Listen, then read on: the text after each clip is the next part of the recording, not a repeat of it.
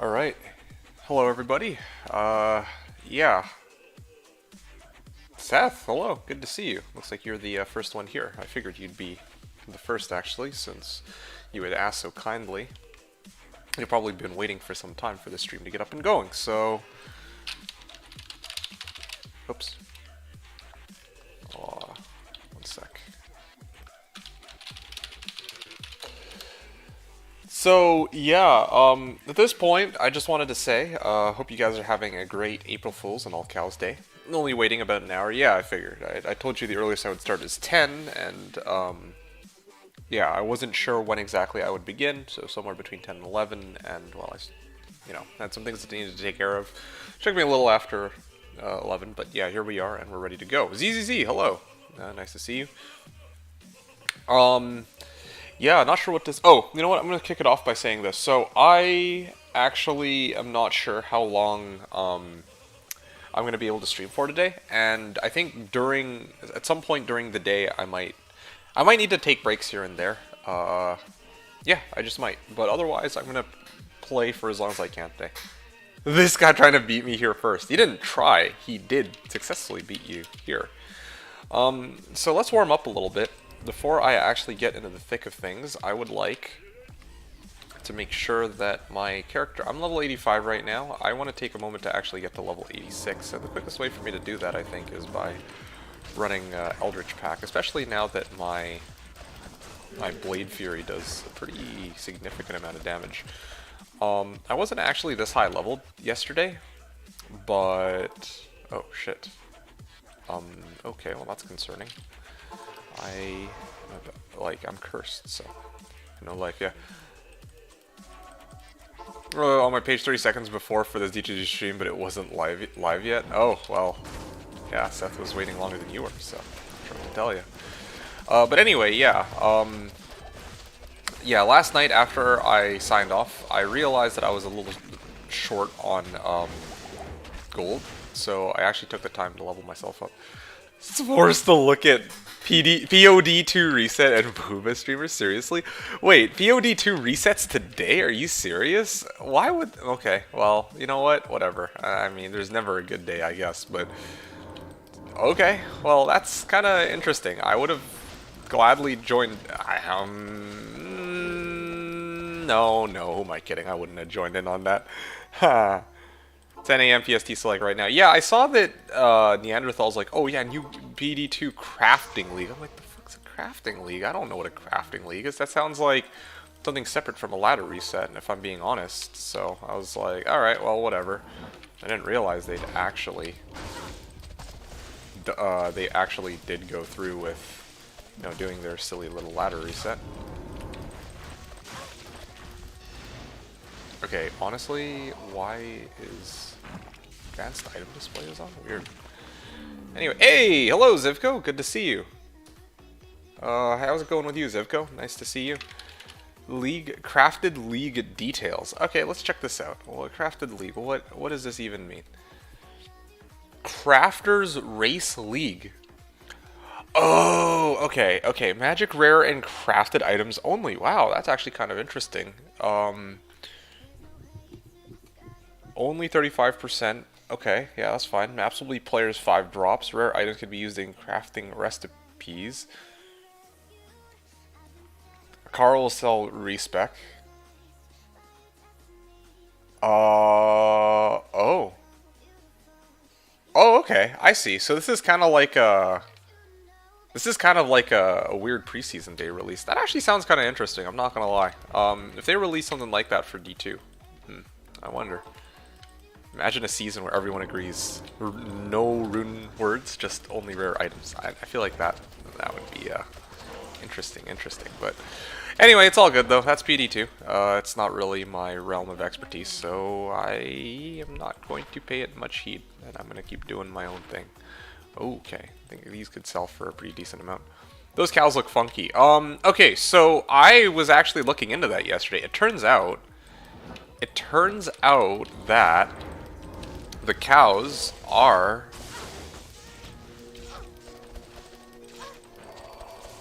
Okay, hold on a second. Alright, awesome. Let me just juvie it up. And I'm gonna actually head back to town quickly, sell these. I'm just trying to farm a bit of gold. Or, no, sorry, I'm trying to level. I just want to get to level 86 right now. If I can get to level 86, I am ready to do whatever. I know there's not cows, but just 2 more runs and we're basically ready so that, you know, I make it to level 86 and then it's not the case where, oh, I die and then I lose like a big chunk of XP and then all that effort I spent getting to 86 is kind of for naught. Like, I'll spend like a few minutes just, you know, doing these runs and making sure that I'm at the level I need to be. There you go, there's my level up. And as you guys can see, a pretty enormous damage difference, and what the heck, it's a great Hauberk, 15 ED. Okay, well, not bad at all. 15 ED, great Hauberk.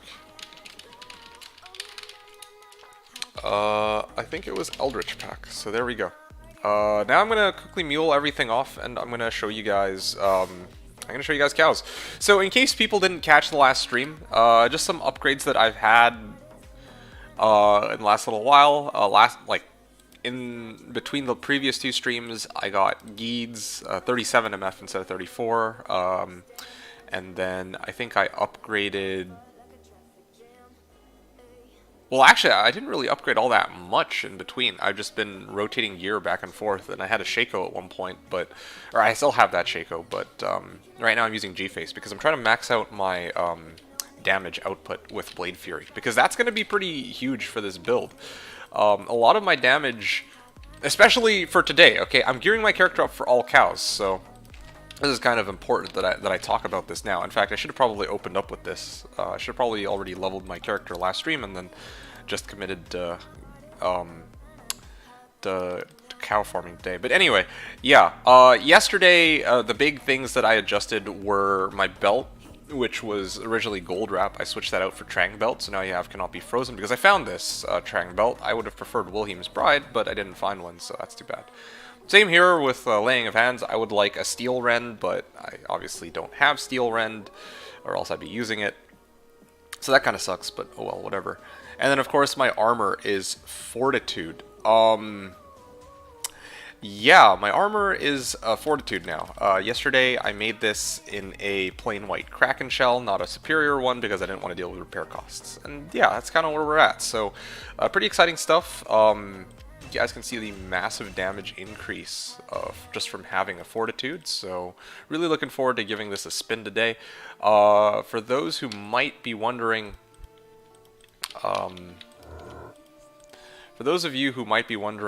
like, where all the cows are, such as Seth, well, it turns out that there's only a few select servers where you will see the cows, and I think this is actually a really ingenious way of doing it, because here's the thing, okay, like,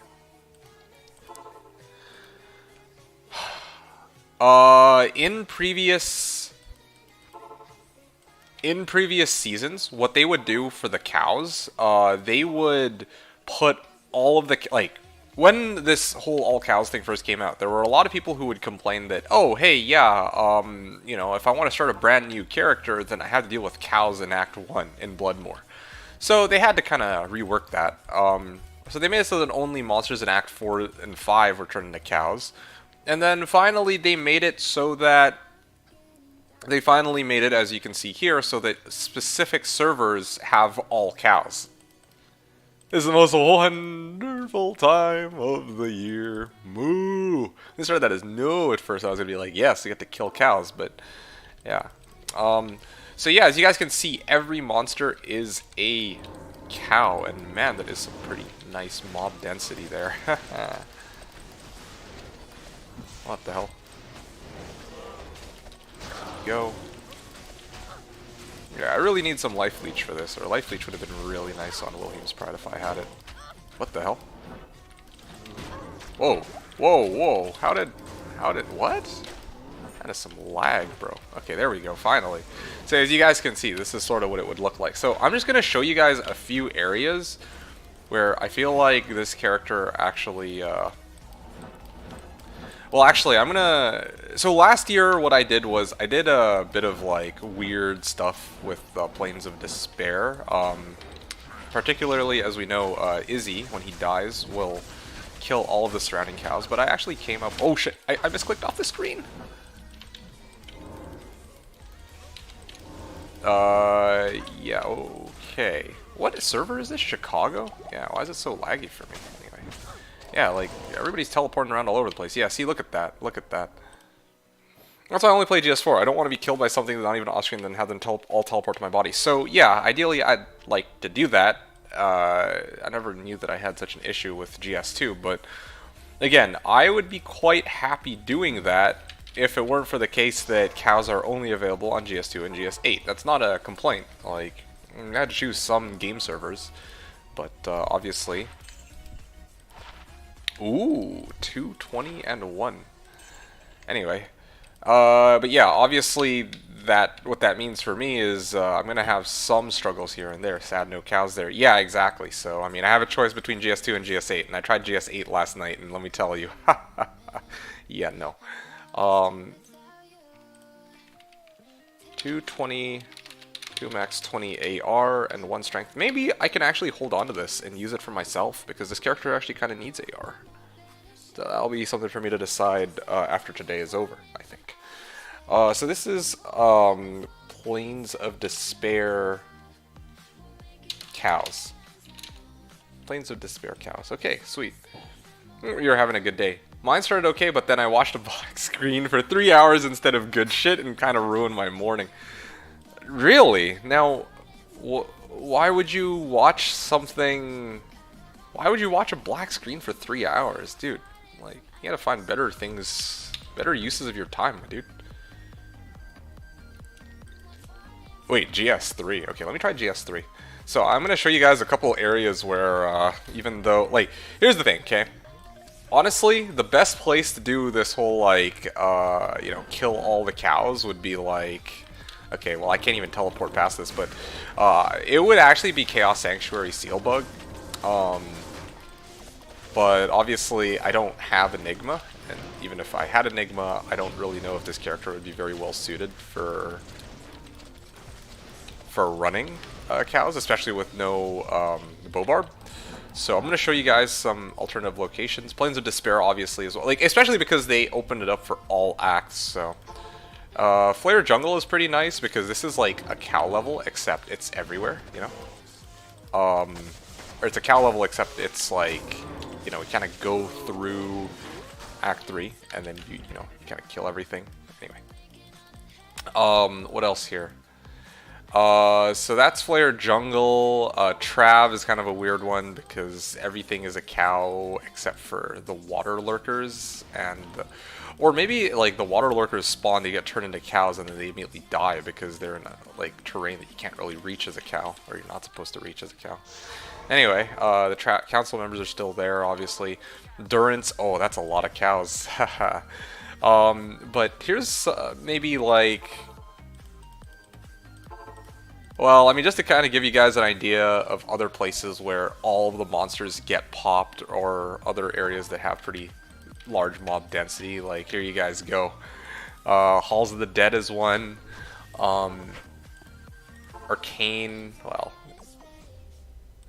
yeah, anyway, Tal Tombs, I'll probably explore that in a bit. You know what, I'm gonna check it out now. Maggot Lair, oh yeah, let's go take a look at Maggot Lair. That's kind of exciting. Yeah, 1 second. Ooh, yes, look at that. Oh, this is just, Anyway, yeah, so there's another area.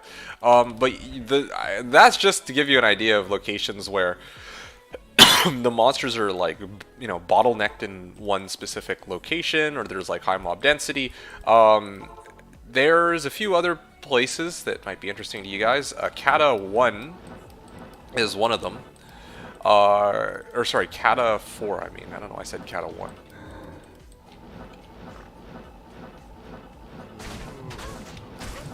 Okay. Okay, so Kata 4 is another one. The reason being that, what the hell, there's actually... Why are there still fallen here? What? Okay, so some of these guys spawn as Fallen, and... Okay, well that's a little weird. Okay.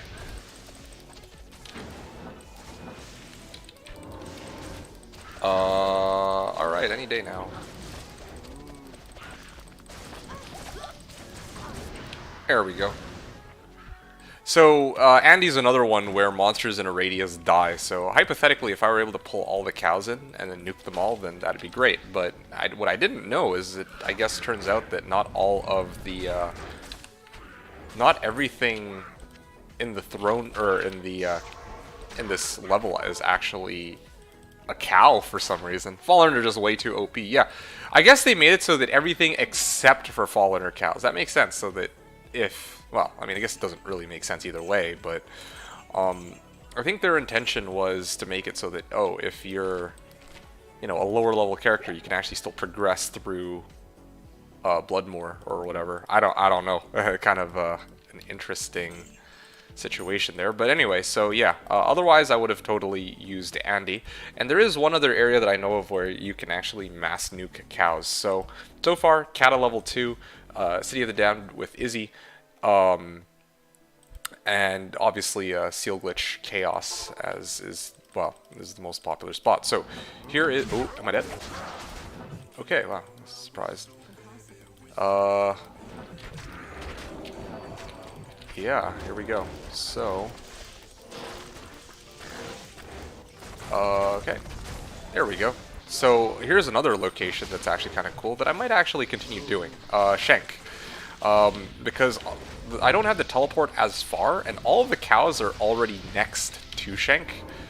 And then they leave behind bodies, so all I need to do is pop a few more, whatchamacallits here, death sentries. And then any cows that come close are kind of in trouble. Anyway, so that's kind of exciting. That actually gets me thinking. What if I want to take this one step further? I'm actually very curious about this, if this will work. If everything behaves like a cow, then what if... I need to go into game here just to see if that's the case, because I realized I've never actually tried spamming Shank of all places. And I've always done Plains of Despair and then doing Izzy popping, but I realized that Shank with his special animation will kill everything around him eventually. It's not instant like with Izzy or with Andy or even with Chaos, but it is still a way to mass kill everything pretty quickly. I've had more HRs are found today in the past 2 weeks combined. I don't know. There's an easy way to find out. You can always just check the SC finds section. Plenty of leeway there if you're curious.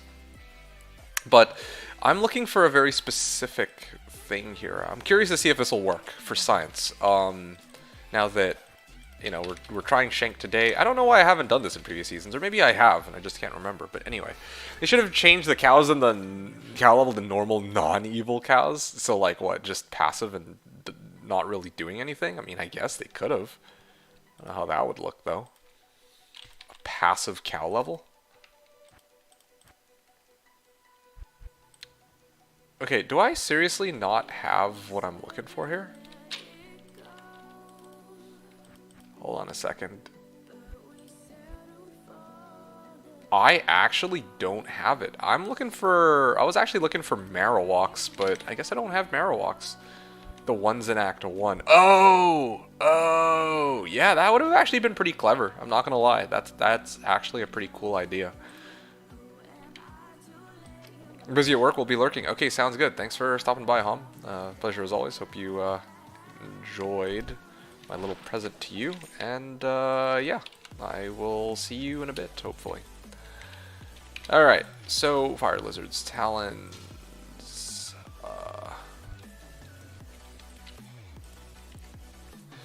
Okay, well this is kind of... Zivko, asking the real questions. You saved this for today. I'm glad you remembered. Okay, so the reason I was saying that I would like a different stream for this, or like today's stream, is because like I have the rant about it. I legit think that, okay, I think I'm in the minority for this one. I think that Batman was perhaps... it was pretty boring. I don't know how else to put it. I didn't like the movie. I just straight up didn't like it. I didn't enjoy it. I didn't think it made sense. It wasn't only, I mean, it was really long without really having anything that justified it being that long, in my opinion. Okay, so is it worth the watch? Honestly, I feel like if you're the average viewer, you'll enjoy it. Like, every outlet that I see for... And I'm going to mule before I get back into the groove of things. But anyway, yeah. Every outlet that I saw, Rotten Tomatoes, you know, like... Yeah, Rotten Tomatoes and, like... you know, whatever other, like IMDb, all these places, it's actually rated pretty high. I don't know how else to put it. Like, they actually rated Batman, like, well, Rotten Tomatoes, I think audience score was like 77% or something, right? When I see that, usually I think to myself, okay, I'm the crazy one. I feel like I really am the crazy one. I don't think it's paid actors because, you know, like a good chunk of the people that I've spoken to about the film actually very much enjoy it. And, you know what, good for them. But I just personally didn't really... I don't know. There's just certain things about the Batman film that I straight up was like, okay, honestly, this shit sucks, bro. Like, I don't want to, like, go too much into it because I don't want to, like, spoil the film, but, I mean, just to kind of give you an example of what I mean, like a lot of people are like, oh, wow, it's kind of cool that they show Batman doing the detective work. Okay, so I agree with that. I agree that it is kind of, there are some scenes which are kind of cool that he's kind of like trying to unpack everything and be all like, oh yeah, you know, what does it all mean? And then trying to piece it all together. Okay, fine, cool, great. But there's definitely some parts of the film where it just doesn't really, like, there's just certain parts of the film where I can't really take it seriously, I guess. Yeah, I think one of my most memorable examples of this would be like the scene where, I mean, this is a bit of a spoiler, but it doesn't really do anything. There was like a scene where like Batman looks through his binoculars at friggin' like Catwoman for like a good 3 minutes, and I'm like, why? I didn't come to the theater to watch a strip show, you know, like you don't need to have us watching Catwoman for 3 whole minutes, you know, like, that's just, no, spoilers, no, that's the only one I'm gonna, oh yes, no, that's the only one I'm gonna say, okay, like, I don't want to, like, because I know that one is like, alright, honestly, yeah, now you guys know there's a scene where, you know, maybe they get kind of frisky, no, not even, no, seriously, they just, it's for his research. Yes, no, it is for his research, but like, yo, like, that's just, again, one scene where you really didn't need to go that long and that hard with it, okay? Anyway, protecting my young eyes. You're not even that young anymore. You can't use that excuse. Anyway, so honestly, I would say that it's worth the watch. I would say that it's, oh man, it's hard to say. Like, for me, I didn't think it was worth the watch, but I feel like for most people, it would be worth a watch. I don't know. It's tough. I don't normally like to recommend things that I don't enjoy. Like, PD2 is different. Like, when it comes to PD2 or POD, it's easy enough for me to recommend it because I know what people actually, you know, generally want or like, or at least more often than not, for D2, right? And I also can acknowledge that, yeah, if you can try, yeah, you can just try D2 for your, or POD or PD2 for yourself and see if you like it. And some people try it and they actually really enjoy it, and they still enjoy Slash. Or some people turn out, you know, it's not for me, which is fine. But with movies, it's a little different. If I recommend, you know, the Batman, then people might actually go into the theaters for that shit. So I'm a little more reluctant to recommend it. Did you notice how much effort Robert Pattinson put into filming 3 hours movie with 90% screen time? I changed my opinion about him. Okay, so I think that Robert Pattinson did a pretty good job. I don't know how else to put it, especially yeah, again, I can't. I don't. There's. I don't really want to spoil, so I'm not going to go into the details of the film. But what I will say is that he did a pretty good job as a Batman. I will say that. Like, yeah, 3 hours movie, 90% screen time. Yeah, for the scenes that he was in, I actually very much enjoyed his presence. I don't really have any complaints about recommended by influencer D2D2. Oh, gee. Yeah, I don't really have any complaints about his Batman in particular. I think he did just fine, I guess. Yeah, although I don't know what you mean when you say you changed your opinion about him. Like, what was your opinion about him before negative or something? Like, because he starred in, like, Twilight or some shit? Like, I don't know. Like honestly, and this is gonna sound pretty awful, but I didn't even know he, like, I don't, for me, I don't really know Robert Pattinson. I didn't know him before. When I told people, oh, is this, like, guy, like, am I supposed to know him? They're like, oh, dude, he was the Edward Cullen from Twilight. I'm like, I don't, like, I don't watch this Twilight shit, you know? Like, okay, cool, he starred in, like, a bad film, I guess, or a bad film series. It doesn't, I don't even know if it's bad. I've never really watched it, but from what I heard, it's just off the charts bad. On Tenet got impressed. Yeah, I don't know, man. I don't know anything. Like, anyway, I didn't know anything about Robert Pattinson, so for me, when I watched the film, I didn't really have any preconceived notions of him. I had preconceived notions of the film. My expectation was that the film was gonna be crap. Like, I don't know how else to put it. I believed that the film was going to be crap, based off the trailer. Now, a lot of people were like, oh, that trailer looks so sick, but I don't know. There were just parts of that trailer where I just had a hunch. I'm like, this is like, I feel like this is a little too cheesy for Batman. Which sounds a little bizarre because, you know, I was talking about it with some of my friends. They're like, oh, Batman is naturally supposed to be cheesy. And I'm like, no, but it's not supposed to be like this. Twilight wasn't bad. This is just like the Fortnite of movies. Fortnite. Anyway.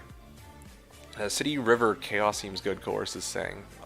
City River Chaos, yeah, that makes sense. Doing Pit's AT Maggot. Thrown in 8 minutes. Damn. I'm doing shank runs. Or at least I'm about to do shank runs. I'll talk to you guys about it. Fortnite, Fork Knife, yeah. Wait a second, this is the wrong server, or game server. Anyone got Marowaks that I can borrow? Yeah, I hate to ask this, but I'm just gonna ask for Marowaks. Like, I apparently don't have Marowaks, huh? Sweet. So, IOU Splitway. 6 Marowaks. Okay, great.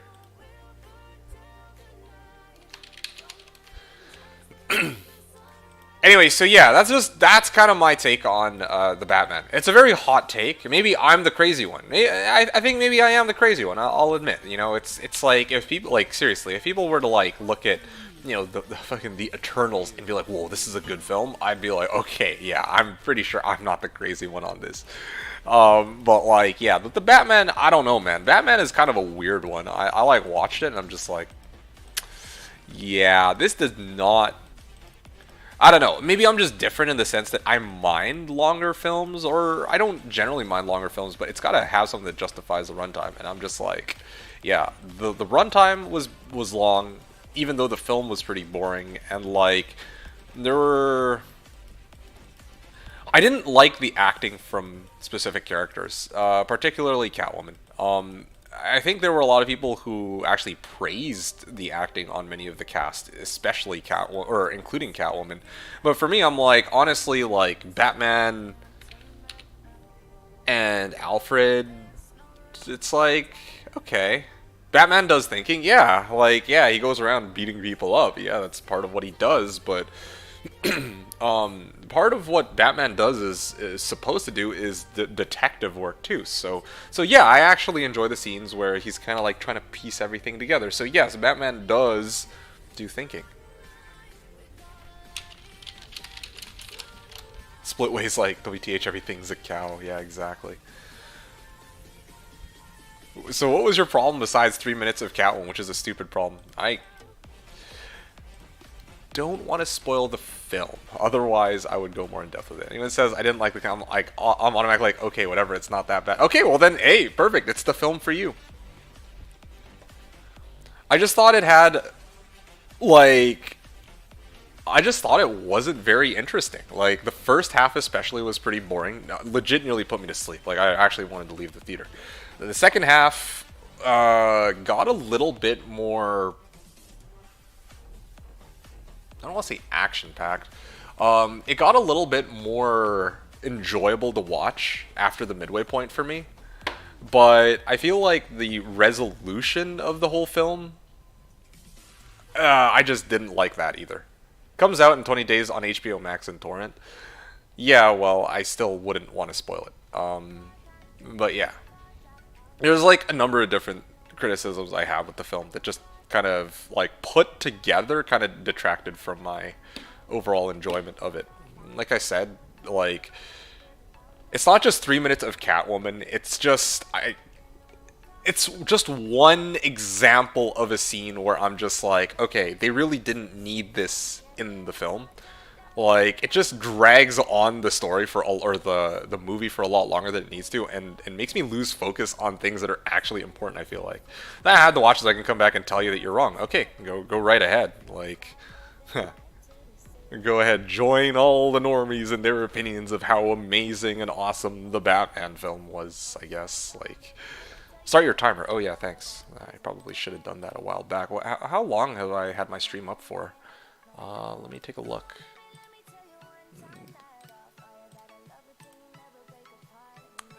Let's see here. 33 minutes minus a minute, so 32 minutes. 32:10. Okay. 32:12. Let's do that. There we go. Floodgates are open. More dropping soon now. Anyone else got Marowalks? I prefer lots of unpopular opinion. I prefer lots of shorter movies versus a few long ones. Is that that's an unpopular opinion? How the hell does that make any sense? I thought the general opinion is that most people prefer shorter movies because, you know, not only is the attention span not there, but straight up, like, well, actually, yeah, that's mostly it. Like, who can really sit through a freaking in some cases, like 3.5 hour film and be like, wow, like I got everything, you know, like I don't, and here's the thing, I don't mind longer films either. Like, I legit watched, like, you know, No Time to Die, I watched, like, Endgame, and I'm like, okay, were they, like, great films? Were they, like, amazing films? Were they, like, groundbreaking films? Maybe not, but, like, I didn't go through, like, 3 hours and say to myself, huh, well, you know, parts of this were boring or unnecessary.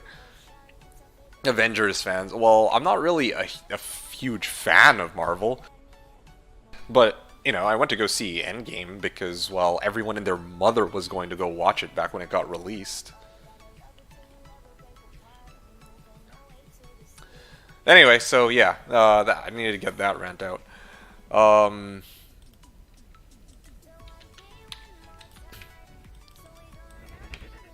But yeah, straight up, I feel like maybe ZZZ might enjoy it. I don't know. Like, ZZZ is going to be different from myself. I'm going to have a different opinion. And I admit, I'm the oddball on this.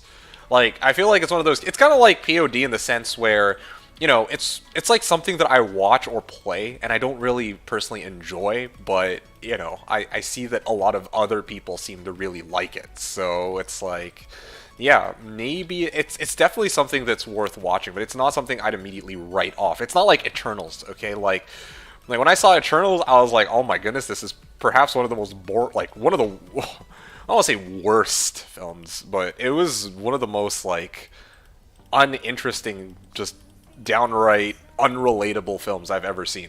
So I didn't have any interest in it whatsoever. Batman isn't quite in that boat. I feel like it was quite a bit more interesting, just not something I would be like, okay, yeah, guys, this is worth 25 bucks to go see in theaters, or 20 bucks, or however much it is for you guys. So yeah, that's my take on it. You asking me if I recommend it, or my opinion on it? I thought it was, I thought it, like, I've covered a bunch of different criticisms about it already, that I have with the film. Do I think it's worth going to the theaters to go see? No. Do I think it's worth pirating and watching on your own, or like seeing it on HBO or whatever? Honestly, watch the first. If you don't have to like pay for the movie specifically, then worth maybe watching the first 30 minutes to an hour, seeing if you like it, and then going through the rest of it. That's my take on it anyway. So you guys can go see it, and or maybe, I don't know about you, Zivko. Have you already seen it? What's your take on it, or are you asking me because you haven't seen it? Like, feel free to let me know. Okay, I've been asking people for Marowaks and no one has any, so you know what? I think that because I don't have any Marowaks, I'm gonna have to do this the old-fashioned way, which kind of sucks. I was really hoping that this time around I could lure all the cows to Shank using... Wait a second, this is the wrong game server. Whoopsies. I should be using GS2. There we go.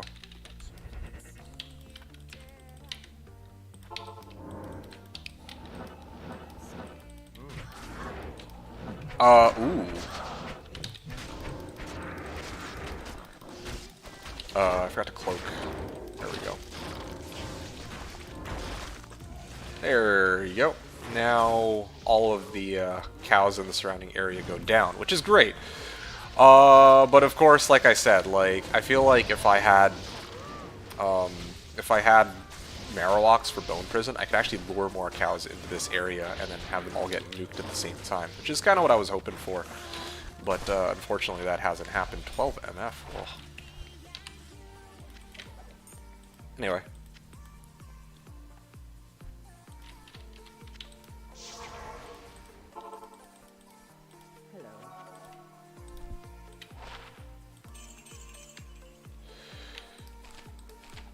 Alright, next. D4. Just doing a little bit of Shank right now, but I'm going to tell you guys my big plan for today. Afterwards, I have an actually unpopular opinion. Okay. I keep doing GS4. Cow Day is bad and dumb. Okay. And why is that? Is it because it fucks with the economy and... everyone gets stupid rich, like, on a single day? I would imagine that that's it. It just is. Okay. Well, cool. Good for you, I guess. I don't know. I personally enjoy All Cows Day. Like, I do understand that, yeah, it definitely fucks with the economy, but it's like, I don't really think it's a huge deal for me. I guess that's the main thing. Like, I don't care about economy at this point. Usually it's end of ladder. Yeah, that's the main thing for me. I'm like, yeah, like, it doesn't really impact anybody, so whatever. It's fun on my old Necro. I'm having a blast. I just think it's... never skip a Cows Day, yeah. I think it's dumb and I never play it. Okay, I mean... Hey, this is one of the very few times, then, where I'm just straight up not... I don't really have anything profound to address your so-called opinion with. Like, it's like, okay, you don't play it, and you think it's dumb. It's like, alright, well, for those of us that do play it, it's actually quite a bit of fun. Because it kind of spices up the game without really, going full POD. And it's like, like you said, on a day where it's not like it's ladder start where everything really matters. If it's like, oh, they do a ladder reset on, March the 30th, and then everyone's like, oh yeah, I gotta get really rich for, I gotta get Enigma before All Cows Day so I can get mega or super awesome rich. Then yeah, we obviously probably have a problem, but given that it's like, oh wow, they only do it once a year on on April Fools, and it's like it's only for those 24 hours. And it's usually not at a time where anyone really cares too much about being the super richest person on the server. In fact, some people look forward to this because it's like, riches galore. For me, I'm like, yeah, there's really no harm in All Cows Day, I guess. I don't really think it's a big deal. It's like, you can call it dumb, but I find it fairly amusing and just generally fun. So, yeah, whatever. I mean, if you think it's dumb, then I straight up don't know what to tell you for once. Replace all the monsters with cows. Yeah, I mean, why not? How else would you celebrate, you know, April Fools, right? You probably don't celebrate it. You probably don't do shit for April Fools. So, again, this is not even really... This is just straight up not your day, so who gives a shit? All you simpletons having enjoying it, well, you know, maybe some of us are actually just more easily entertained, or some of us can actually find enjoyment in some of the silly things in life. Only here for D2D2 stream. Yeah, well, fair enough. But Zivko is saying I'm off to jump around in World of Warcraft. I'll join later. Oh, hey, hold on, Zivko, if you're still around, you never actually gave me your opinion on Batman, or have you not seen it? I was asking about that. Yeah, like, I guess I don't want to keep you too long, but the quick question I had was, if you're still around, have you seen Batman? Because you're asking for my opinion, so I'm curious if you've yourself seen it and you wanted a second opinion, or if you were looking to go see it and you wanted to know if it was worth your time. Okay. So just typing in all caps in-game chat. Fuck that guy, says CZ. I'm so... Okay, so... Well, alright, I mean, fair enough. I mean, I appreciate that you're still here to support my stream. I mean, cool, great. But yeah, the simple reality is I'm also spending pretty much all my time, except for D2R, when D2R comes out, on Slash, so...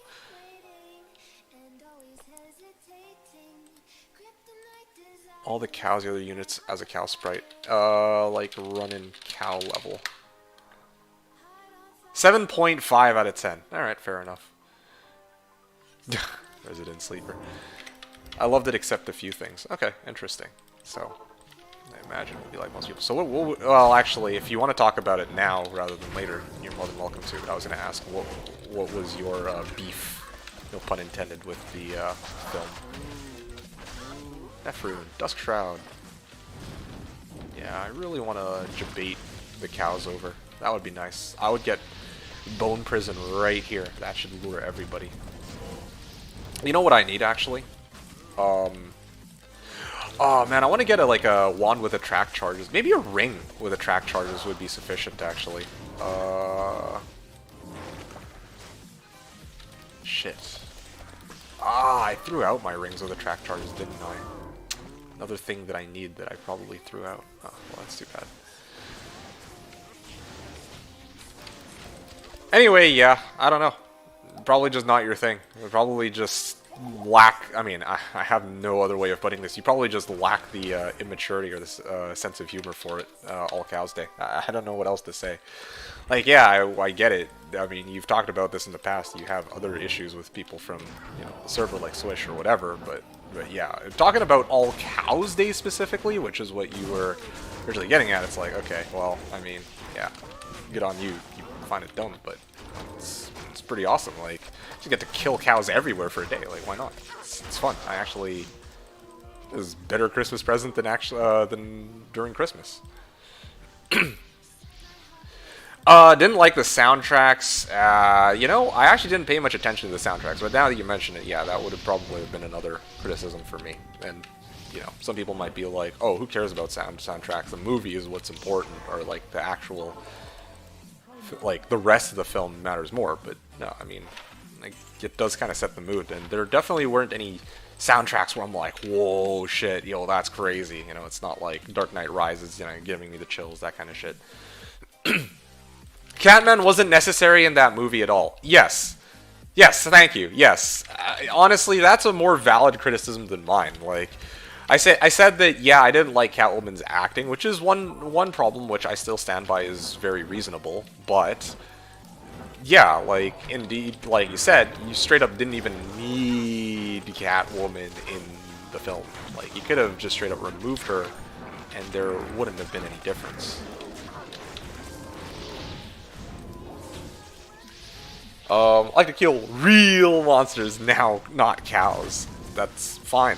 You can, but here's the thing. This is why I say it's not really a big deal. It's like, you can go kill cows literally any other day of the season. It's just this one day where,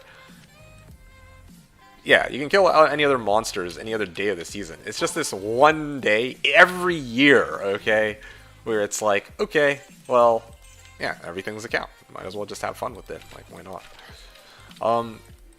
Now, the only thing I'm curious about is whether or not cows actually, like, how much XP cows give compared to other monsters, especially in Hell.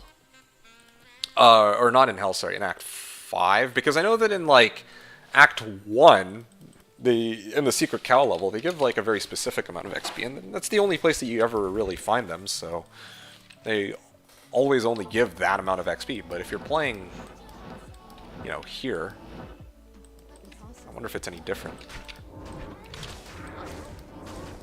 Catman, yeah.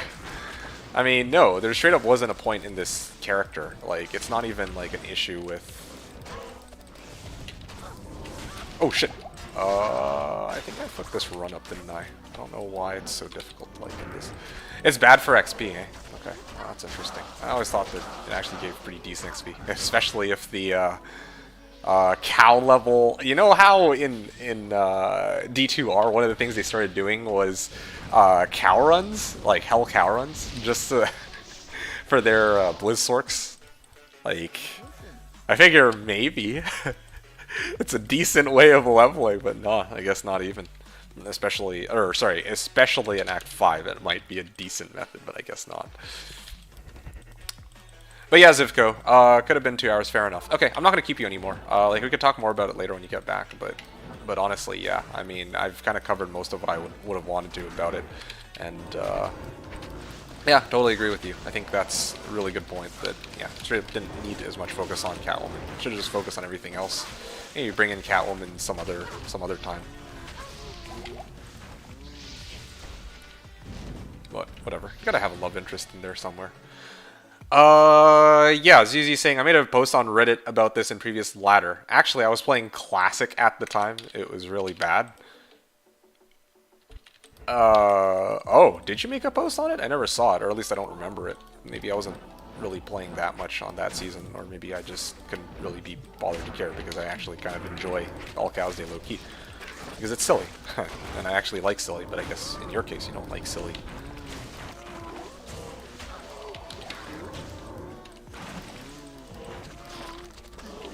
Okay, great. Although maybe not so great because all these cows are still alive. I need to figure out a better way to do this, I think.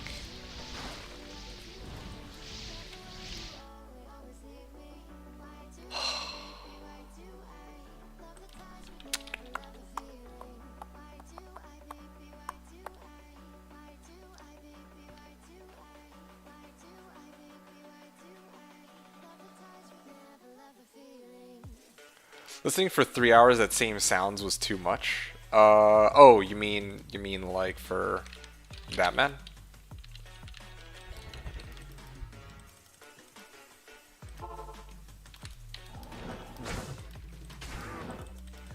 Yeah. I mean, same sounds. What do you mean same sounds though? Like, kill someone and see what level they are. 85. Like, I mean, I don't really need to go there to check. I can tell you straight up it's 85. Like, I'll go there just to show you, but it's 85. Trust me. That low piano note. Oh! Yeah, I'm not gonna lie. I didn't pay that much attention to it. Okay, I didn't pay that much attention to it. I didn't even notice anything about the audio or sounds or music or whatever, any of that. Or, you know, audio effects. I only really cared about, like, the storyline. Which, the storyline was actually okay. It's just the execution of it, I think, was kind of poor for me. For me, I would have rated Batman as like a pretty solid 5 out of 10. It's passable, but I didn't really like a lot of it, especially the first half. Second half, I was actually kind of like, okay, yeah, gotta actually watch this. But first half was like, ugh. Anyway, Skill Killing Cow and CS or WSK. Let's go do that quickly and then show you that. There you go, 85. Level 85. Hey, Seth, are you still around? You are, aren't you?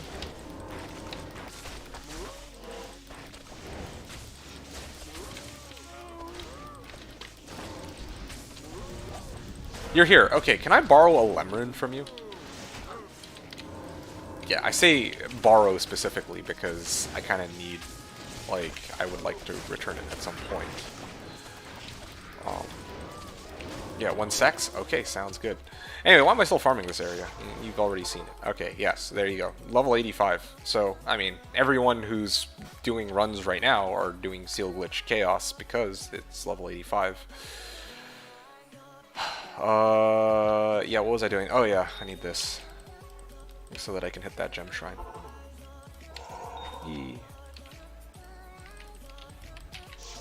Okay.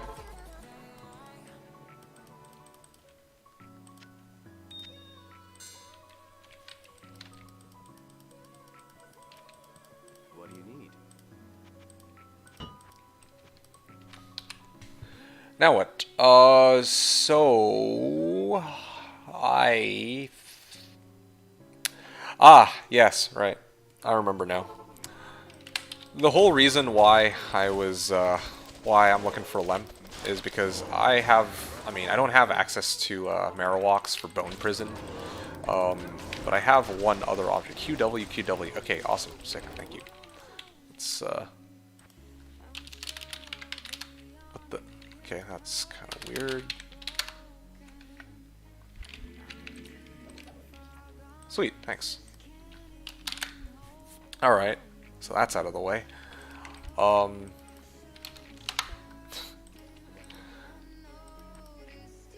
Can't believe I'm saying this, but a 3-socket Demon Head would have been really nice at this point. Shit. Maybe I'll just have to remake the fucking thing. Ugh, that's so annoying. A Demon Head dropped earlier and I didn't pick that up either. Huh. Everything I need. I straight up have a knack for not picking up this season. Funny how that works. Okay, I'm gonna do one more run and otherwise, like, if I can't make this work, then I just straight up have to go fetch the only 3-socket helmet I have. And then I have something I need to make. Okay, here we go. Awesome. Let's try this out. Or before I do, actually, let me actually make sure that this is going to work. Let me make sure that this is going to work. Do I have an Attract Wand? Please tell me I have an Attract Wand. Sin Switch? Do I have an Attract Wand? Or Res?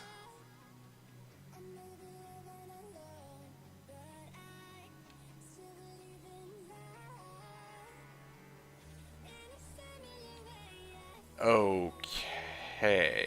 I don't have an Attract Wand. Sin Switch. Sin Old, maybe? Would Sin Old have one? Looks like I don't. Okay. I would like to try this idea that I have first. Oh, whoops. Wrong game difficulty.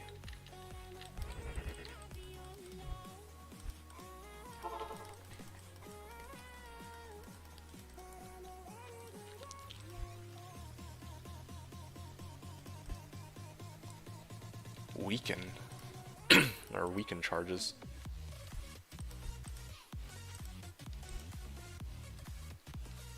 Damn it.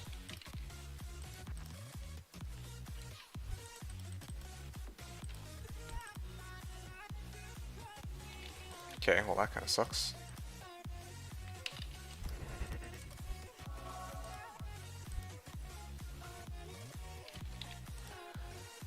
Okay. Still no luck. Bone Spirit charges. Well, I don't need Bone Spirit.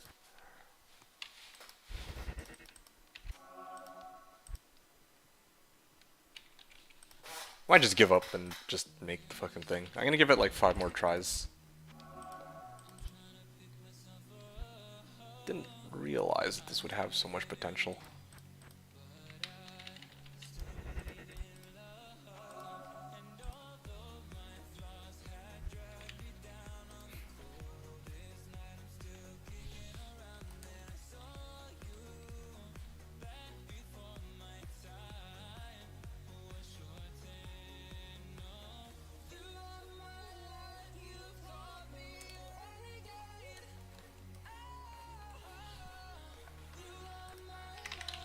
Okay. Life tap. Okay, not gonna lie, maybe I might need that. I don't know. Might as well get it now rather than later. Than regret not having picked it up earlier or something. Especially because next stream I'm probably gonna try to deal with declone. So that's gonna be its own fun little battle.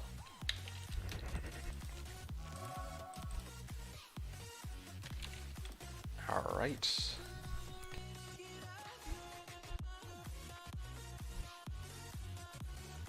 I do kind of wonder what would happen if they had actually made it so that wands could cast amp damage and decrep. Like, they already made it so that wands can cast lower res. I'm surprised they didn't do it for amp. Or lower res, or for decrep for that matter. Like, yeah, I mean, spell steal exists. Like, okay, fine, but still. Terror. 105 charges of terror? Wow.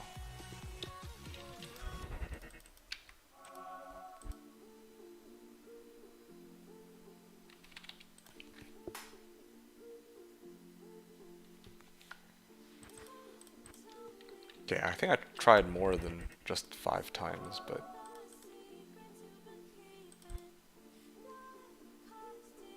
Lower res, ain't that funny.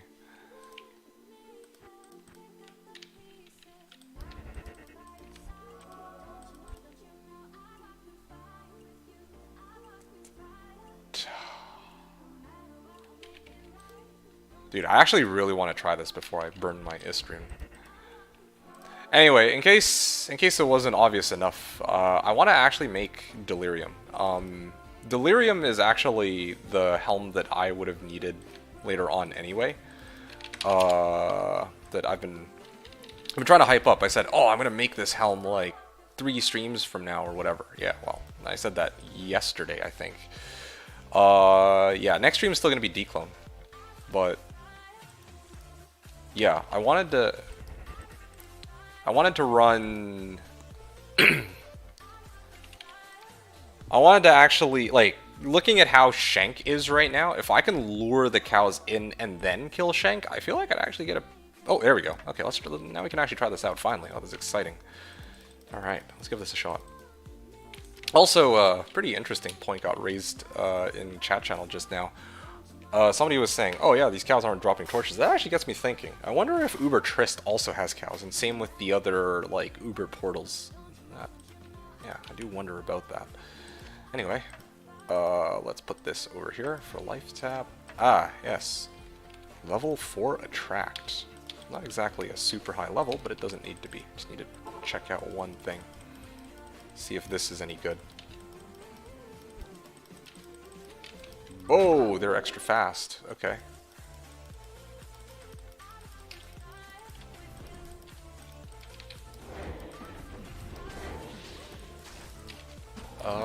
Is this any good?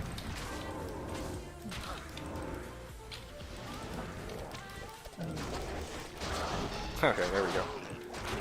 Oh, shit. Whoa, they do a lot of damage before these meteors come down and kill them. Okay, yeah, I don't know how I feel about this. I have to give it another try. The problem with this using Attract right now, you know, I casted it. I don't know how many monsters I was really able to lure forward, especially because this Shank was a little emptier than usual too. So let's give this another go.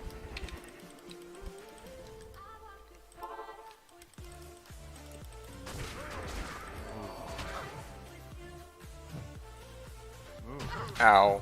Ow, ow, ow, ow. Alright, let's try this. Attract. Attract.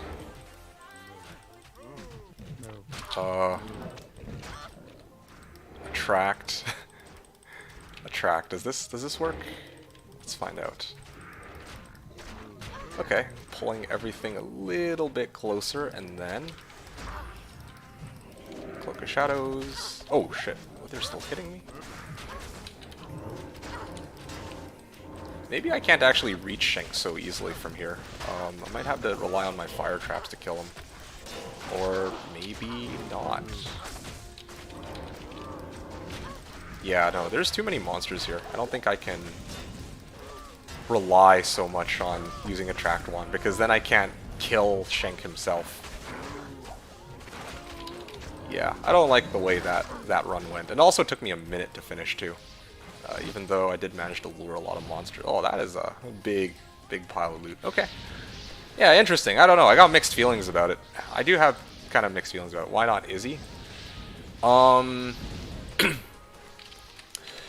feel like Shank is a bit quicker. That's mostly why. Although I guess I could try this with Izzy. Yeah, I'll try this with Izzy in a second. Like, again, I mean, for me, I thought... Here, hold on a second. I'm just trying to figure out how I want to sell all this shit. There's actually like a lot of gold I see on the ground, like, that I could potentially sell. Shank has dumb minions. That's true. Yeah, yeah. That's a very good point. Like, it's kind of annoying trying to, like, okay, you know, warp in and then kill Shank when I'm not using a melee attack. I'm using Blade Fury, which is ranged. So a lot of his minions keep going in and just blocking all my attacks. So I gotta maybe get. If I do Izzy, it might be a little bit better, since he doesn't have any minions that are surrounding him. Okay, 1, 2, 3. Sell, sell. Non-35 spirit, okay. Drop gold. I can repair this. And time to go see if I can run some Izzy. Let's see if that's any good. Yep. I haven't tried Izzy with this yet. So, alright, run over here. City of the Damned. Ooh. Looks like right next to the thing. Alrighty. I don't have, well, I mean, I have teleport staff, but I'm too lazy to switch over, so I'll just run this one, if I'm just testing this out anyway. Come down a little bit, and okay, sweet. Now let's get some attract. Oh, whoops, that was misclick.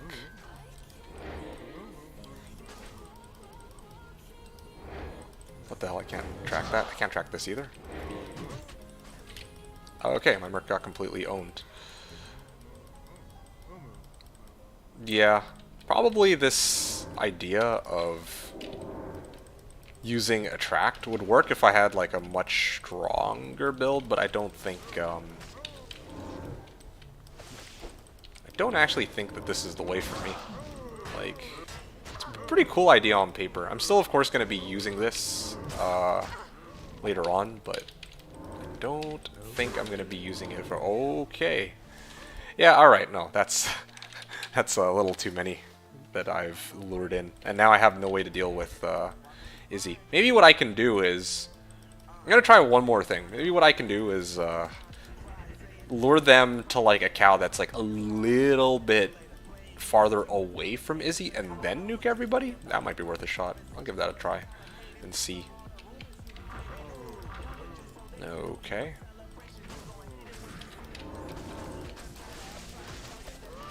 Get these guys out of the way first.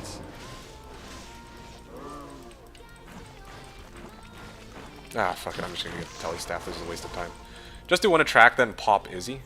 One attract? I was gonna do one in each direction to lure like everybody over. That's what I was thinking anyway. No need 5 times. I was thinking 4, or 1 in each direction, but to get as many as possible. But maybe even 1 would be enough. I don't know.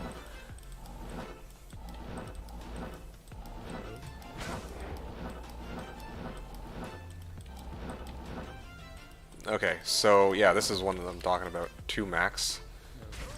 Shit. Okay, hold on a sec. Attract. There it is. And then attract this. Okay, there we go. And now we have Izzy by himself. Okay. Come on.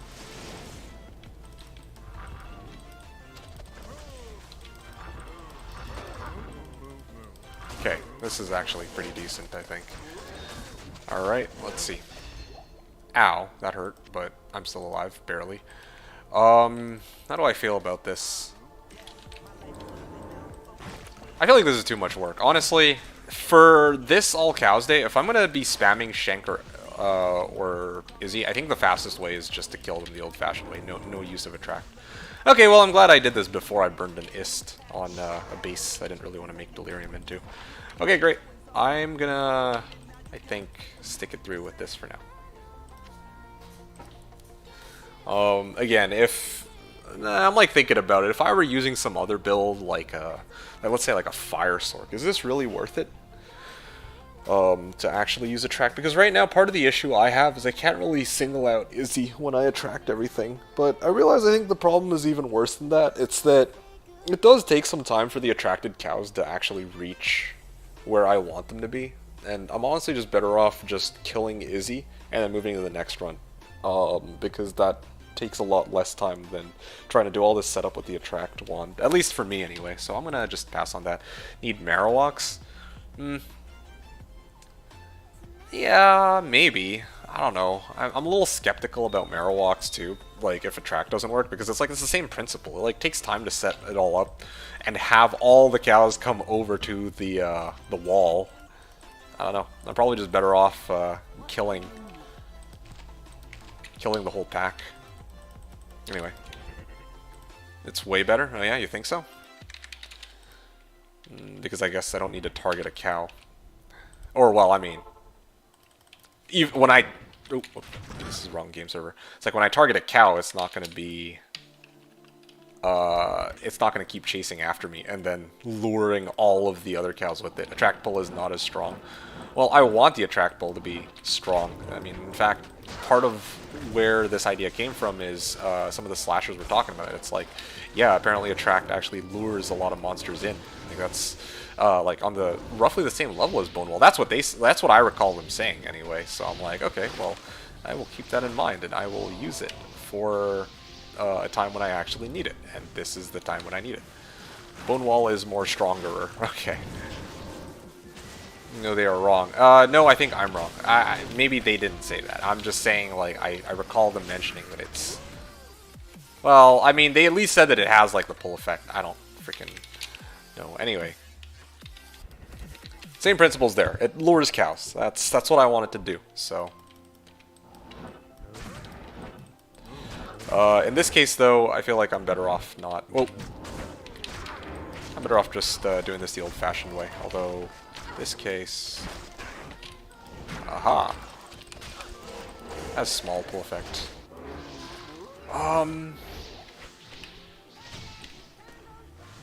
Yeah, I'm not sure about that one. Similar to you running in circles. The reason I say I'm not sure about that one is I'm like... Part of the reason... Okay, so here's the thing. I watched other people use attract wand. I don't think I've seen anyone use attract ring, but I've seen a lot of people use attract wand. And the interesting thing about attract wand is it has a level 2 attract. Well, it goes up to like level 4 or something like that. Like my wand even I think was like level 4, but I think you can go up to like level 5 or like level 6 or some shit like that. Maybe even level 7. But the thing is, oh, Umbra, nice. Wasn't even a cow that dropped it. Ain't that funny? Anyway, so the interesting thing about that attract though at level 4 is that level 4 attract only lasts for like 3 seconds or 4 seconds or 5 seconds. Like it's a very short period of time, so it doesn't actually pull that many cows, but I think it actually might have almost as much reach as Bonewall, or okay, maybe not. Like but it's actually pretty large. I don't think it's a small pull effect. I think it's more than what you think and less than bone wall. That's kind of my theory, okay? I could be wrong, but it just, from what I saw, testing it myself on single player, I was like, man, it actually is pulling a lot of cows, but the problem is it just doesn't last long enough for all of the cows to actually go all the way there. That was how it was for me. And you're free to test it and prove me wrong if you want. Like, but yeah, that's kind of what I had. Bone Wall has big broken effect. Yes, that's true. It does have a pretty big broken effect. I will admit that. Okay, I don't think I'll need this anymore.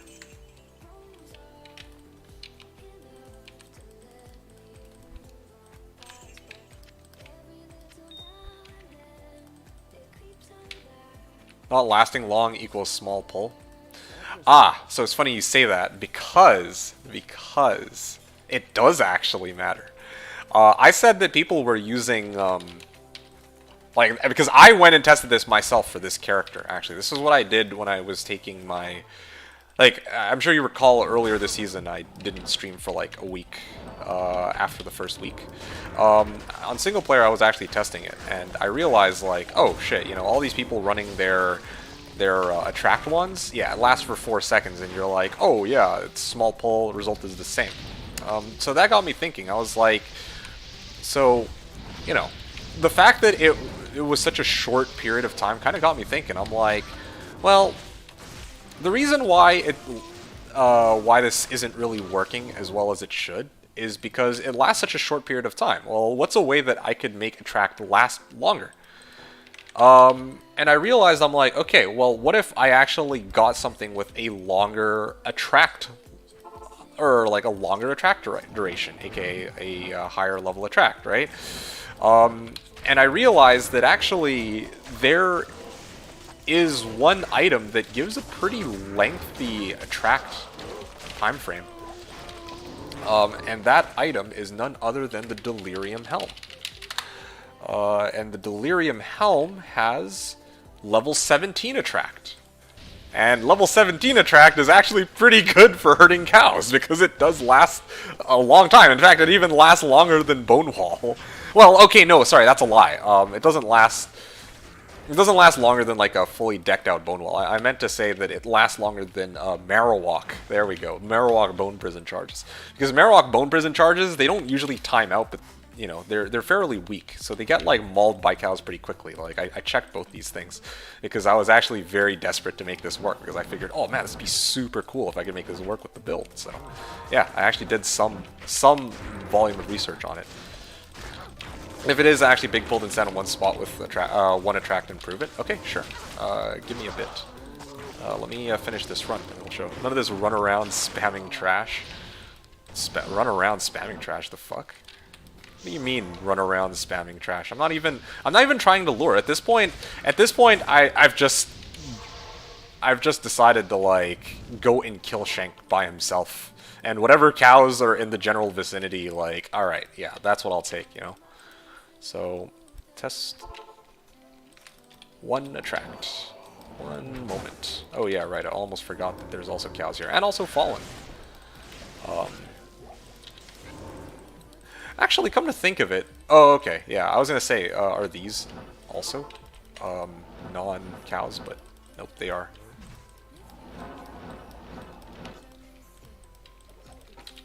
Too much running already. I mean, yeesh. Look at who's got their knickers in a twist today. Ugh. Anyway, Wurt's Leg. Do the cows drop cow level area-based items, or do they drop based on... Well, it's a little bit of both, because here's the thing. The monster level of these cows are based on what area they're actually in. So yeah, if I go to Chaos Sanctuary or WSK2, they're going to be level 85 cows. You're going to actual cows to spawn cows? Yes, because this is the easiest way to see it compared to what it usually is. Yes.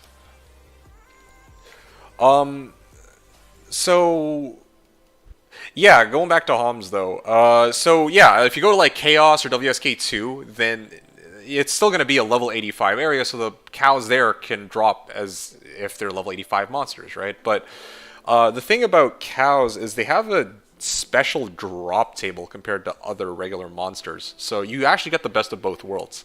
You get the unusual drop table of the cows, but it's not like, oh, well, we're a level 81 monster, so we can only drop items up to level 81. No, they can actually drop a lot more than what they usually do, but their odds of dropping like good items is actually fairly high. Let your merc walk out and attract the cow next to him. Okay, cool. I figured that this would be the easiest way to do it, because this, like, normally people do this in cow levels, so we have a good place to compare here. Like, yeah, okay, I could do this in Frigid or Tristram, but, I mean, cow level is where this actually matters, since this is, like, where this happens 99% of the time. I mean, obviously, except for All Cows Day. Oh shit, sorry, no, I'm playing on autopilot here. Let me get away from these guys. Okay, I'm gonna step away. Okay, so this is my merc pulling in this small pack, right? Yes. Okay, that's on me. Yeesh. Go fucking play the game yourself for once. God damn. Okay. So, oh, right. Here, my merc and myself running around actually pulled that many cows. Okay, so now, let me get this fucking thing. And let me actually replace this, because I'm not actually killing anything right now. Attract, right? Let me pull this cow. Attract. Yeah, see, look at that. All the cows come forward for this one cow. And, and it wore off. Look at that, so everything stops running. Yeah, you see what I mean? Yeah, there you go. So, oh wow, my merc died because of that. Now you owe me 50k gold. ZZZ. Yeah, 50k. See? I was right. What can I do for you? Told you. Freaking tested this myself, like not even 2 weeks ago. So for once, I actually got something. But yeah, there you go. You let me know if you want me to test anything else while I'm still in the game. Otherwise, I'm gonna start moving to do more shank runs and have some fun with that. So yeah, that's why I was saying, like, 2 streams from now, I want to actually kick it off by making my delirium and kind of showcase doing some fun things with that delirium and its attract charges. But yeah, like I said, attract has a really large pull radius. It's just that it doesn't last very long. Like, I realized that when I tested it. Like, yeah, I mean, yeah, if you use delirium, which has level 17 attract, it'll last long enough to pull as many cows as you really want. And it's more effective than Marowak even. And it costs less. That's the other big one. Yeah, it actually legit costs less, I think. I forgot what the exact repair cost was, but I don't think it was fucking 220k for 9 charges. So, yeah. Yeah, Delirium is legit better, it turns out, unless you get hit and turn into a bone fetish, then you're kind of fucked. But that aside, it's yeah, it's pretty legit. Alright, well, you haven't said anything, so I'm going to assume that I'm good to go for next run of Eldritch. Because I'm not going to farm cows, or the secret cow level on All Cows Day.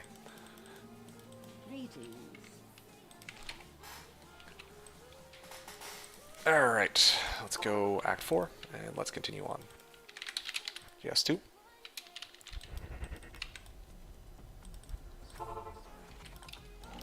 Unfortunately, I can't really do that here, though. That's too bad. It would have been nice to just... Oh, wow. That was stupid quick. Yeah, that is too bad. There's just not enough monsters around Shank. Oh well, whatever.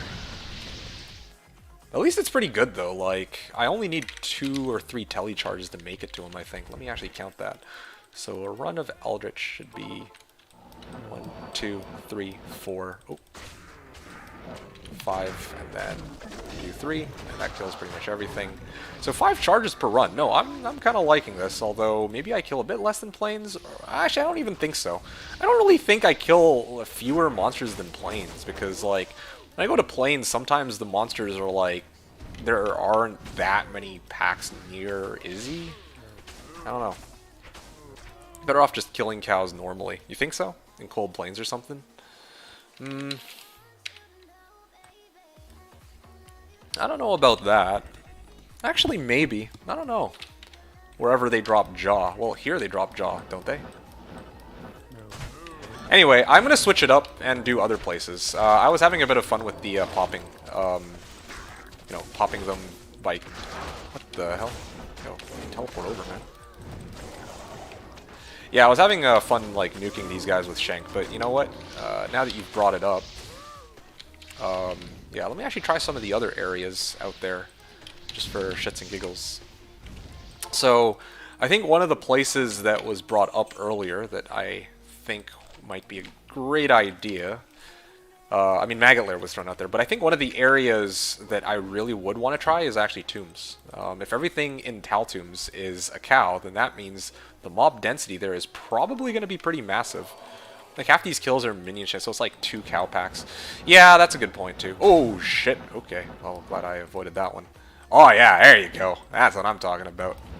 Here's, I feel like, one area where there's a pretty large volume of cows. Oh, yeah. There you go. Although this is level 80 area. Level 80 area, since Flare Jungle is the same way, I believe can spawn up to Cham? Yeah, I don't remember. Let me go take a look, actually. Let's see here. Well, although it might be a little different, too, because, again, cows' drop table is weird. Like, I know that there's some items that cows can drop, even though other monsters of the same level can't drop them. Things like... Oh, Demon Head. There it is. Okay, well, maybe I should just make the... This is what I wanted to make my Delirium into anyway. But I'll save this Demon Head for later on. That's what I was doing on my Necro. Running Taltoon.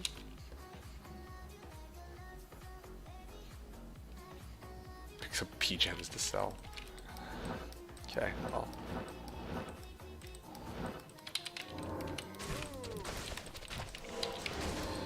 Yeah, but anyways, EZZ, I mean, I know that half the kills are shanked minions, but I still wanted to kill the minions.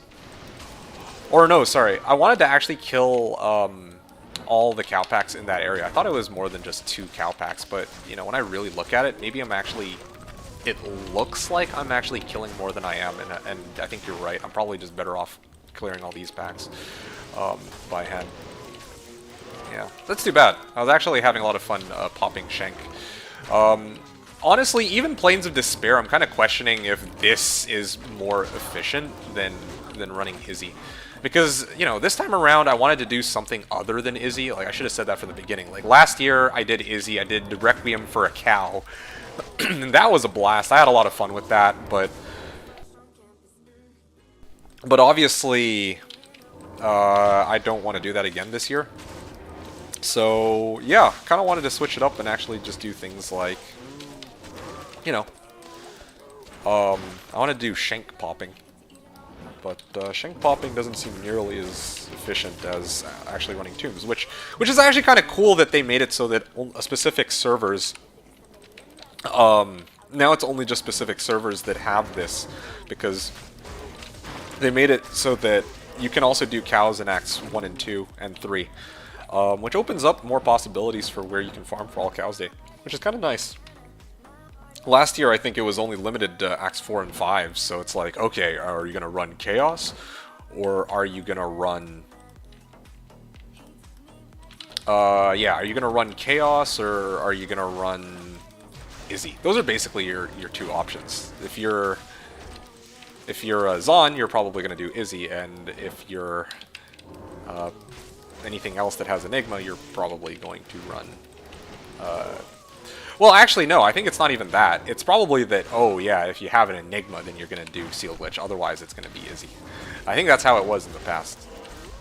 But now that they actually opened up, like, Acts 1, 2, and 3 for people to kind of goof off and do whatever they feel like, then I have more places that I can actually mess around with this build, especially because I don't have Corpse Explosion, but I have Death Sentry, and Death Sentry is actually pretty freaking legit. Maybe City of the Damned. Yeah, I mean, ZZZ has... sorry, not ZZ. Fatty has been a long time... has been advocating for City of the Damned for a while, and especially now that All Cows Day is a thing, he was saying, "Oh yeah, like this place is pretty goated." So that's another place I can go check out too for fun with this build. Yo, what if you just went full cleared city, then went down and rolled until pop Izzy? I could do that. That's full clear on cows, only slightly slower on normal CS.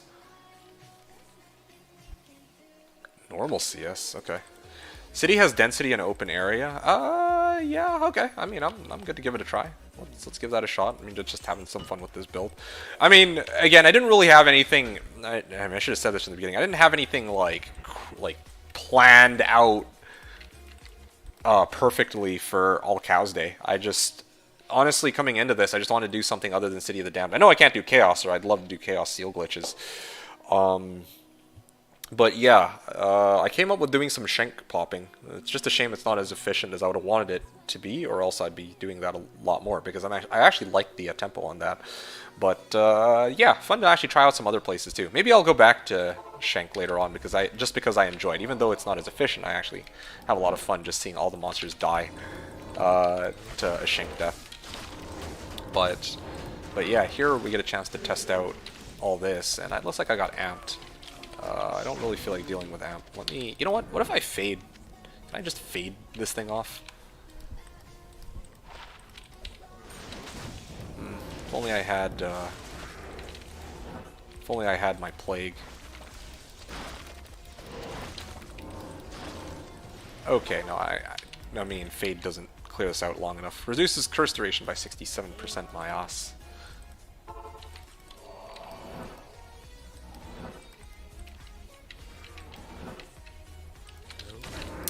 You know what?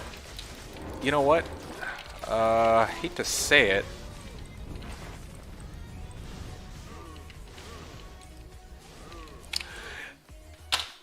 I've decided. I need to check to see if I have any other characters that have a socket quest. I think I have to use the assassins, or like the other assassin I have. Because I don't think I have any other my other characters rushed, if I'm not mistaken. And I think I used up all my socket quests. I hope I didn't, but if it comes down to it, yeah, no, I didn't rush anybody except for my assassin. Okay, you know what? I'm going to use a socket quest here. I think it's about time that I did this. If I'm going to farm city, I might as well do it right for a change.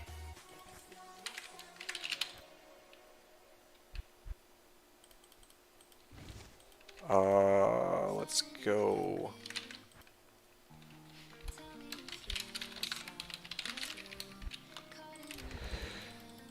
Okay.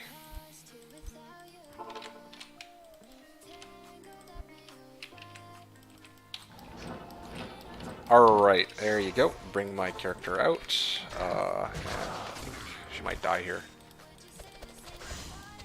Yep, she got owned. Okay, well, whatever. I think she should still be able to get the quest. Okay, done. Yay, go to Lorzek for my reward. Okay, excellent.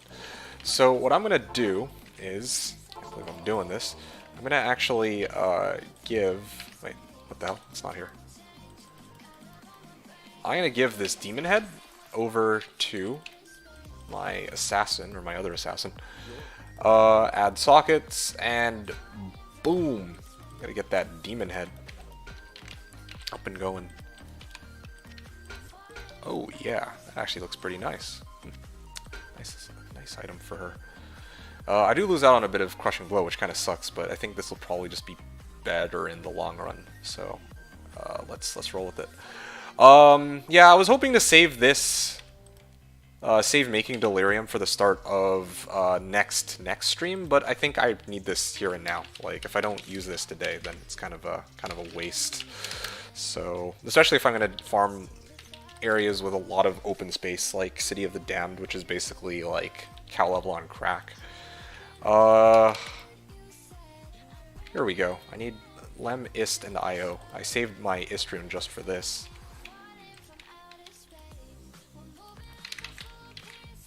What the hell? Blem, Ist, and rune IO. Got kind of lucky. I didn't realize I had 2 windows open, so I actually booted myself off of 1 window. That's awkward. Okay, Lem ist Io. Delirium. Lem ist. Lem ist Io. There you go. Very nice. I even get +2 all skills off of that. So that actually helps my Blade Fury, and it also helps my Wake of Fire. Okay, great. Okay, let's give this another go. In fact, now that I have this, I can maybe even... I'm going to try something one more time. Because I was actually testing with the Attract wand for proof of concept, but now that I have the real deal, I might as well just give this one more try. Now that I have Teleport and Attract, I can just go like this, and like this, and like that. Haha.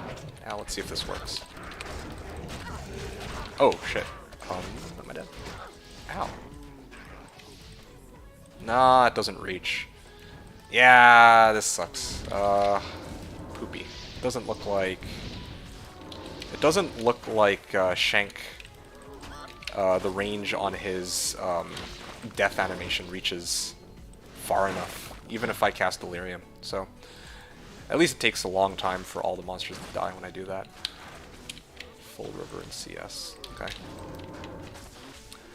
You know what? These guys are making me a little curious. I kind of want to know how long it takes for me to do full clear CS with my Poison Necro. I know this is like a departure from what we're doing, but these guys are really making me curious. They're saying like 3 minutes.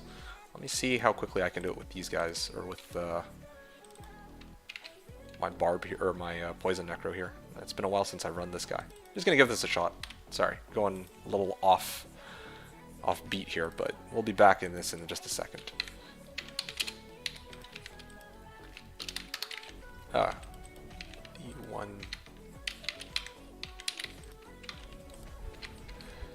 Alright.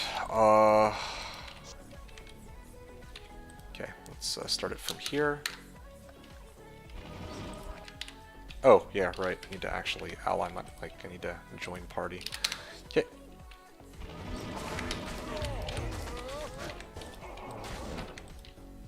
Alright, full clear. Oh, wow. I actually take quite a bit of damage by teleporting in.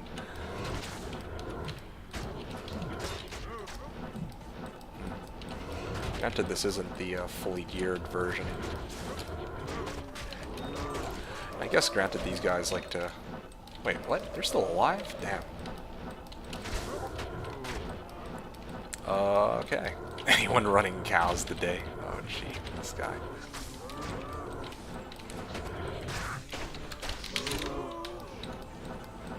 Ah, I can't teleport over? What the hell?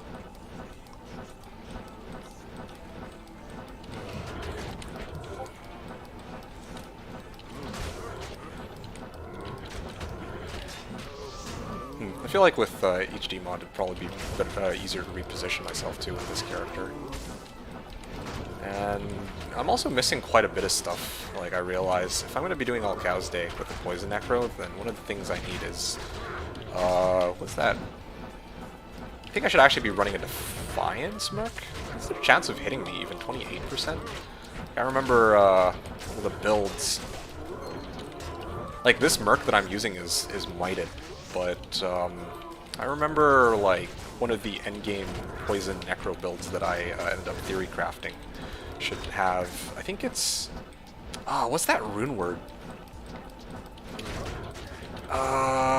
Doom! Yeah, there you go. Doom and a polearm for my Merc, so that I can actually holy freeze these cows. Then this wouldn't be so bad. Trying to teleport in. Hey, Eric! It's good to see you! How have you been? How are things going with you? Oh, gee. Yeah, I haven't actually... I realize I've never actually done River of Flame plus Chaos, but it looks to me like... Yeah, I can actually... This is a lot tougher to do than I was expecting, not gonna lie. And I don't even think that I full cleared River of Flame either. because all these cows keep interrupting my attacks, so I can understand why they're having so much difficulty with trying to clear this in under 3 minutes. I was gonna be like, well, chaos is easy enough. I can run it in like a minute 10 or so. Man, these guys are tanky.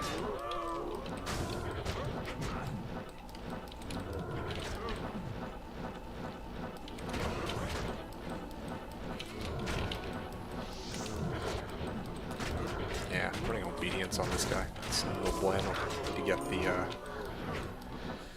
I actually...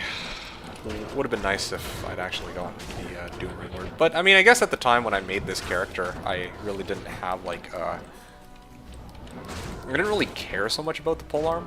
It was a long time ago. Like, a lot of people were like, oh yeah, you need infinity to boost the damage on your corpse explosion, but I'm like, that wasn't even really the point of this character, so I didn't really give a shit about it. But now, looking back, I'm like, yeah, if I had Holy Freeze, or if I have Holy Freeze, that would help me quite a bit. Okay, well that was easy.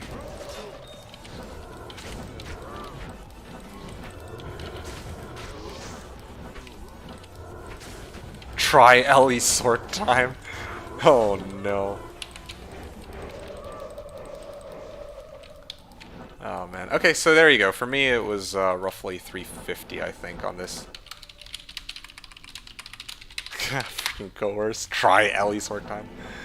Anyway, alright, well that was interesting, to put it lightly. F8 is bone armor? When the hell have I ever used bone armor? Why isn't it set to TP? Weird. Oh, and I missed this pack. Okay, well, I mean, it wasn't a full clear, but roughly 345.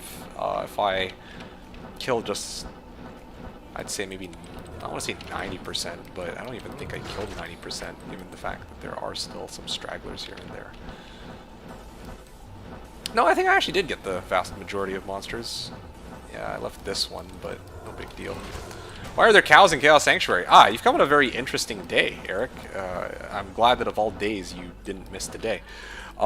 That's because today is All Cows Day. Today is All Cows Day. Now you might ask, what exactly is All Cows Day? All Cows Day is a very special occasion when all of the monsters in the game turn into a cow. Hey guys, or hey Merge. Yeah, no, seriously. Yeah, All Cows Day is a special day when every monster in the game, except for Fallens apparently, turn into a cow in on Slashdiablo. So, yeah, it's just their way of celebrating April Fools, and it's a pretty fun one. ZZZ thinks it's kind of dumb that it's like that, but those of us who are playing on Slash actually very much enjoy it. It's just a little bit of, I want to say, harmless fun, especially because it's like, you know, the season's been out for like a month now, so it's not like everyone's, you know, it's not like day 3 or 4 of the season where it like ruins the economy or anything like that. Like, it's April Fools. Did prank my fiance and myself. Still wonder why are there cows everywhere? Seriously? You pranked your fiance and you didn't even realize that it's All Cows Day? Sorry, you didn't realize it's that's kind of what's going on here on Slash. Well, I mean, I guess it makes sense. Like, you would know that, oh, it is April Fools, but you wouldn't know that, oh, well, we celebrate it here by having cows everywhere, you know? Fair enough. What the hell? Are these guys dead yet? These guys take so long to die. They're so tanky. Actually, so tanky, and I need lifesteal. Ooh, flawless. Damn it, just one flawless amethyst. Okay, well. I can't even attract on those trapped souls that are stationary. That'd be so cool if I could actually attract those. Like, no joke. Is this a wall that I can't throw my shurikens over? I'm just worried that I get turned into a bone fetish. If I get turned into a bone fetish, the run's done. I said I broke my leg by falling off the ladder and she bought it? Oh, you called me immediately, but I wasn't able to pick up since I was still at work. Oh, wow. Well, ain't that something.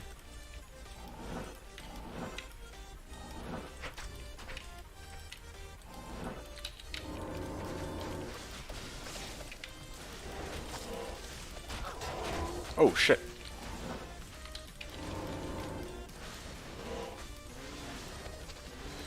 Anyway, yeah. But all in all, just having quite a blast with All Cows Day. Hope you guys enjoy today's unusual stream. I'll probably be at it for another couple hours. Like I mentioned before, earlier, I might need to take a break at some point and come back a little later, or I might have to drop the stream abruptly. I don't know yet, but I should be okay. I actually should be okay to go the rest of the stream. But yeah, there you guys go. In case you were wondering why there's cows in Chaos, that's why. It's their silly little April Fool's joke. Aside from that, yeah, cows are also everywhere else. So if there's any particular place you guys want me to run this character, feel free to let me know. Pretty much every area in the game, it's all cows. So if you want me to go to like, well, I don't know. I was running Eldritch. I don't know if you guys saw me do those runs. If you guys want to see me do some, well, I mean, I'm running farming City of the Damned right now, but later I'm gonna go and maybe try to clear Izzy. Have I tried playing Elden Ring? No, I have not. I've heard so much about it, Merge, but I haven't myself actually tried it. Yeah, just because. One question about MA Sins you made once for your ladder reset. Did you struggle Act 4 normal as much as I did? How did you gear her through Nightmare? Okay, so I'm going to be honest with you, Eric. When I played my assassin, or my martial arts assassin, I was actually playing with an organized team on reset. So I was actually their trapper. I didn't go through normal Nightmare with her, like solo. If I had to go through a normal Nightmare, I don't even know how that would look. Honestly, I probably would use Claws of Thunder. That would be my guess. For Phoenix Strike. Yeah, I did eventually go, well, yeah, when I made my martial arts assassin, I went Phoenix Strike because that's kind of what I wanted to make her as. But you could probably use the other skills. I haven't actually played around with everything from that tree, so I can't really give any recommendations there. All I can say is I played with my reset team. I got to Hell mode, level 60, and then I started trying to see what I could do with my Phoenix Strike from there, which for me was Nightmare Eldritch. A bit of Nightmare Eldritch to kind of get some gear early on. Although I guess looking back, I'm gonna be honest with you, if I could kind of go back and redo that character, I feel like one of the better places to maybe farm might have been like... Actually, I don't even know. I want to say Hell Andy, but Hell Andy is tough because I don't have enough attack rating for it. Play Elden Ring with a Prophet that does buffing incantations to enhance melee. Oh yeah? Arcane Sank would be funny. Okay, well then I will run Arcane Sank in a second. Just finish up this part, and then I will go Arcane Sanctuary.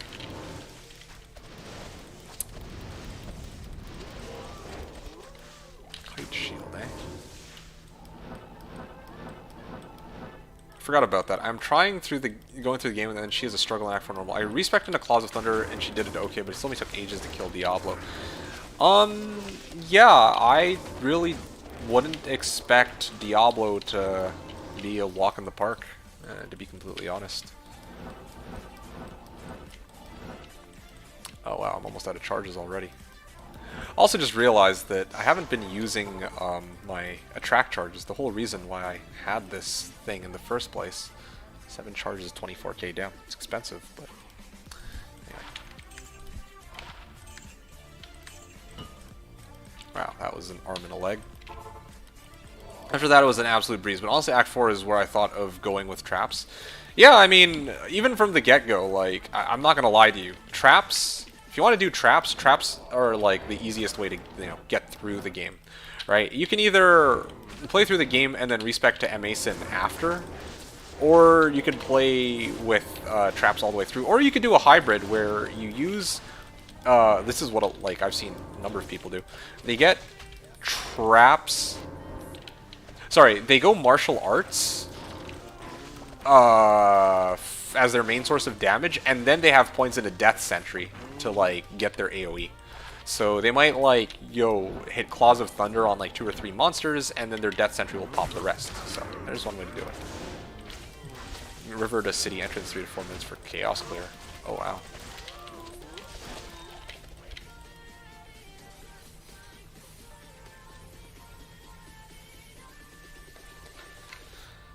Okay.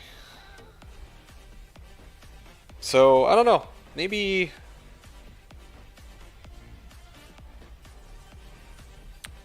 One of the struggles for me, Eric, is was also attack rating.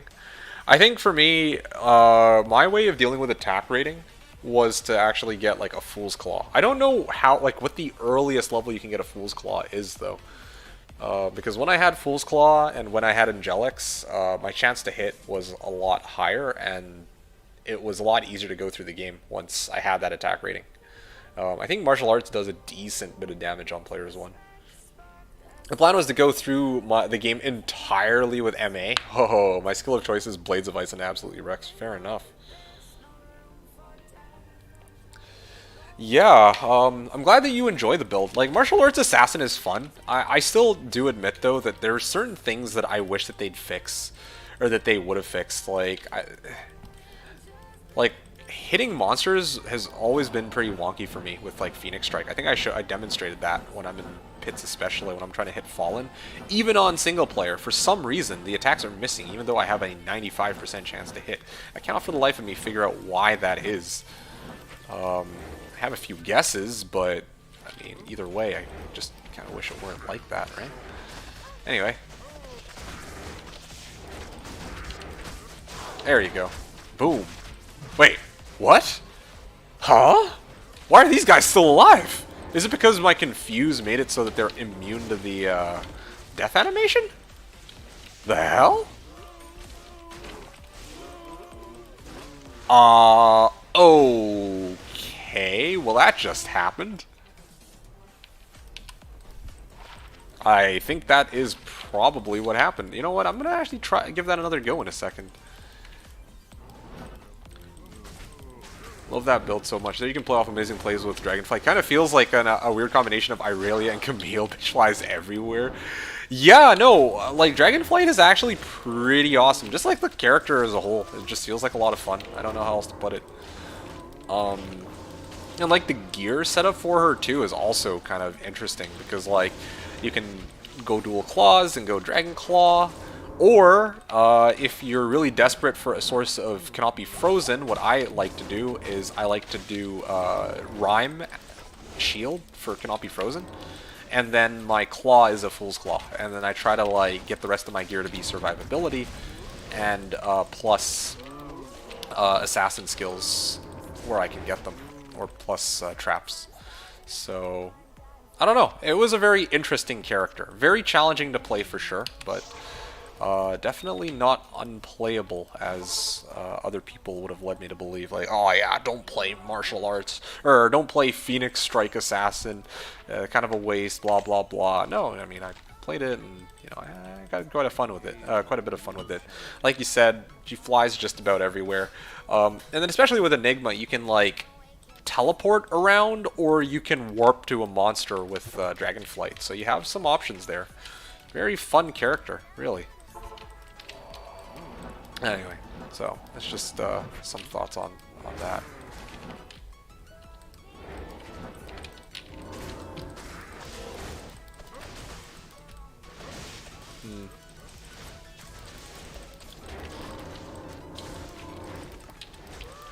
There we go. I think Dual Claw is necessary, and Shield really kills the flow of her. Oh, why? Because she ends up blocking? Because the thing is, if, you know, if you have Dual Claws... Wait, Superior Demon Head. The fuck?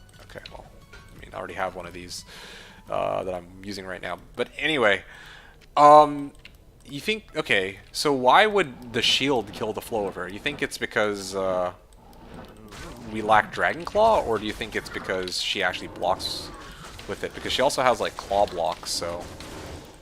Either way, she's going to be blocking a lot of the time. Unless you just want to, like, not put a point into Shadow Warrior.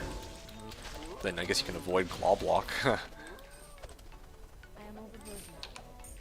But, Blood Golem. Sure, good enough.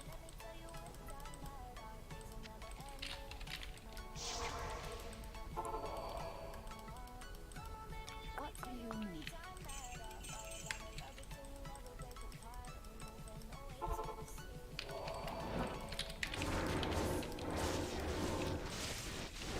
I hate having a flu. Yeah, I never got a chance to address that. I hope you get well soon. Sorry to hear that you actually got the flu. I'm surprised that you knew that it was the flu and not COVID, but hey, no way!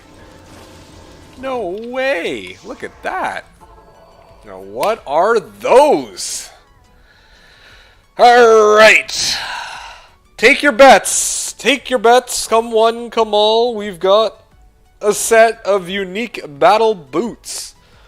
For those who don't know, that is none other than the mighty Wartravs.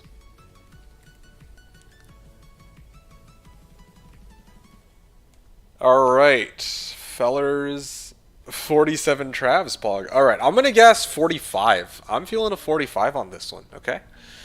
So here we go. 3, 2, oh, you know what? Let's get Kane. No idea.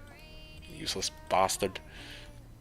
3, 2, 1. Bam! Useless bastard indeed. Alright, well, that is just too bad. And I don't know why I put this juvie in my stash, but anyway. 31 MF. Oof. Oof. I have boots that are better than those already as it is right now. Damn.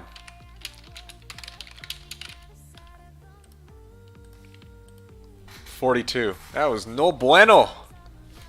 No bueno. But yeah, that was awful. Oh man. You never did answer my question though, Eric. Why do you think dual claw is necessary, and why would shield kill the her flow? Curious about that. I don't know. For me, I feel like it's a trade-off either way. It kind of sucks too, because Dragon Claw is the only, like if I look at this martial arts tree, Dragon Talon, Dragon Claw, Dragon Tail, Dragon Flight, they all have something about them that I don't like. In terms of, like... Okay, so Dragon Talon, when you kick monsters, you have to wait until all 5 kicks are done, so it feels a little clunky there. Dragon Tail, I think, has a cooldown, but also it kicks monsters backwards. I don't like that. And then Dragon Flight. Oh, Dragon Flight.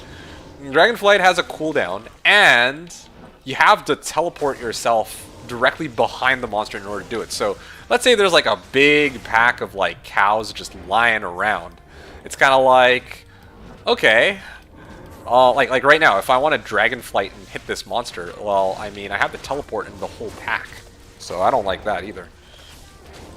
D2D2 hates dragons confirmed. What? When did I say that? Hey, by the way, Enjoy. Good to see you. Hope you're doing well. Thank you for stopping by. Hope you enjoy today's stream of the silly All Cows Day.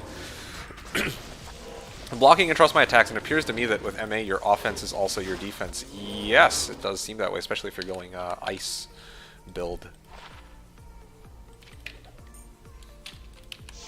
Kraken Shell. Hey, I ended up finding it after all. I just try and kill shit before it hits me. Yeah, fair enough.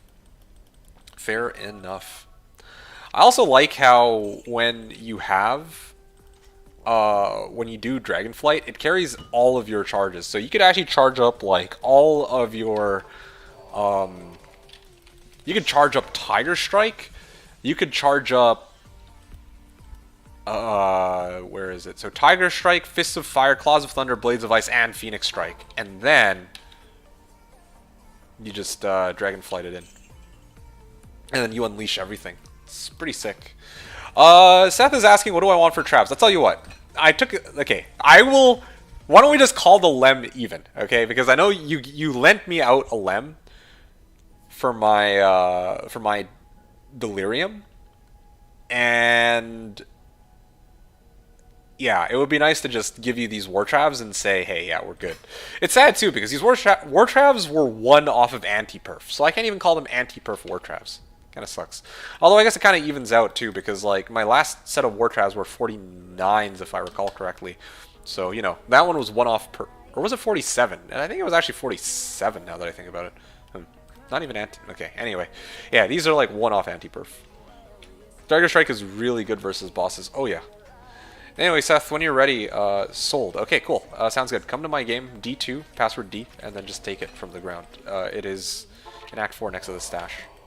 Yeah, that was a good deal, because honestly, I was going to be all like, oh yeah, I would like to, okay,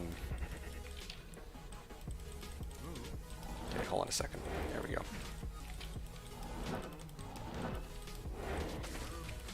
Otherwise, I would have like offered like or something for it, but you know what? This lem is infinitely more important. So, yeah, I'm kind of glad that we can agree on that as our little deal here. Okay, well, we're all amped now. Ha ha ha. I've come to love Drax a lot. The life tap proc has really saved my ass billions of times. Seriously? Here is. Yes, thanks, Seth. Appreciate it. Actually, let me take a look quickly. Ah, it's a weenie Ashuda's. Green Beans Towel Armor. FCR, Nagel. Wow, you got your character up and running real quick. Ah, thanks, Seth. Appreciate it. Yeah, no, Drax is awesome. Drax is actually pretty sick. Although, I mean, I don't know what your martial arts sin looks like, because you're talking about going through the game as a martial arts sin, and you're talking about Drax. So, for me, when I was running my martial arts sin, I didn't use Drax. I used my 320s. Like, I think either somebody found it or I bought it. But yeah, 3 martial arts, 20 increased attack speed gloves. That's what I was using on my assassin, and I straight up wasn't going to ever switch off from something like that, so... Alright. What the hell? Why are... oh, it's chance to cast Confuse on striking. I thought it was chance to cast Confuse when struck. I'm like, I'm not even hitting these monsters, and they're just straight up not... yeah, I'm not even hitting these monsters, and they're just dying. Like, what the hell's going on there? Now it all makes sense to me.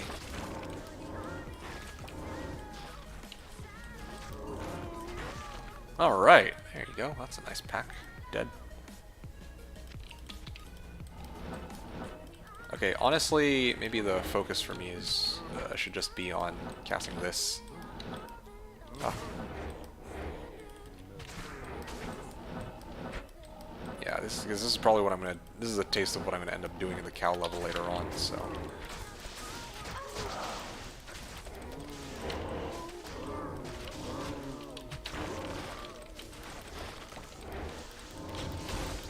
Tried for 2 hours to get them and I failed miserably, so I said, fuck it, let's do some meth, and it dropped. Oh, Drax? Oh, wow. Yo, that's awesome.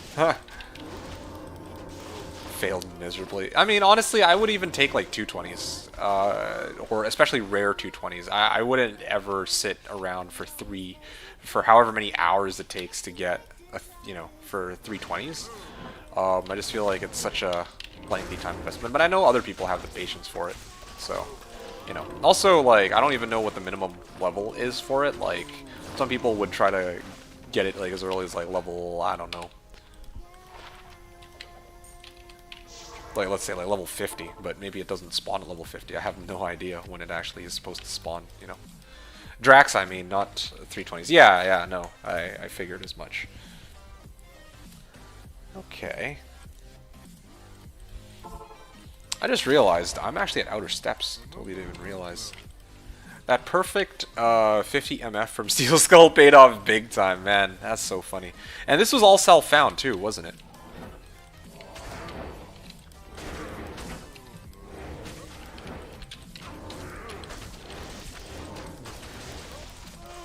Alrighty. Oh.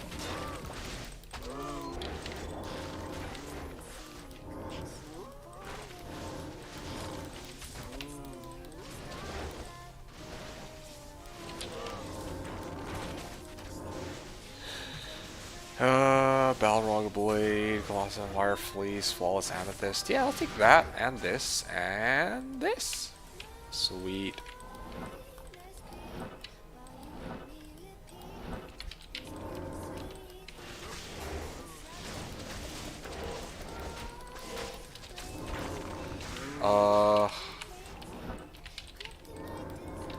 Okay, maybe... There we go. If I actually try and get these monsters to be converted, then it might be easier to deal with. Come on! I teleported out of the way, man. Oh, that's so annoying. Alright, there we go. Killed the whole pack. Kind of a shame because there wasn't anything of value there, but whatever. Yeah, I really do wonder how many monsters I'm killing. Like which area I'm getting the most kills in. I mean, still so far, I'm not gonna lie, I still enjoy the Shank popping the most. Because it's, I don't know, something very satisfying about popping all the, or seeing all the monsters just die to that animation, but... I don't know, maybe I'll figure out if I want to switch things up after a bit. Seth, you said you had an area you wanted me to try, right? Where was it that you wanted me to give a shot?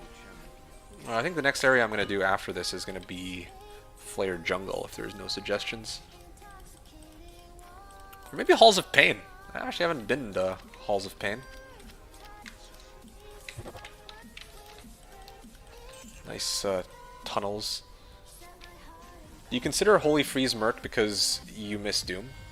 I'm not sure what you mean. I had Holy Freeze Merc just last night when I was playing this Assassin.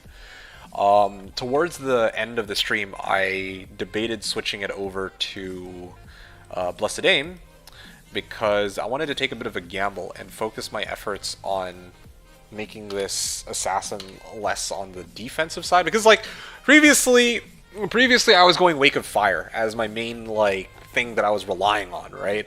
And now that I'm actually, you know, growing out the physical damage aspect of this character, I had to really think about how I can increase the damage on my Blade Fury. So I was like thinking, okay, maybe I need Might Aura on my Merc now. Maybe now's the time to switch. Like, as long as I keep a distance, like, my character is tanky enough that she can survive, you know, even without Holy Freeze. But what I realized is it's probably, like, especially now that I have Fortitude for enhanced damage, it's probably more important that I focus my efforts on increasing my chance to hit, because right now it's, well, I guess against cows it's a 75% chance to hit, right? But if I get this Blessed Aim to work, come on. Has my Merc not been hit yet? Okay, eventually he'll pop Blessed Aim. He just needs a bit. It's a little slow here. Come on.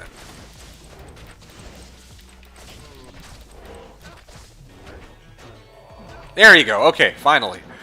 Yeah, my chance to hit goes from 75% to 92% with Blessed Aim. Okay, so yeah, Blessed Aim, I realized, is probably the way to go because it straight up solves a lot of my chance to hit issues, even if, you know, every hit isn't quite as strong. Shank Fireworks are nice, yeah, and I want to see what Arcane looks like. Okay, well, let's do some Arcane then, if that's the case. Yeah, I know that you were looking for that, so let's go do that. So yeah, yeah, I definitely did consider a Holy Freeze Merc because that's what I was using previously. The reason why I said I miss Doom... Oh, here's the other thing too. I said that I miss Doom when I was playing my Poison Necro on non-ladder, but right now I'm not playing my Poison, I'm playing my Martial Arts Sin. And my Martial Arts Sin isn't really trying to use Doom. It's just my Necro in particular, because Poison Necros, a lot of people like to run Infinity because it boosts the damage on Corpse Explosion, right?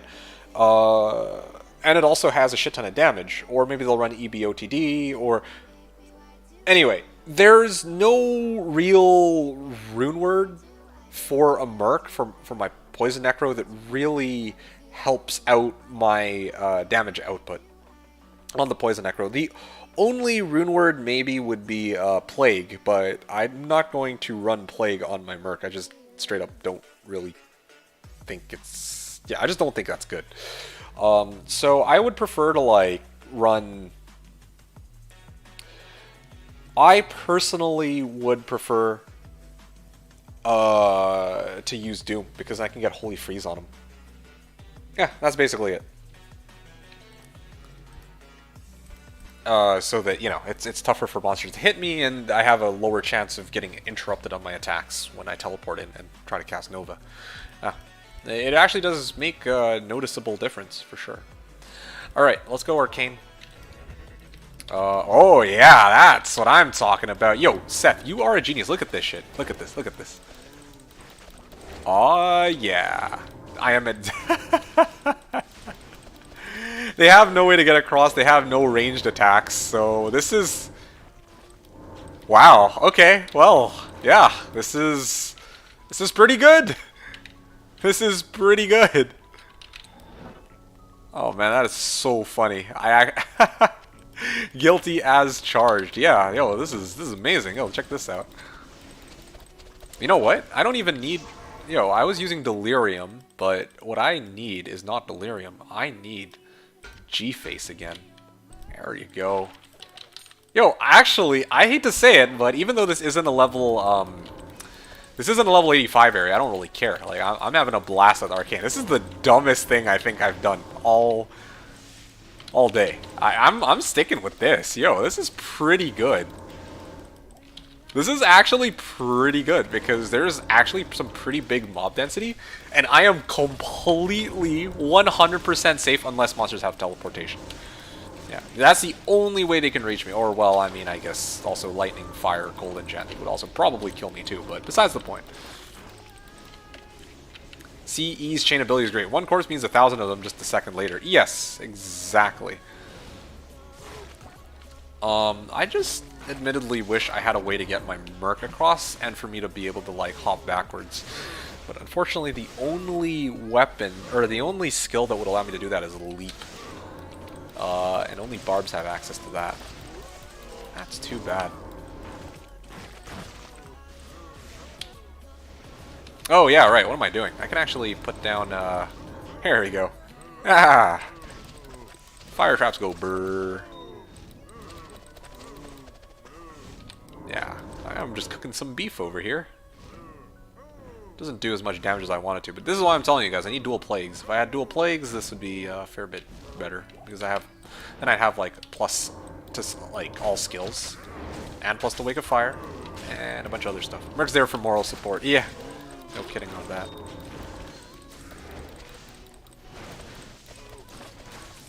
Yeah, I'm just thinking what else I need on this character. She's definitely not done yet. My CB is 100%. What's my deadly strike at? Yeah, I need Lance Guard. Seriously, I talked about this before, but yeah, I'm still missing Lance Guard. Plague is Cham, right? Yes, that's correct. Plague is indeed the... Plague does indeed require Cham. Yeah, which is a ways out. Honestly, next stream, like, the next big upgrade that I'm looking for is going to be a Nihilist, so that'll be for next time.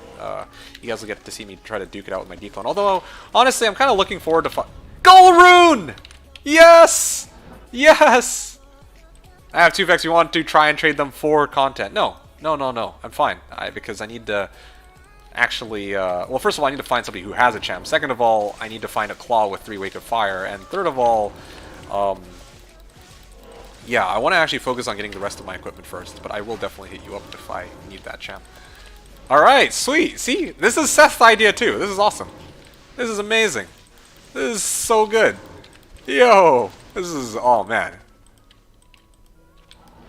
I mean, I wonder just how strong Jabazon would be here. I bet Jabazon would have a super easy time. Damn, now I want to try running this with a Jabazon. Maybe that's something for next year. I mean, if I'm still around by then, but we'll see. Or if hell, if even Slash is still around. I don't know how long Slash will be around for.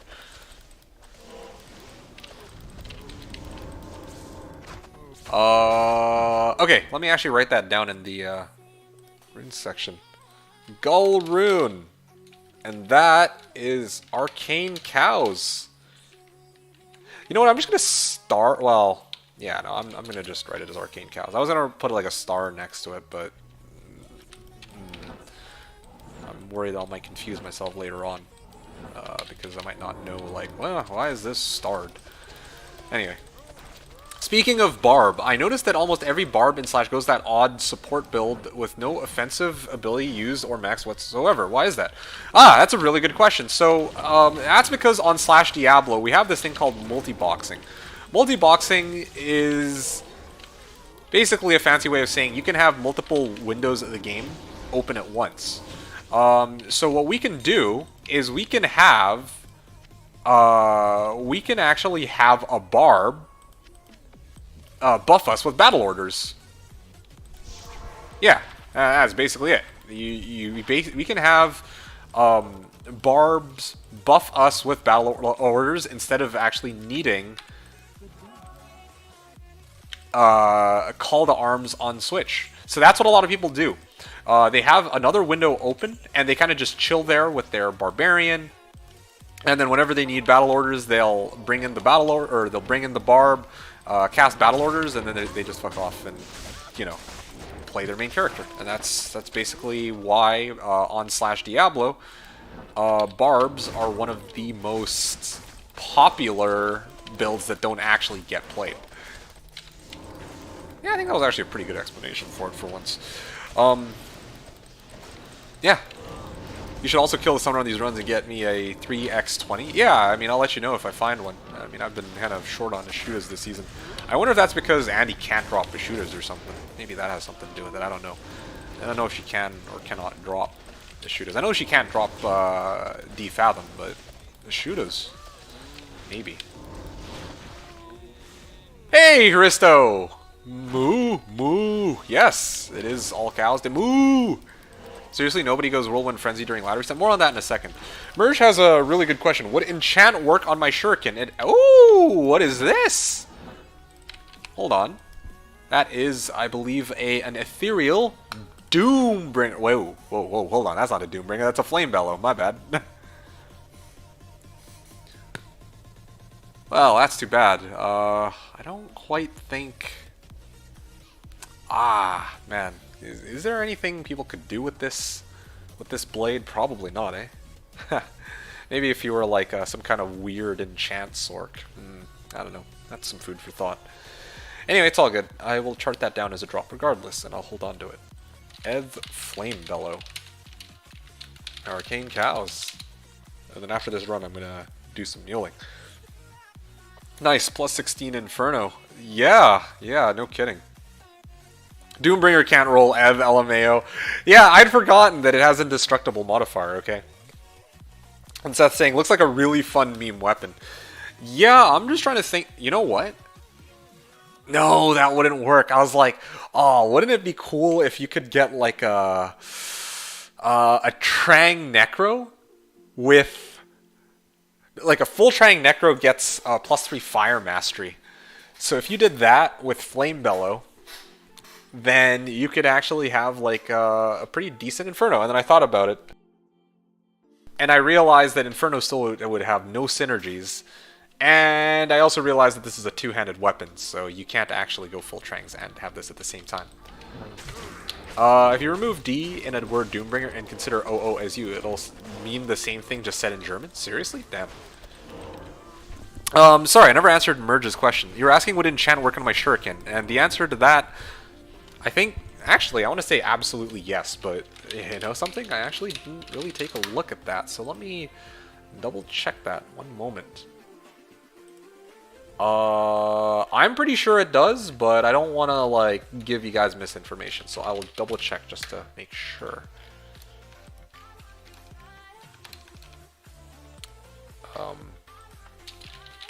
Does Blade Fury work on enchant?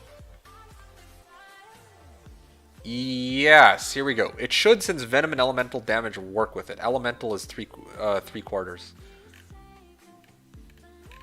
Enchant works on Blade Fury. Yeah. Well, at least that's what this thread says. Yeah, apparently people are saying that Enchant does indeed work on Blade Fury. But of course, Blade Fury has a 3/4 penalty. So, it definitely won't do as much. Oh, that would be a really cool build. Get like an enchant sword to just chant, and then my shurikens do fire damage on top of... Oh, yeah, that'd be so sick. Oh, man. If I had done that for All Cows Day, whew, that would have been pretty sick. Hey, McBirdsong! Long time no see. It's good to see you. I hope you're doing well here. Let's go kill stuff. Yes, I mean, All Cows Day, you know the drill. Gotta nuke them cows. And Seth had this pretty clever idea, go run Arcane, because, you know, Arcane's kind of a pretty cool location. But I realized that this season, one of the things I can do is, as you can see here, I can actually just keep my distance over the railing and just nuke all the cows. Want to hear dad joke? Alright, lay it on me. I'm all for them dad jokes. It's weapon damage, so I don't see why not. Yeah, well, I mean, there is like some weird interactions that don't actually work with Blade Fury. So, as an example, right, piercing attack doesn't work on Blade Fury, unfortunately. Unlike an actual attack. I know it's not weapon damage, but still, like, there's other things that don't work, like, you know, grief plus damage plus X modifier doesn't work, and I'm sure I could find a whole slew of other things, but yeah, no, straight up. Oh, no, no, no, no! I was trying to click down here so that I could, okay, well.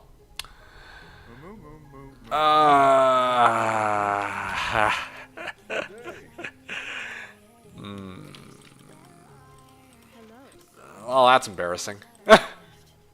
Okay, that was the worst misclick I think I've ever done. That was crazy. That was such a misclick. How to make 7 even. Removes S at the start of it. Okay.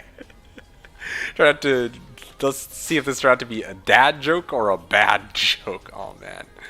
I don't know. It could technically be both, I suppose. Wait, the hell? These guys can actually fight each other over the... Okay, sure, whatever. Not even gonna ask. Okay.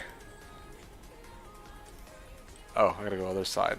Confusing ass location. '16 Inferno.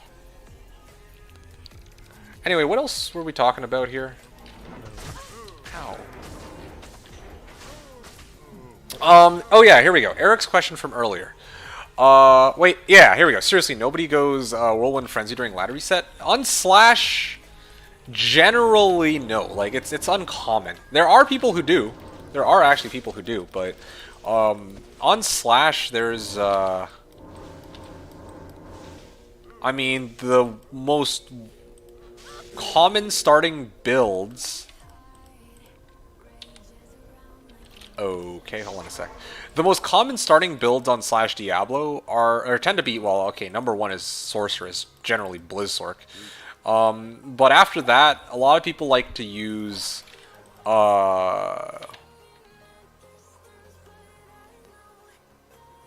they like to use CE Necros and also Jabazons. Sorry, one sec.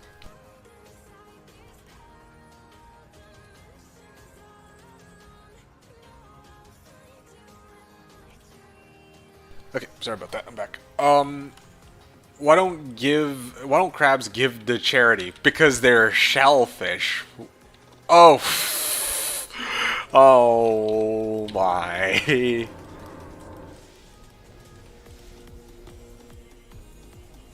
Okay, how long before these guys die? Seriously. Am I just straight up not able to collect my body?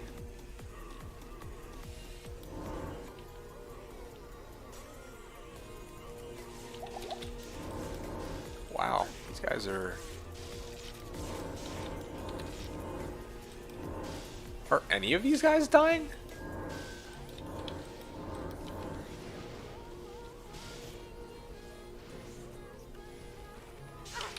Okay, there we go. Finally. Ah, yes. Okay. What are all those black bars in chat? In chat? Oh, no, that's not in chat. That's in on the minimap. They are R2s, yeah. I mean, yeah, they are indeed R2s.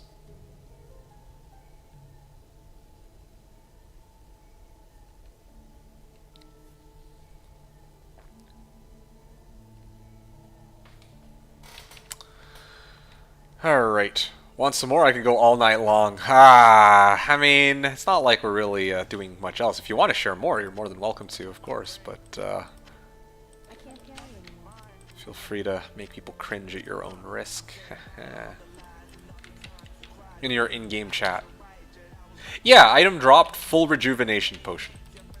You can't read it. That's the fact that you probably can't even read the text is exactly why I marked it as full, like, black boxes and black text is full rejuvenation potion. That's the only black text, because previously I tried to make runes as like black text, and then I realized very quickly, oh shit, I can't read it. So yeah, if I see black box or black text, it's a full juvie. And yeah, it just makes sense to me. Alright, let's throw out all my shit. We've collected an hour's worth of gear, so yeah. Now a bit more serious though. Actually, before that, how are the SD ladders today these days? Populated, or they're lacking to D2R, PD2, and all that as well? Been so many years since I played it. Last kind of misses it. I'll be honest with you, Nick Birdsong. Okay, so first of all, if I slash users, it has 81 users online, 28 games, 45 channels. You know the drill. Most people have multi-boxing, so I usually go by number of games as the measure. And 28, you know, it's that's still pretty decent, I think, for me. All right, I'll give you an like as honest assessment as I can. So first of all, yes, compared to D2R, you're definitely gonna find a lot more people on D2R. There's no question about that. But that should be the case, because D2R is, you know, the official version of the game, right?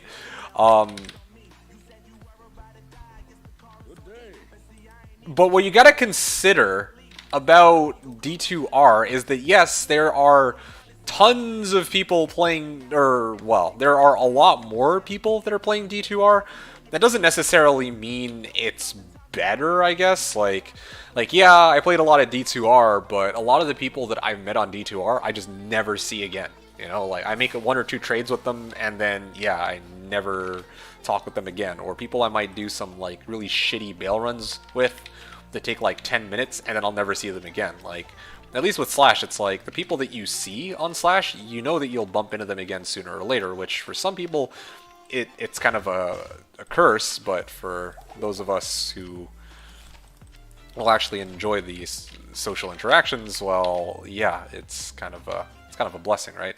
So that's kind of like my take on it compared to D2R. Basically, point is D2R more populated, but you know, you don't have as much of that like community aspect, in my opinion. PD2 is kind of a weird one, because PD2, I don't think they've done a ladder reset in a while. They're doing their first ladder reset in a while, come, I think, on the 22nd, if I remember right. Yeah, they just did, like, the crafting league. I don't know if that's... Yeah, that's still going. Neanderthal's streaming it right now. PD2 Craft League starts today, and I don't know how many people are playing that, but last I checked, PD2 is the most populated private server for the game. Yeah, so...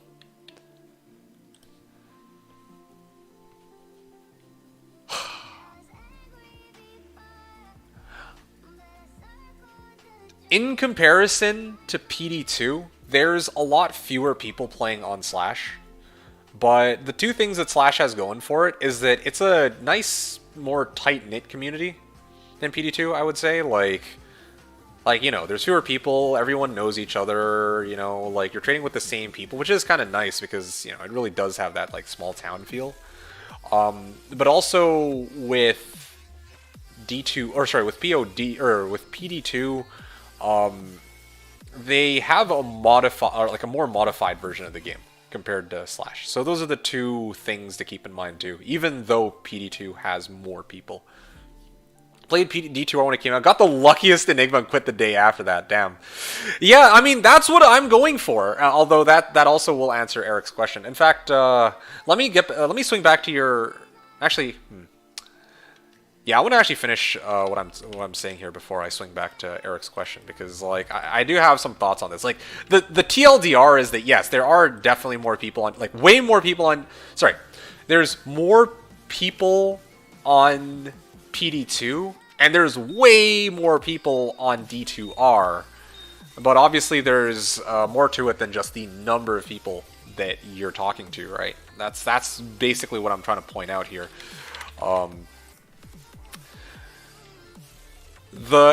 you say SD ladders, I think you mean SC, like softcore. And to be honest, I would say that there's a lot fewer people this season than there were before D2R came, or before PD2 came out, and definitely before D2R came out. Because when PD2 came out and D2R came out, like, there were a lot of people actually migrated. Like, I remember when ladder resets used to take place back in 2018. I remember it was like, what, 400 people would be there on reset day, and then there might be like 230 games the day after. I mean, I know most of them are obviously private, but that still is a nod to how many people are actually playing online, right? But nowadays, when there's a ladder reset, it's probably closer to like 100 people, if even that, because, you know, when PD2 came out, it was a really big deal. A lot of people are basically like, oh yeah, this is the way to play D2 now because BNet sucks. And then D2R came out, and then a lot of people switched over to D2R, right? So it's like, yeah, now there's not nearly as many people left as way back when. Also, having said that, trading is also kind of difficult. Like again, I'm just being honest here. I'm looking for a Trap Skiller and a Lance Guard and a Wilhelm's Pride belt, you know? And I've been looking for these for about 3 days. If it were, you know, a year or two ago, I put up Lance Guard or Wilhelm's Pride, I'd give it maybe like an hour or two, you know, somebody would find it, because there would actually still be a lot of people who are playing, right? But yeah, it's actually, for me, objectively tougher to make even smaller trades compared to this point in the season, maybe like a year or two ago. So those are the things I will admit. But having said that, I still prefer Slashdiablo to anything else that D2R or PD2 have to offer. Because, as you yourself pointed out, the social aspect on D2R is, I mean, it's kind of poopy. At least for me and you it is, right? Like, I don't even know if they had a working chat. I'm not talking about chat channel, I'm talking about just working chat. Like, I remember, like, there were some bugs with it, but I don't remember if they resolved those in D2R. But anyway, yeah, D2R is definitely no bueno for social aspect for me, unless I'm actually playing with people I already know. As for PD2, again, like, I haven't actually played with the community, so I don't know, but I don't like that they've changed the game so much, right? Like, I want the base game, you know, this is one of the games that I play so many hours into. I love this game to death, and I'm like, yeah, I don't want to play some, like, modified version of it from what I remember it being many years back. That's just me. So, you know, I play Slash because I enjoy the people here. Tight-knit community is actually kind of a nice thing, that it's like, you know, the fact that it's like a smaller player base isn't the worst thing, because I do see the same people over and over. Like, you know, I see Coerce, I see Daikon, I see April, you know, and I actually am chill with a lot of these people. Like, I don't have any issues with them, and it's just kind of nice to actually play with people who are, you know, pretty chill. And, you know, they're regulars, and they generally have the things I'm looking for. So I'm not dying to find like hundreds of people to find like one or two obscure items that I'm looking for. I don't know. Anyway, I'm going all over the place. Point is, for me, D2R, not as much social aspect, and PD2 just deviates too much from the main game. I'll take... I feel like there's still enough people on Slash that I can get what I'm looking for. I still have, you know, there's still a community, albeit fairly small, and there's people to trade with, even though the trades are quite difficult and do take some time to get up and going, which I think is fine. So yeah, that's just my take on it, okay? So yeah, I had to take some time to think about that, which is why I haven't done anything in game. So I'm going to continue muling as I was originally trying to do. Yeah, runes, wealth mule. Yeah, go the day of the social. I tried PD2 and actually enjoyed it quite a lot. Yeah, that's fair enough. I mean, I imagine that it's like this for a lot of people. Like, a lot of people love playing on D2, or sorry, POD or PD2, because, you know, they bring a lot of, like, well, just different things, like quality of life changes with the increased stash base, or like things like stackable runes, or they enjoy that there's more people, or that there's, you know, new content. Whatever it is, there are various reasons why people have migrated over to PD2. Also, I think unlimited stash base or whatever is something, but anyway. So, yeah, let me just dump these onto the Sin Switch character. And actually, I'm not sure I have the time anymore, but it's interesting to follow these servers from the sidelines. Yeah, I know for sure. PD2 online experience isn't bad IMO. Yeah, no, I definitely would not go as far as saying it's bad by any means. Like, yeah, there's nothing about it where I look at it and I'm like, yeah, it's no good. Like, no, like it's pretty freaking good.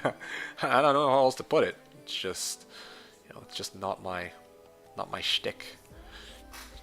My problem with PD2 is the fact that I don't enjoy the mod itself all that much. Wow, okay, that's interesting. But maybe one day I'll try that ladder. Okay, so I'm a little confused by this, Eric. So you say that the PD2 online experience isn't bad, but maybe one day you'll try their ladder? How would you know what their online experience is unless you've actually, you know, played their ladder? That's kind of strange. D2R community is full of scumbags. People don't let themselves get educated, which sucks. Well, again, I mean, I don't mind that there's scumbags in D2R. There's always going to be people like that. People doing stupid shit like trying to trade. Like, I had one guy who came into my game. I was looking for, I think it was Ohm rune for something that I had, and they tried to sell out an Ort rune to me instead of an Ohm. Like, fuck that guy. But, like, you know, that's just like one bad cookie, right? I don't mind there being dickheads like that. What I mind is that in Slash and in like POD and PD2, there's like a global chat channel, and there's like a Discord where it's like easy to meet people, and then of course you make trades with the same people over and over. It's not like, it doesn't feel as transactional, right? Like, you know, I'll regularly make trades with Coaster or Seth or Enjoy or people that I've met on Slash, whereas if I play, and this is not a fault of D2R, this is just kind of the way the game is. Like, if I play D2R, there's no global chat channel. There's no, like, for me at least, there's no sense of community. There's no, you know, there's none of that, like, oh yeah, I'm regularly gonna make trades with this guy, right? Like, that feels natural. Like, yeah, okay, I could go into like Llama's Discord and be known as the dude who's like selling out like hundreds of keys to people. I could do that, I guess, but I don't know, it's just not the same, you know? So, Yeah, I meant that people are looking towards interacting with you in PD2, which people in D2R do not. My friend got scammed at least 5 times with Gothic plates with Amethyst imitating Tal's armor. Oh, gee. Ooh. Classic. Or Shako. Or Shako. Yeah, like, I always got to look out for that because people were going to try to pull all sorts of fast ones on people, you know? Let's be real. Most trades with Seth are him taking pity on you and giving you a good deal. Oh, come on. I traded him... Earlier today, I traded him 31 War Travs for Lem. I think that's a pretty fair and even deal, okay? Come on now. Come on. Come on. You can't do me dirty like this, alright? I make fair trades for my items, too. Alright, let's be honest. Anyway, but yeah, Birdsong, I hope that covers it, though. Like, that's about as easily as I can put it. Like, I don't want to dilute... I don't want to, like... In the past, I could have said, like, oh, yeah, like... Or I could have said in earnest, like, okay, yeah, there's, you know, a pretty sizable community. There's, like, on launch, there's, like, 400 people, and it tapers off to, like, 1 to 200 after the first week or two. And that would have been fine. But, yeah, ever since PD2 came out... I mean, I'm sure you know this because you've played PD2. But yeah, when PD2 came out, it was a pretty big deal. Like, there were a lot of people who were all like, oh yeah, PD2 is the way to play. And there's nothing wrong with that. But yeah, obviously, what that means for Slash is that there's going to be a lot more people who are going to buy into that hype of PD2. Especially because it has brand new content, and new content is good, and yada yada yada. Well, I mean, I personally, again, am not looking for new content, so that kind of thing has never really bothered me in the first place anyway. But it matters for other people, so of course I have to point out things where they're due. And why on earth is it so difficult to even get 1 or 2 bodies in this area? There we go. Done! Finally. True, he's a newcomer, but the difference between PD2 and D2R is that they were willing to help you avoid shit like that, whereas D2R fellas dig that one deeper. That is a good point. That's a good fair point. Like, yeah, PD2 and Slash, and I would imagine POD, you're not gonna have people doing shit like that, right? Like, and if you do, then you probably would get reported. So there's some, like, fear of consequences there, whereas in D2R, it's very obvious that, you know, Blizzard ain't gonna do shit about it. So, you know, kind of sucks, but the reality is, it's like, it really is the Wild West. And, so some trades that you make there are gonna be poopy. But again, for me, that's not even the issue. Like, I don't even care about the scammers, I don't care about the dickheads. I care about the fact that there's no real, like... You know, there's nothing that I look at where I'm like, yeah, you know, like, I don't know, for me, I've been playing on Slash for... Oh, fuck, it's been 6 years. Yeah, I've been playing on Slash for, like, 6 years now, and I'm like, you know, every season I'm like, yeah, I enjoy being a Slasher. Like, I'm honestly, like... There's definitely some things here and there where I'm like, okay, well, this is questionable, but I'm actually quite proud to play on Slash because I very much enjoy it here. I enjoy the people I talk to. Not everybody that I talk to, right? There are obviously some people where I'm like, oh, fuck this guy. But at the end of the day, Spirit Forge. Okay, well, I definitely don't need this. I'm going to sell these both. But yeah, at the end of the day, I'm like, yeah, I enjoy it. Like, I enjoy the interactions I have with people here. I enjoy the trades I make with people here. Whereas if I go play D2R, it's just like trying to make friends there is like, yeah. D2, you should take my Maras and COA. I don't want to put them on a meal. Okay, so no, because I don't need COA or Maras. Yeah, like straight up the two endgame items that I would use for this build. The first one is G-Face, the second one is Delirium, and thanks to your help with that Lem rune, I now have both. So yeah, I'm never gonna oh, and then of course Shako for MF, which I self-found, so yeah, I don't really need COA. Sorry. Maybe the one thing I could use it for is just give it to my Merc, but I do like the patches of D2R shape-shifting becoming better. Okay, so that's something else I kind of wanted to talk about too. Like,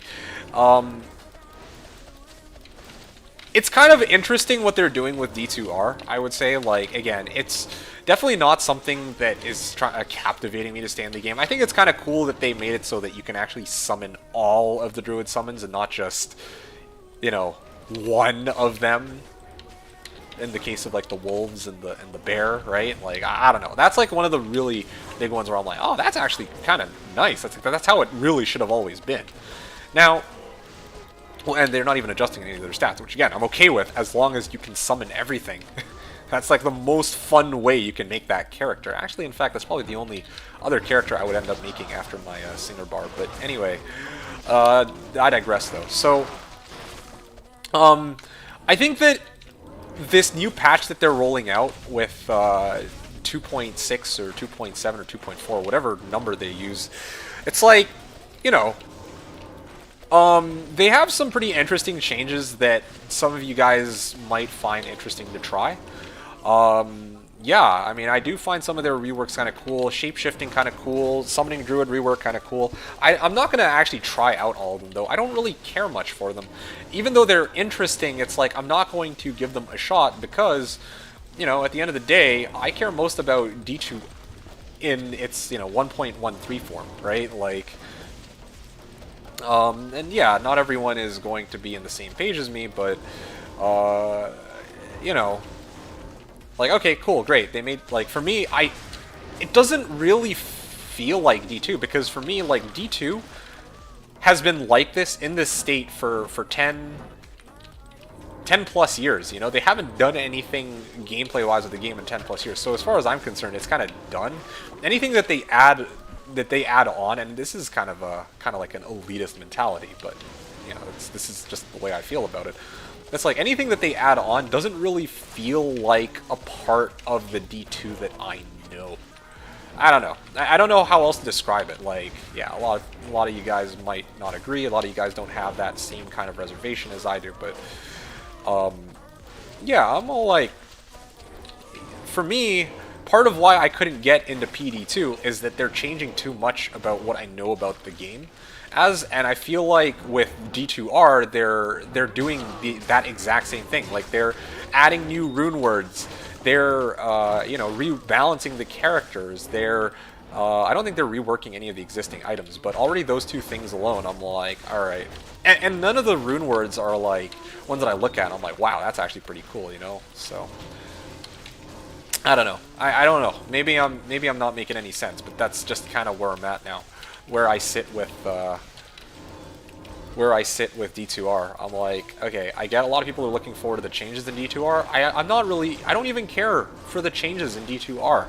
I really don't. The one thing I actually care about in D2R is getting that ladder season because, and this will answer Eric's question, I just want to get one good ladder with my Singer Barb, and then I just want to drop the game for good.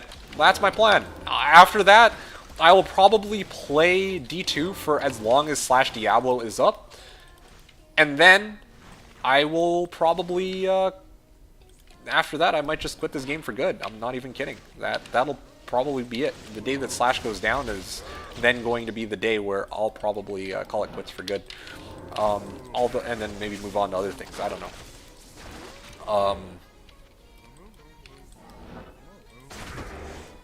Okay.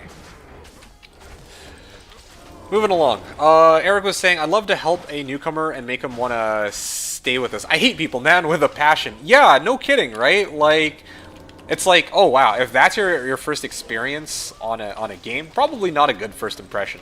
One of the ways I was able to sell people on Slash so easily back in the day is that, yeah, people were super helpful. If I say, hey, yo, guys, we have a newcomer on Slash, everyone's just rushing to throw free stuff at them, you know, get them on track. You know, you guys know what I say about free stuff. Like, I'm kind of like, oh, yeah, you know, giving free stuff to people isn't always helping them, but also sometimes, like, if you're, like, 2 weeks into the ladder, I do admit that, like, kind of, like, giving them some starting equipment, especially on their first ever ladder, is kind of a good way to kind of get them started, I guess. Like, I don't know. I have mixed feelings about it. I'm not going to get into that. But my point is, you know, would you rather have that kind of experience on, like, these slightly shittier graphics, or would you rather have it be in D2R where it's kind of like, oh, yeah, it's the same game. It's painted better, but at the end of the day, you're still dealing with people who are going to do shit like this, you know? It's like, I don't know.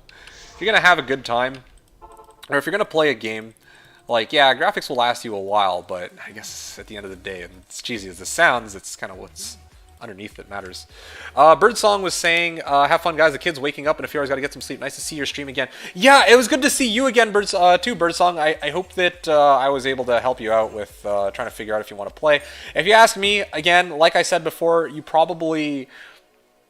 should definitely take part on a ladder reset, at the very least. At least one more time, like maybe the next ladder reset if Slash does one. Take part in that for sure. This season, there's still people who are playing. Now would be not a terrible time to get into it, but definitely not as many people as when the ladder resets. So again, that's for you to decide. If you want to, if you're feeling particularly bored, you want to get some D2 action in, definitely, I would recommend 100%. Hop on Slash, give it a try. Don't expect there to be tons of people to play with or trade with, but yeah, it might be fun to get warmed up, and then eventually when, oh yeah, it is this. Is it this way or the other way? I think it's this way. Okay. Yeah, eventually we'll reach a point where, yeah, the ladder will reset. You can try it then. And it'll be nice. I'll pay you to put them on a mule. No, I don't. And he fulfills the last half of his name. Oh, man. No, I don't want to play D2. Or I don't want to play Dota 2.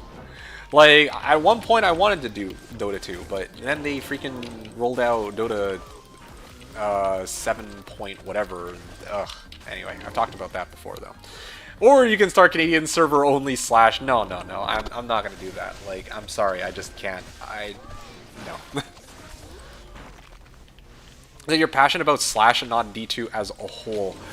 I am passionate about D2, but well, it's define passionate about D2, right? Because I'm definitely not passionate about D2R. Okay, I'm not passionate about POD. I'm not passionate about PD2 because these things for me aren't really D2 for me. What I do enjoy is playing online or D2 online with a group of people, okay? And I don't feel like I get that on, well, okay, hold on a second. I definitely don't feel like I get that on any iteration of BNet.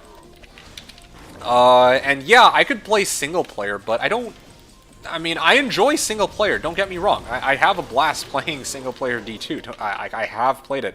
I've even made characters offline and played it when I'm not streaming, right? That's totally fine, whatever.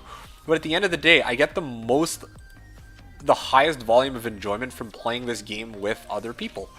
Or at least, not necessarily in the same game, but even trading, chatting with them, that kind of stuff, right? So I would say that I'm passionate about D2. I'm not really passionate about any iteration of BNet, though, funny enough. And I'm not passionate about any of the private servers for it, I guess. I don't know. It's weird. It's weird. I'm not the kind of person who's oh yeah, I love all things D2 really. I'm not that kind of passionate.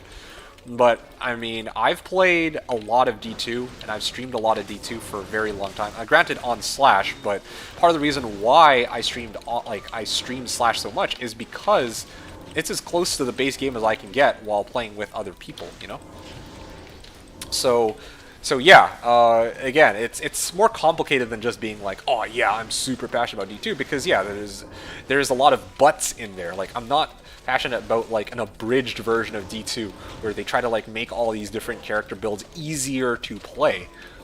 Yeah, I mean, it took me some work to get my Bfury Assassin up and running, but it's up and running now, and it actually is pretty decent, for me at least.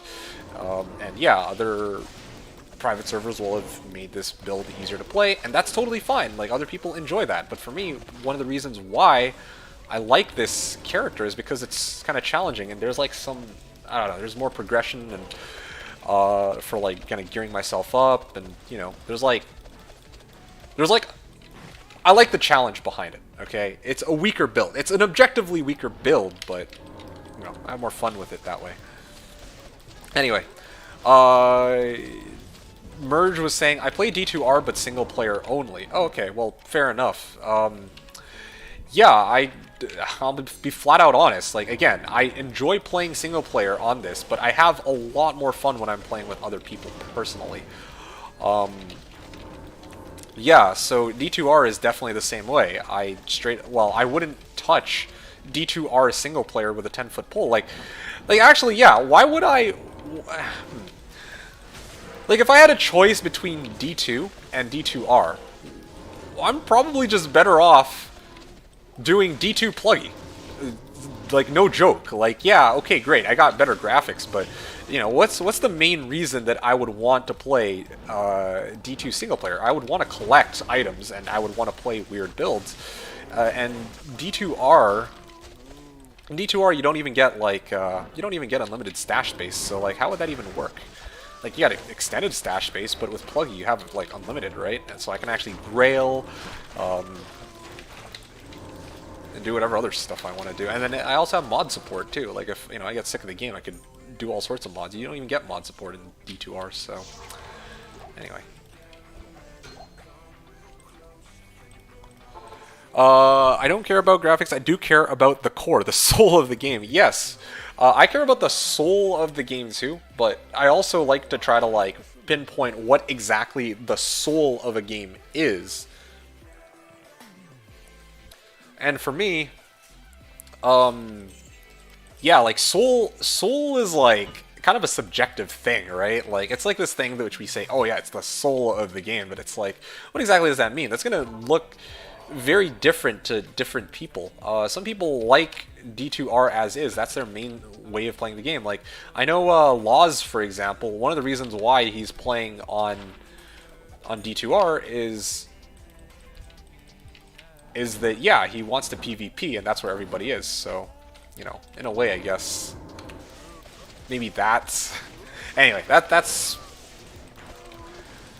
I'm going all over the place. I guess just what I'm getting at here is, like... I want to be very specific about some of these things. Yeah, when you talk about soul of the game, I'm like, yeah, some people will feel like D2R has quite a bit of soul because they have lots of people that they play with on D2R, that they met on D2R, or that's where all the big streamers are, or they can actually get, you know, bail runs here and there, and they can actually trade with people from the community, or they use JSP, so they know people. I don't know. But, you know, for people like you and I, you know, we're looking for something different, right? I'm looking for something that emulates the version of D2 that I played many years back, without many changes and with a multiplayer aspect. And that's what I get from Slash. Oh, and of course the people on that multiplayer aspect can't be complete assholes either, because yeah, then at that point, what the fuck would I want to deal with that, right? So anyway, that's what I get from Slash, and that's kind of what I enjoy. I have very little doubt in my mind that, you know, people on POD, and I'm not talking about like Green Dude specifically, I'm talking about like, you know, the people who actually play POD or PD2, I'm sure that they're very chill people, but yeah, the game itself, as Eric, you even yourself pointed out, like D2 or PD2, the gameplay itself kind of turned me off. Like, I just straight up, I wasn't having fun. Like, I was playing, I'm like, no, this is like, eh. It was very meh. Didn't enjoy it. But anyway, I'm all over the, yeah, I'm gonna move on here. I bought a new PC 2 weeks ago, and I'm playing D2R single player. Okay, but I got this weird yearning for D2. Well, it's not really a weird yearning. For D2 LOD, especially pluggy. Graphics don't make up to me for the lack of LOD soul. Yeah, I mean, yeah, that's one of the big things right there, right? Like pluggy. Like, you might think, oh, it's unfair to like compare, you know, D2 to D2R to like D2 with pluggy, but actually it's a very fair comparison, because D2R, like, they didn't even give you mod support. How cool would it be if you could actually have D2R with mod support, or you could actually have private servers with PD2, or sorry, with D2R, right? Then you get best of both worlds, but no, they don't allow that. So you have to kind of look at things as they are. With the base version of the game, you can mod it, you can you know, run private servers with it, right? So you can have like, you know, your pluggy and do whatever you want with it.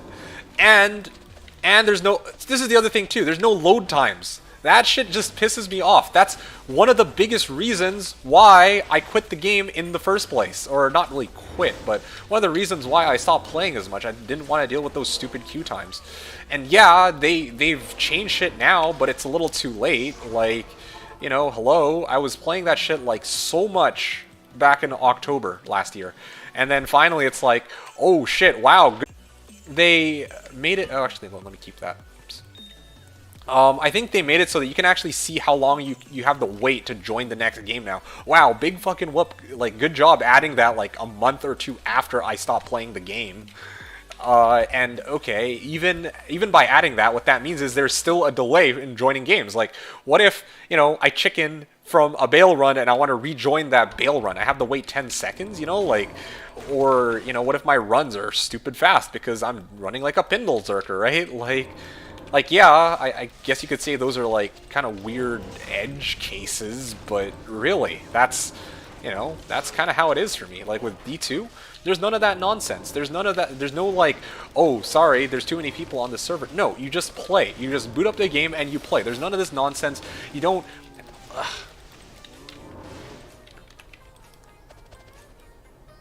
Before I go and rant for another 20 minutes, you guys get what I'm saying, okay? Like, it doesn't take a genius to see these things. You guys aren't dumb people, right? Like, some people are gonna call me a purist, some people are gonna call me an idiot. I don't, frankly, I don't really give a shit. Like, that's just how I see things, right? Like, D2R doesn't really bring anything new to the table aside from better graphics. If even that, because some people like Seth would even disagree that the graphics are better. And yeah, like, for me, I care most about the gameplay. Like, and for me, like, there's some things about the gameplay that just aren't there. Or the community, and like, they don't have a ladder, and there's just all sorts of problems, and all those small problems add up, like... And then couple that with the fact that, yeah, like, I just enjoy playing on Slash more, and it's just like, yeah, why would I ever want to play D2R? Why would I ever want to play multiplayer in D2R, let alone single player in D2R? There's just no reason. Like, straight up, you gave me a choice right now. Like, if you gave me a choice right now to play D2R single player, and you offered me $100 versus freaking I have to play D2, but I can play it with Pluggy, and I don't have to pay, right? Or sorry, I don't get paid. Like, I would straight up take Pluggy, you know? That's how much I don't really care for D2R single player. Anyway. Yeah, so wheeling it all back together though, Eric, like, yeah, when you say you got a weird yearning for D2 LOD, I really don't think that's a weird thing. How could that be a weird thing? Like there's just many more, like, there's reasons, good reasons why you would take LOD over D2R. It's that simple. I don't really understand how that would be a weird thing. I honestly think D2R graphics look garbo. I don't know why. I just really don't like them whatsoever. Yeah, okay, so again, I don't have anything to tell you on that. Like, I don't know what to say to you on that. Like, I actually am okay with D2R's graphics, personally. I actually think that that's probably their main strong suit. Okay, like, I hate to disagree with you on this one, Seth, but because normally I'm very like, oh yeah, fucking D2R sucks, blah blah blah. Like, I love to say that, but the graphics is the one thing that they did right. Now, I'm not saying that they did it perfectly, and there's definitely some things I can point to and be like, wow, okay, they fucked up on that. But you know what? I would say that 90-ish% of the things that, you know, that they kind of like remodeled in D2R actually look pretty decent, especially you know, compared to the base game, right? Like, yeah, like the cows kind of look like cows, or the Fallen kind of look like Fallen. Venom Lords do not look like the kind of Venom Lords that we saw in D2. Okay? I will admit, there are some things, yes, that don't look that great, but like, yeah, a lot of other things were done just right. The lava and River of Flame, guys. That shit gave me chills just looking at it. Okay, it was, for me, it was that good. Or maybe it's just the nostalgia talking. I don't know. But I think that the graphics, if I had to pick, are probably the least bad thing on D2R. And same with the audio, because they're just reusing everything, so that doesn't really count. It's everything else that bothers me. I put HDR on in D2R, and I like the graphics. I don't know what HDR is. No idea why D2R doesn't have mod support. I don't know, man. Maybe it's because they were scared they might lose money or some shit. Who knows? I don't really know, and I don't really care.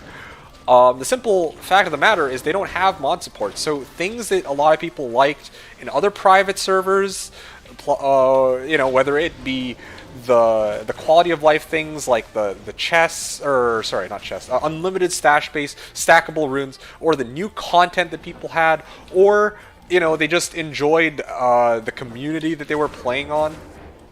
I don't know. I don't care. The simple fact of the matter is it's just not present.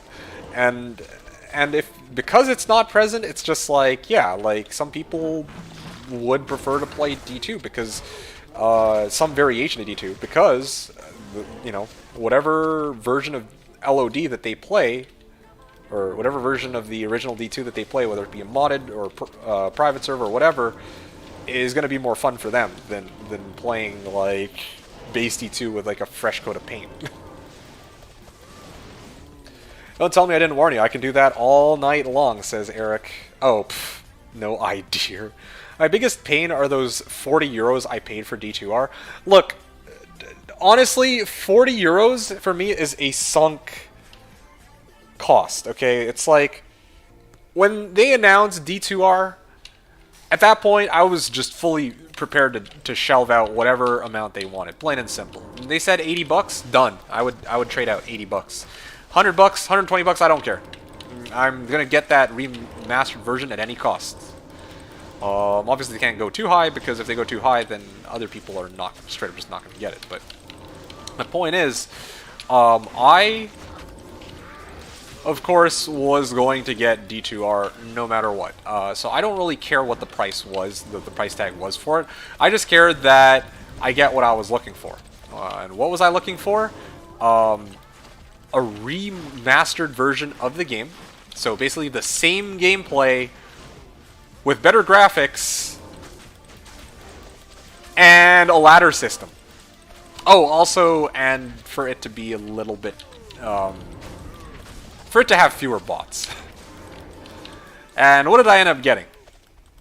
Well, did it stick to the base game? I mean, it did for the first 6 months, but now they're rolling out 2.6 or 2.7 or whatever the hell that patch is going to be. So no, they didn't stick to that. I was looking for a ladder season. Did I get that? No, I still haven't gotten that ladder season, okay? Did I get the better graphics? Yeah, I mean, sorta. Not 100% better graphics, but still, you know what? Yeah, I'll give that one a pass. And did I get the no bots? Well, I mean, honestly, at this point, from what I've heard, I haven't played in a while, but from what I've heard, there are a lot more bots now than there were before. So, yeah, you know, I would have liked to see them roll out the ladder reset before they rolled out all these new changes, and also when the bots hadn't yet like come out in full force. But now, I don't know, man. So it kind of sucks. Someone shut that baby up. You talking about me? With the HDR, I got the feeling the black color is better. Okay.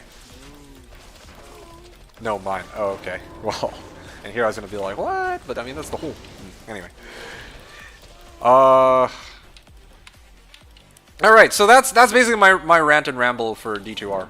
You know, I could go on and on about this, but I've bitched about this enough. I say this time and time again. Why, oh why, couldn't they have just rolled out one fucking ladder where, you know, they have the, you know, base game, right? Then if they want to roll out all these cool, weird changes, they could do that in a separate ladder season. Then they could entice more people to stay that way. But no, instead they did neither of these things, which kind of sucks.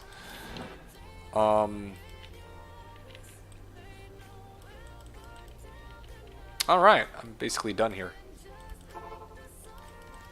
One of my favorite character revealed that pretty face I've read about in the books that Deckard Cain promised to me. And all I saw at the end of the day was William Dafoe with hot female body. Yeah, right? Like, oh my. I mean, at least they changed the way she looked, so it wasn't William Dafoe anymore. But yeah, that pretty face for sure. Amazon's supposed to be beautiful, gorgeous. And is she in D2R? Heh. William Dafoe, okay. Yeah, no comment on that. Anyway. Alright, Eric. The last comment that I saw that I haven't actually addressed. Give me a second.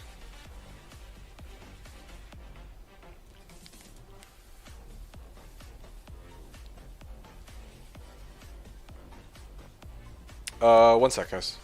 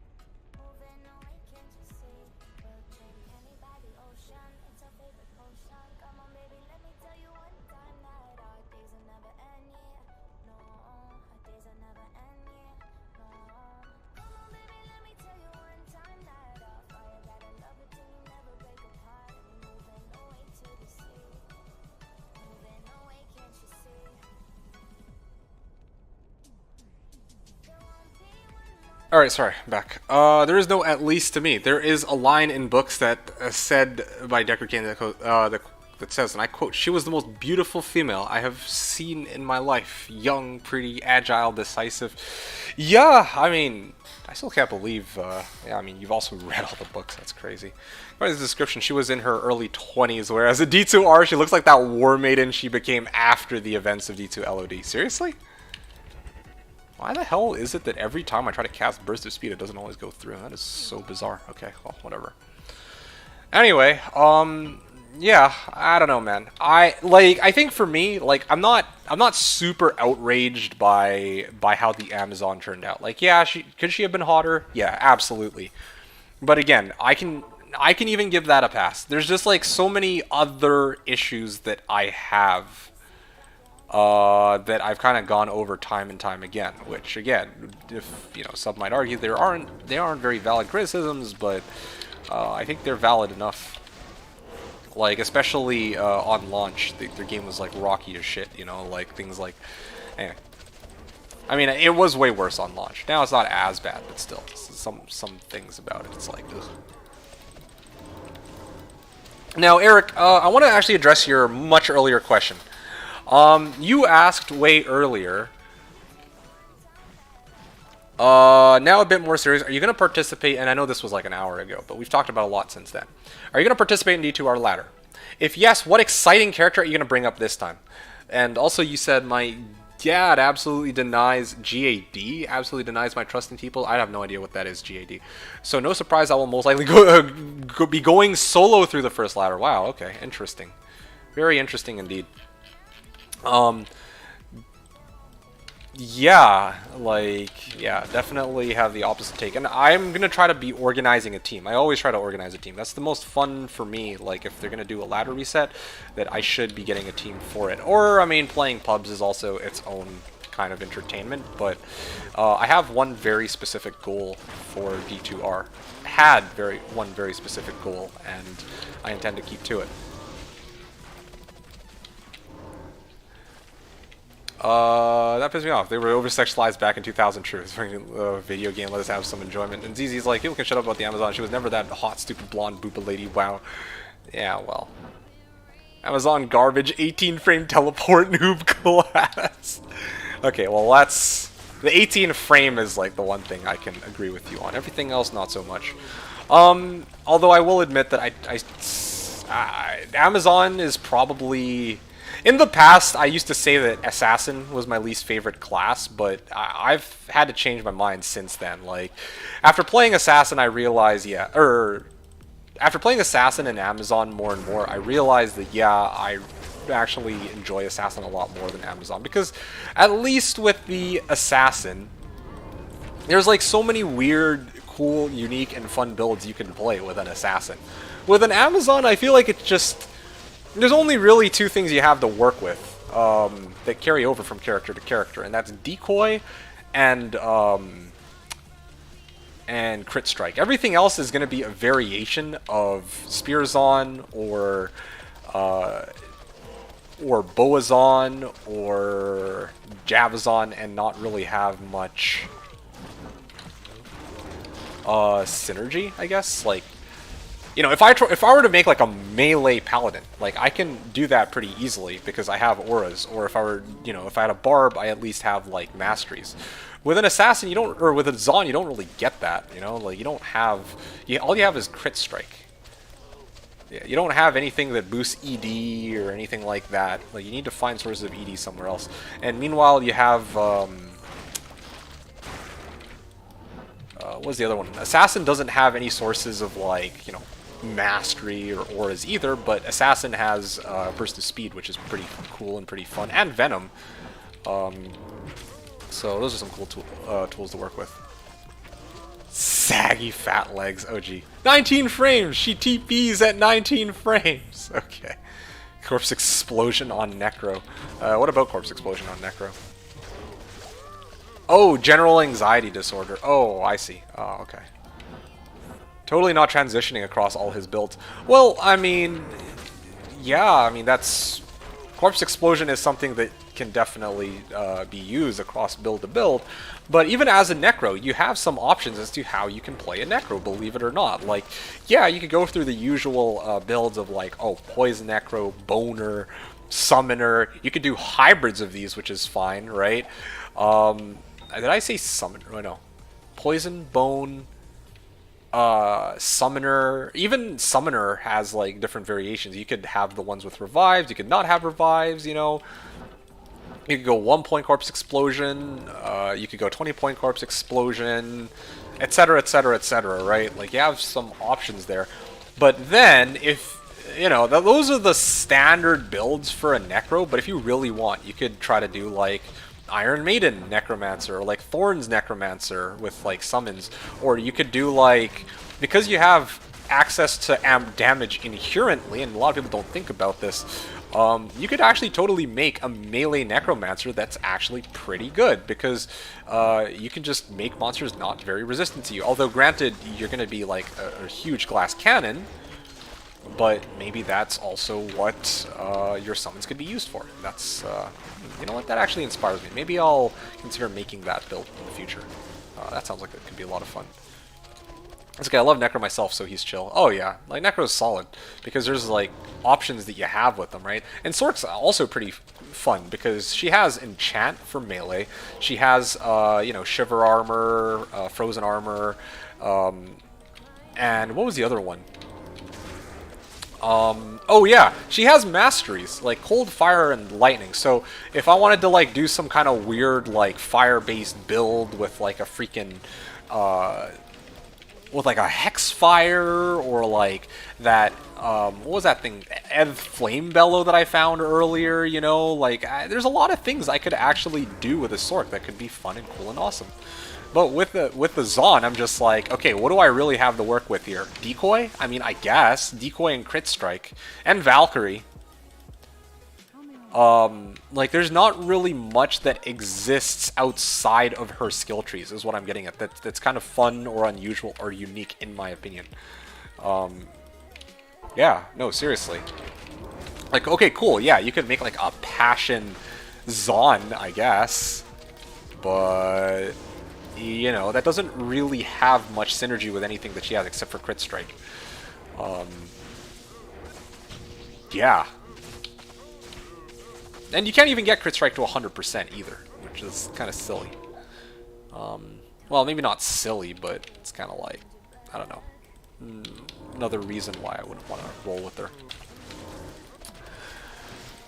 Okay, again, I got sidetracked. Eric, so you're asking what I plan to do for next season, and I'm going to do the same thing that I've been saying that I've wanted to do since I got the game. I just want one season where I rush for Enigma, and the fastest way I feel like I can rush for Enigma without resorting to using JSP or buying items online is by making a Singer Barb. So yeah, and then of course they're buffing Singer Barb too, so yeah, we're gonna see how that goes. But yeah, straight up, I want to make my freaking Singer Barb, and then I want to turn him into a Whirlwind Barb, and then actually just spam Trev. That is my plan for next season. And I know that that's all I did in the preseason.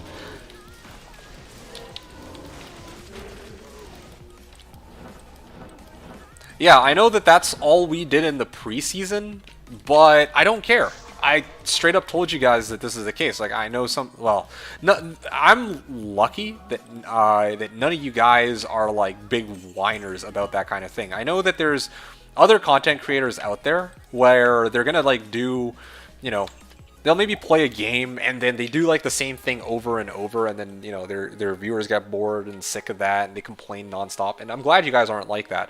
But I've said from the very beginning, I have a very like one-track mind. Okay. You know, I spent all these years playing on Slashdiablo, playing around with all these different builds. I've kind of learned a fair bit about the game. Like, I'm obviously not super knowledgeable about it, but I've, you know, especially when it comes to like making wealth, I've kind of learned a thing or two. At least I like to think I did on Slash. So I'm like, putting all these things together, I'm like, well, you know, I kind of want, in a way, I'm sort of challenging the status quo, in that, you know, a lot of people really do think that Sork is the fastest way to make Enigma, or to, you know, get rich quick. And I'm like, honestly, I feel like, you know, going Barb is probably quicker, and that's the thing that I've wanted to test this whole time. And the preseason was my chance to kind of like test out that theory. And yes, I was richer than most of the people who were playing at the time. But yeah, I want to actually test this out in a real live ladder season, and then actually maybe, if... Well, yeah, just maybe finish building out my character. In the preseason, I didn't have any reason to do that, because it wasn't a real season. I didn't know when they were going to roll out ladder, and it's kind of like, even if I get my character fully geared up, and then I start trying to level with her, I don't really... Or with him, I mean. I don't really know how good I'm doing compared to everybody else, because there's no ladder. So there's actually no incentive for me to level my character, to fully gear him out, to do bail runs. I just, you know, hit like 93, 94, 95, and it's just like, sorry, level 93 to 95-ish, and then I'm just left sitting there like, huh, I wonder how everybody else is doing, you know? Oh, I'm the highest level in my game, but, you know, maybe all the people who are super high level are in private games together, or something, I don't know. Maybe there's a level restriction on them for all I know, and people can't join those until they're like 95 and above. You know what I'm saying? Like, anyway, point is, I've been meaning to play this ladder season and actually have a clean start, okay? Where everyone is on the same playing field and I can actually test my theory out properly. Because, you know, when I started playing D2R during the preseason, when it first got launched, I like booted up the game, and there were so many problems with it. Like, people couldn't get on for many hours. I remember this. I remember sitting there waiting with Marlies. We'd already agreed on, oh yeah, we're just gonna have some fun with D2R, and we're gonna see how far we get, blah blah blah. And then we did that, right? We're like, okay, well, we're just gonna... I mean, we made some characters, and then it just kept rolling back. Like, the first 6 or 7 hours was non-stop. My character gets rolled back, my character gets rolled back, my character gets rolled back, his character gets rolled back, and, you know, it was shitty. It really was. It was a horrible experience. And all those hours wasted, you know, I'm really hoping that with this next ladder that it won't be the case. Wait a second. Are the cows teleporting over? The hell? Oh, okay. Well, that's weird. Maybe there's just too many cows for the game to really render or something. I don't know. Anyway, yeah. Does that answer your question, though, Eric? I think it does. I'm going all over the place, but Singer Barb, want to make Enigma, and then probably I'll quit is my plan. Maybe I'll quit. I don't know. Depends on how the season goes. Maybe I'll feel like staying, maybe I won't. But Enigma was the one thing I wanted to do. I wanted to see, like, I just wanted to get Enigma within a week or, like, as quickly as I can, and I wanted to beat everybody else to it, or not everybody else, but, you know, a lot of people to it. Obviously, there's going to be some people like ZZZ who have immense amounts of forum gold, and they're just going to buy out all the items that they need, and you know, I'm not going to be able to beat that. I can make peace with that. But you know, it'll be really cool if I can get my build up and running with, like, Enigma, Dual Grief, and then I can actually start doing my own bales, and or maybe even while the bail runs are going, I can do Player's 8 Chaos or something, right? Like, that'd be kind of sick. But anyway, so that's my plan. I'm gonna make Day 1 Enigma easy. Yeah, man. That'll be fun to see you trying to outbid other people for your Jaw and Burr, because I know there's going to be other sharks that are going to be trying to get those as well, obviously.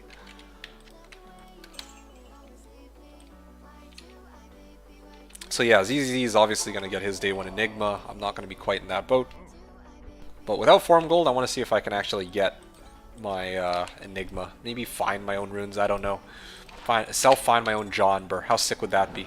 Back to back, even. I know McBirdsong had that level of luck. Now, I'm curious to see if it would even be remotely possible to emulate it.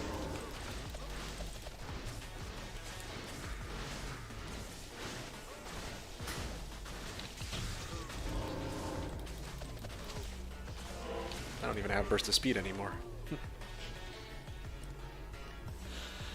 Okay.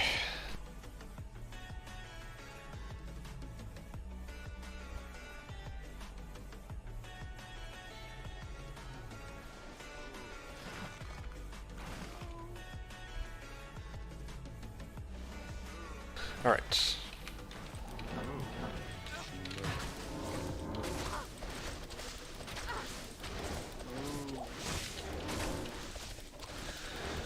Alrighty. Monarch, Superior Feral Claws, Coronet and Fury Visor. Nice. Shadow Warrior and Venom. I don't need these. Fury Visor and Coronet. Yeah, these should sell pretty decent.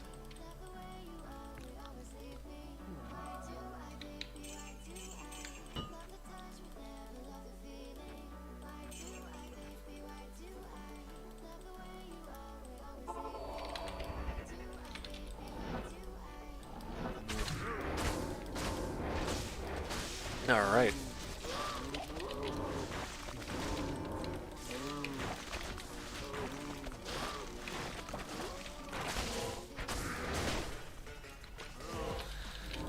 Okay.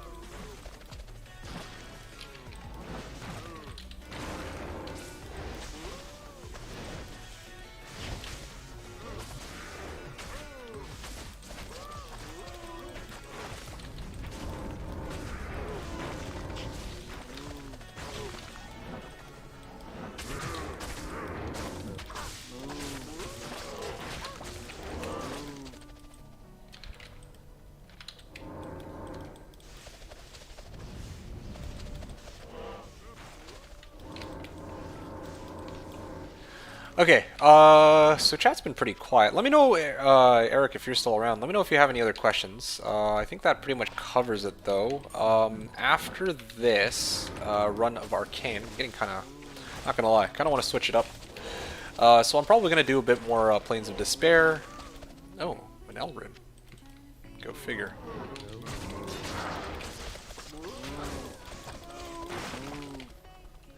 Yeah, I'm gonna probably go. Actually, hold on. Wow, I think I probably could make it to that side, can't I? Can I?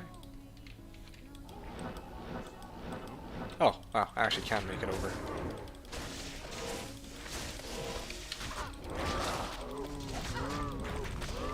There we go. Let's go somewhere else. I've kind of done my job here. Also just realized my character is level 86. She should be able to reach 87. I think I could probably get this character to... I'm guessing at least 88 this season. I'll be at least higher level than my Fury Druid. And it's actually going to matter too, or level on this character, unlike with my other characters, actually does matter because it will increase my chance of Deadly Strike. Considering that, yeah, like once I get my, what's that thing called? Once I get my Lance Guard, I'll have 20% Deadly Strike off of that, 15 off of G-Face, that's 35, 15 off of Boots, that puts me up to 50. So,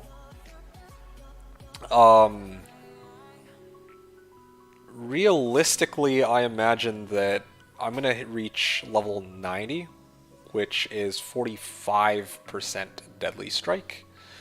And that puts me up to 95%.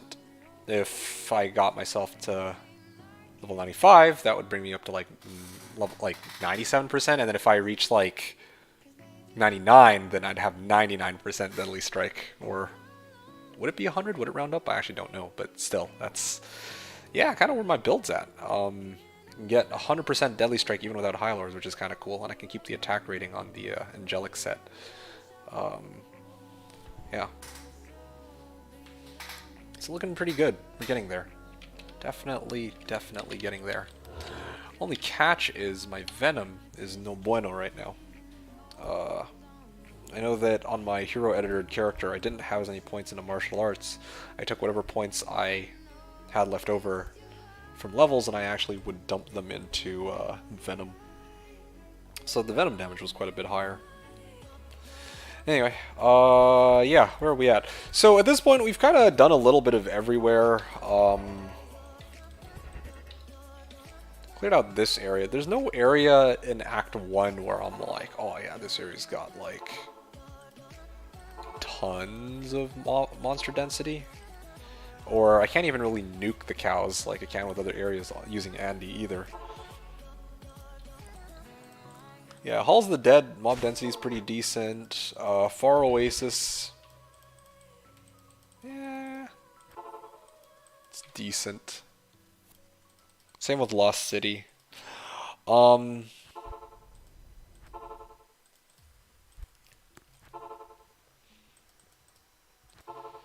Yeah, the last place... Okay, definitely not going to do Trev. The last place that I haven't really checked out with this character in particular... These are all just random dungeons, nothing particularly unique about them. Maybe I'll do a bit of WSK. I haven't really been to WSK yet. I'm going to run WSK. But after WSK, I think I'm going to do Flare Jungle. You could check AT. I could, but there's really nothing about AT that stands out for me that would make me want to farm there, I guess, if that makes sense. Like, Arcane is kind of cool because I am at absolutely no risk unless I misclick a portal, I guess. But like, all these other areas... Oh, there's also Maggot Lair. Maggot Lair is kind of an interesting one. Which, yeah, I could bottleneck the cows, but I care more for something with mob density since I'm using, I'm using Death Sentry. Oh, wow, that's actually some pretty good mob density, I'm not going to lie. I should really listen to you more often, Seth. Yeah, alright. Okay.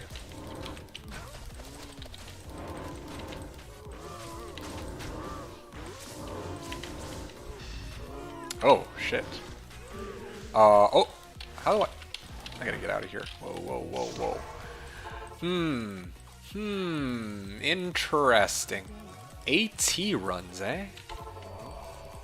That's actually some pretty decent mob density. They're packed so tightly together that I could actually, they're gonna make this work. Okay, let me just clear these guys out. Now I actually want to try something. Hey, Seth, remind me to come back here later, okay? After this run is done, I'm going to actually head over to Flare Jungle, because I've been meaning to farm Flare Jungle. I want to do that one for a bit, or for a while now. Because I know that Flare Jungle will do... Okay, thank you. Because I know that Flare Jungle is... Flare jungle normally has like the double spawns of flares, and so there's usually a lot of flares. Like that's my go-to spot farming with this build because you know it's safe, it's chill, and I still get have a good chance to get. Well, I mean not a good chance, but have some chance to get the runes that I'm looking for. But now that they've replaced it all with cows, and okay, well I've learned my lesson. I'm not going to do that again. I was checking to see if my Merc could survive even while amped against these cows, but obviously he cannot. Flawless diamond. Oh, okay.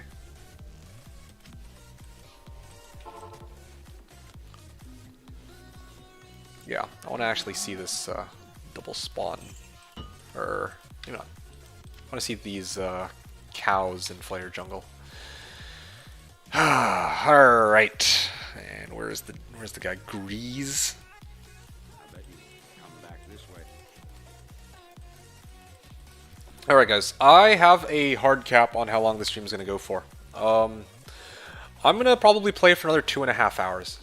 So I'll be here for quite a bit, but I'm not gonna be streaming the whole day. I said this from the very beginning. I'm not gonna stream the whole day. I just want to have some fun and actually take part in some of the All Cows Day festivities.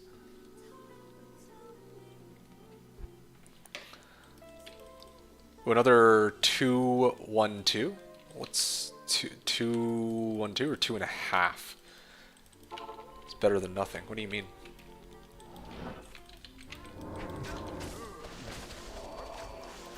So, if I go softcore, would you run Bales with me on reset? Run Bales with you on reset.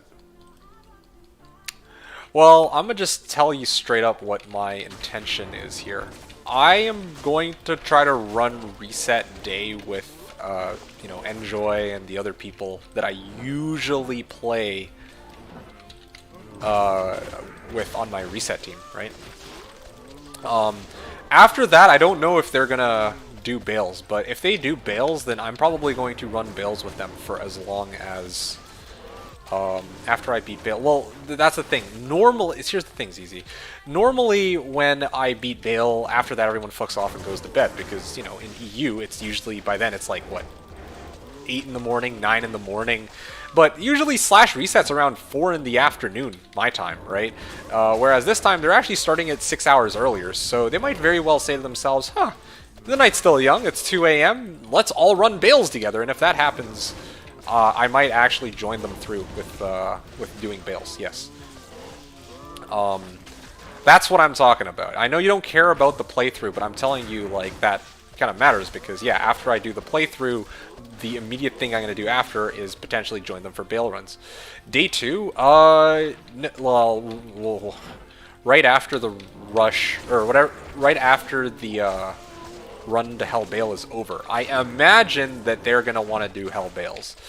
Or maybe they'll go to bed, I don't know. But if that happens, where they go to bed, then I might... because here's the thing, right? Like, last time when I joined the team for the preseason, like, okay, I played with Marlies first, as I'm sure you recall, and then after that I joined, like, another team. We actually ran Hell Bales, like, right after we finished our rush, or our, playthrough of the game, and then we went until we were, like, level 80. So, I don't know if it's going to be the same thing. Point is, I would say yes, I'm willing to actually run Hell Bales with you, even with your JSP to Enigma. Like, honestly, I don't care much for that. But, I don't... that plan kind of hinges on what other people are doing first. So, that's kind of why I'm saying it matters, like, the playthrough sort of matters, because I don't know when we're going to finish, and I don't know what they're going to want to do after, okay? So I haven't worked any of that out yet. I haven't even worked out a team, because right now I'm just focused on trying to enjoy this character. I'll be busy entirety of day... Oh, seriously? You're going to be busy entirety of day 1. What, with rushing your characters, or with other things that aren't really tied to the ladder reset? Day 2 plan after sleep. I'm not going to lie to you. I have no day 2 plan after sleep. Actually, no, that's... Okay. I'll make it short and sweet for you, because I know you don't care for all this rambling. I'm gonna run with my team. I'm gonna do bail runs if they want to after. And if they don't want to do bail runs, then I'm gonna basically try to get my runes for spirit set and then make dual spirit boards and then try to gear up my character on day one. That's my plan. If at any point a well-organized team approaches me and says, hey, let's run some hell bails together, I am probably gonna say, hell yeah, let's do it. Rushing, leveling, buying items, fair enough. Because here's the thing, I want to get my Barb to as high a level as possible before I start running Trav. Last time I made my Barb during the preseason, I made the mistake of not leveling my Barb, so trying to run Hell Trav was doable, but it was more of a pain in the ass than it needed to be. I feel like it makes more sense for me to level my character as high as I can go with a well-organized group of people before I start trying to gather the items necessary for Enigma, especially when I can find things during those bail runs to, you know, set myself up. Like, if I find broadswords, I can take those and then make spirits with them, and I don't have to find those broadswords myself. Or if, you know, there's like runes that people don't need, I'll take those. So yeah, if on day 2 you come up to me and say, hey, yo, I need a bow barb, are you in? Very likely I'll say yes, unless I'm in the middle of doing something else. But I'm not going to make any promises to you. I'm not going to be like, oh yeah, I'm totally down to join you for bail games, save a seat for me. No, straight up, I will join you if it's convenient, which it probably will be, because I'm already planning to try to level my character. I'm not going to fucking make it to Hell Bail and then be like, okay, I'm going to start farming as a level 66 character. Like, no, fuck that. Like, I've done that enough times, and that is, yeah, just running with people to 85 on Bail is the best way to get started, in my opinion, for me personally. Because, yeah, like, I'd rather my Warcry actually do some damage. Just wondering if you would even join with JSP items. Yeah, I would. I actually would. It's kind of weird how that works, that I would join a... Anyway. I'm not going to get into the specifics of it. Yes, I would join, if that's what you're asking. Yes. Alright, Ancient Tunnels.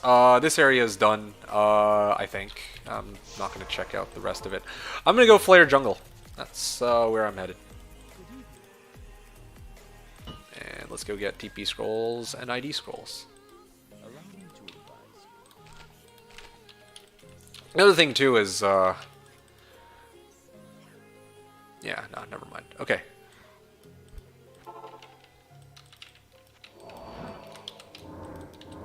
Just wondering if you would even join games with people who have game knowledge they got from JSP.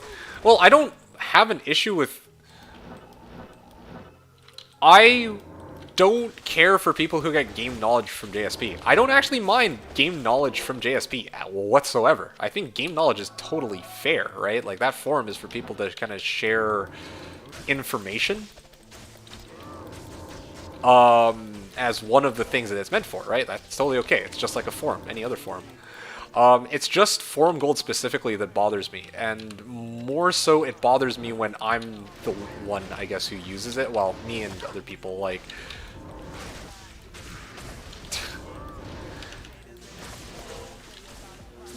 I don't mind doing runs with somebody who has their gear forum gold. Or at least, like, I don't... Okay, no, let me take a step back here. I don't mind doing runs with ZZZ, specifically. Just because he's got items that are, like if it's like some random dude in like a pub game that got his gear from Forum Gold, then yeah, I actually do mine. But for ZZZ specifically, I don't. Just because, like, just because, yeah, I just don't care. Like, if it's ZZZ. If it's a random pub, I do give a shit. If it's ZZZ, it's somebody that I know, so I don't mind. Yeah, that's just the simple reality of it, I realize. No other way of putting it. But I do mind making FG-related trades, though. So, I mean, like, I'm not gonna go and get my John Burr from JSP or whatever.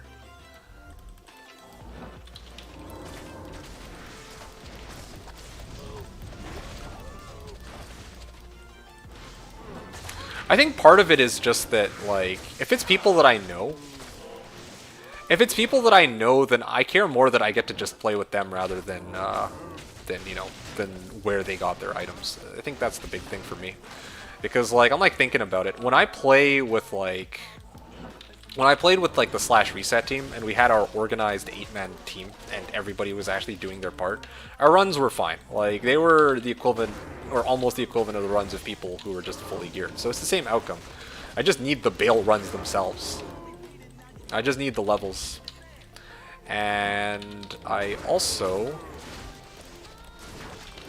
just want to have the chance to play with other people there too, that I know. So, yeah, that is a touchy one though. It is kind of weird to kind of like be like, okay, well this is sort of where I draw the line, and I'm gonna make an exception because, but yeah.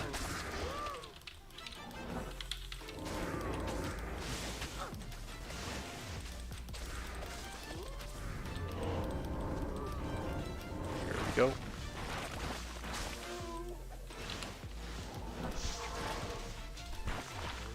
Offensive auras, lightning. Okay, yeah, fuck it. Let's just get rid of this, and let's grab that, and I can sell both of these. Good, good. By the way, Farallon, are you planning to play this upcoming season of V2R, or nah?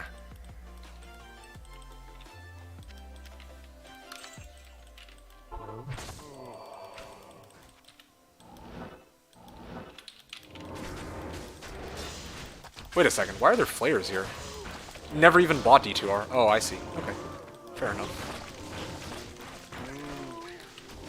And I'm guessing you probably didn't buy D2R because you just didn't think there was a point when you already owned the base game, right?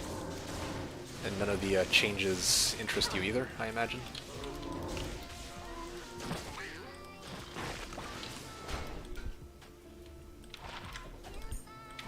Get rid of that. Grab a Horned Helm. Oh, shit.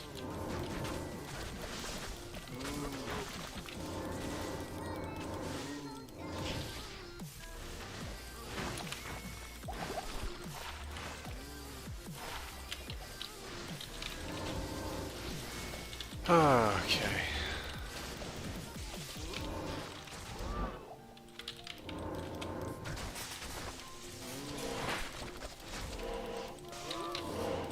Another mage plate. I don't need more gold though, unless I die again.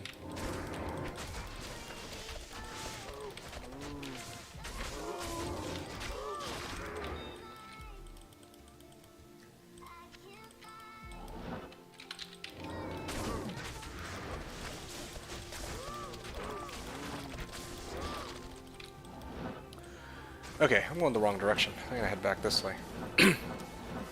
Kind of enjoying the nice change of scenery. I'm gonna be honest with you guys. One of the things, like, when I started today's stream, I didn't really have an idea what I was gonna do at the very beginning, like I said before.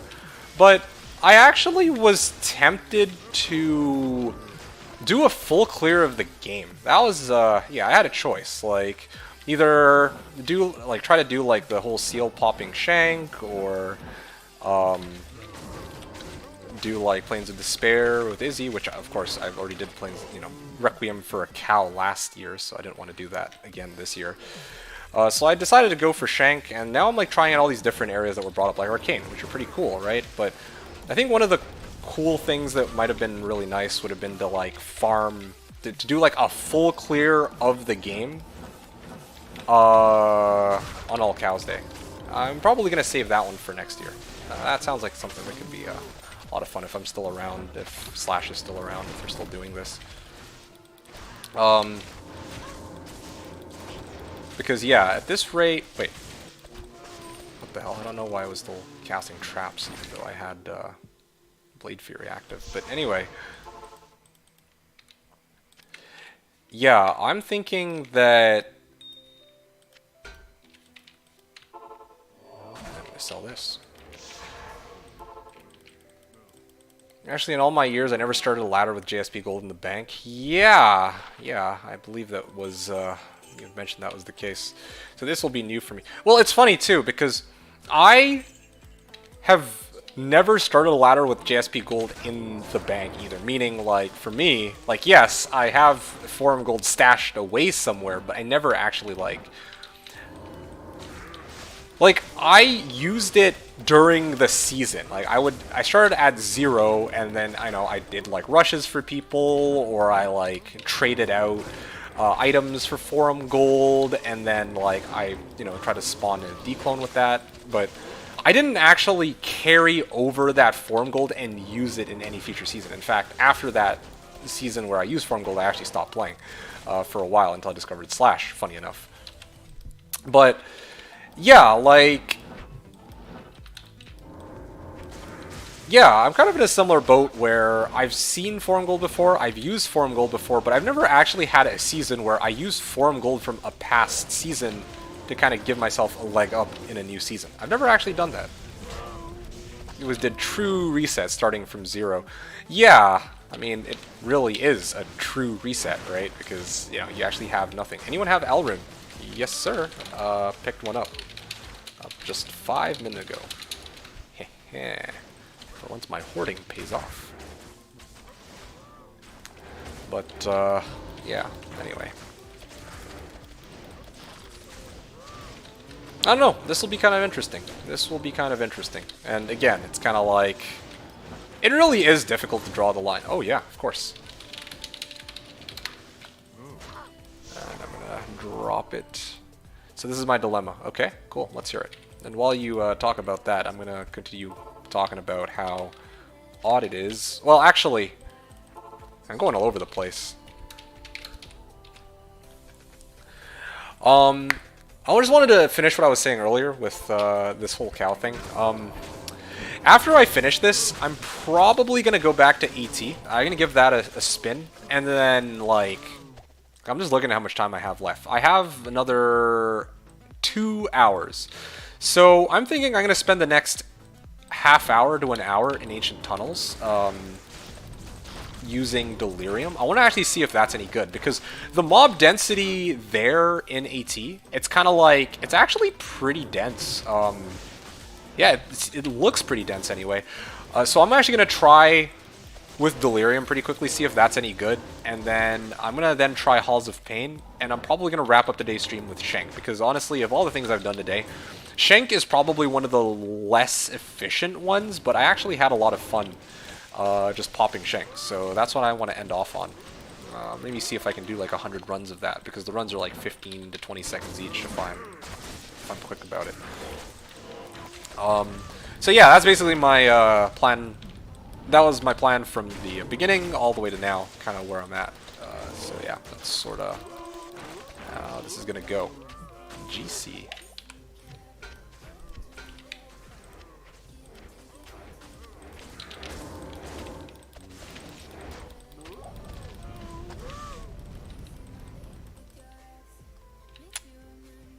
Oh wait, I'm in Spider Force. Yeah, I went way too far. You know what? This is good enough. I got a chance to see what I wanted out of this area, out of Flare Jungle. I feel like Flare Jungle with cows just isn't particularly interesting compared to other locations. It doesn't have as big mob density as Tombs or City of the Damned. Doesn't have you know, Izzy to like pop all the cows like in Plains of Despair. No, yeah, it's not like Shank. It's not a level 85 area. Yeah, it's just kind of meh. So I'm probably not going to do more Flare Jungle cows. Flare Jungle is a nice place if I'm going to be farming flares, but not if I'm trying to farm cows, sadly. It's kind of how I feel about all this. Anyway, yeah, that's kind of what I've been trying to figure out. So, now that that's out of the way, let's go to Halls of Pain. Might as well figure that out quickly. Full clear of cows game next year sounds good. Yeah, I'm looking actually pretty forward to that. At least I have something kind of in store that I'm looking forward to for you guys, that I'll be able to show you guys. So that's kind of exciting.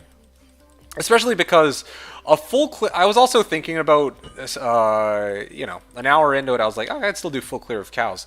One of the issues I have with doing full clear of cows right now, I don't really think this is the right type of character for a full clear of cows. I think it's just, for a lack of better words, it's a little too slow. If I'm going to do a full clear of cows over the entire game, I need something with a bit more AoE. Wow, 5 Blizzard Orb. Tyrant Club. I think that's something. Fool's Mod, but the rest of it is garbage. Anyway, yeah. I need something with a bit more AoE. You know, like, maybe it'll be like a Hammerdin, or maybe... I don't know. That's a tough one. It'll probably have to be like well, I mean, the first thing that comes to mind is obviously Necro. Maggot Lair with cows seems interesting for some builds. Knockback? Knockback? How would that even work? Flare is made by the flares, not the map. Flare is made by the flares? I'm not sure what you mean. Okay, so my dilemma is CE Necro. Okay, well, yeah, CE Necro is, of course, the one of the most obvious choices I could do, or any variation of a Necro, really. But I'm kind of like, I don't know, man. I would like to do a full clear of the game with something other than a CE Necro, if possible. I just don't know of anything that has that level of depth. Oh, you know what? It's Javazon. It would have to be Javazon. That's the only other one that has that level of damage, I guess. Or that level of AoE. I'll have to think about that more. Like, this build is actually pretty decent in terms of the AoE because of Death Sentry, but I just feel like it takes so long to clear every individual pack of cows. Full clear cows day with leap attack Marv? Oh, hell nah. No way. Ha, ha, ha, ha, ha.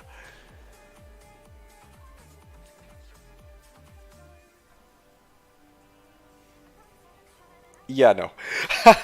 Alright, let me... Yeah.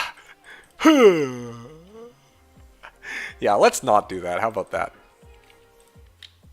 Alright, I mean, I don't know what kind of crack pipe you've been smoking, but...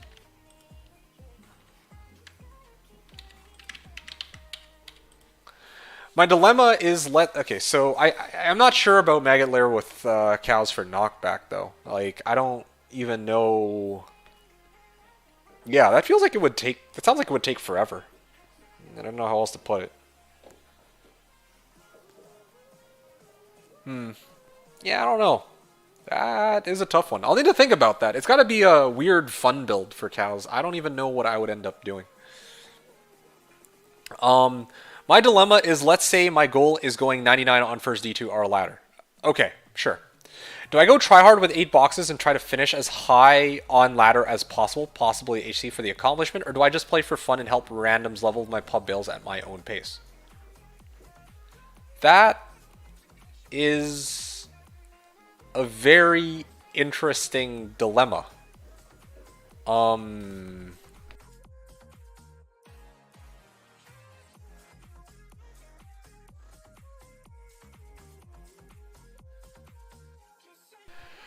So,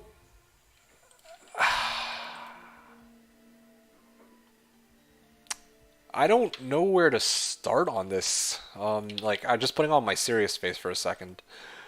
I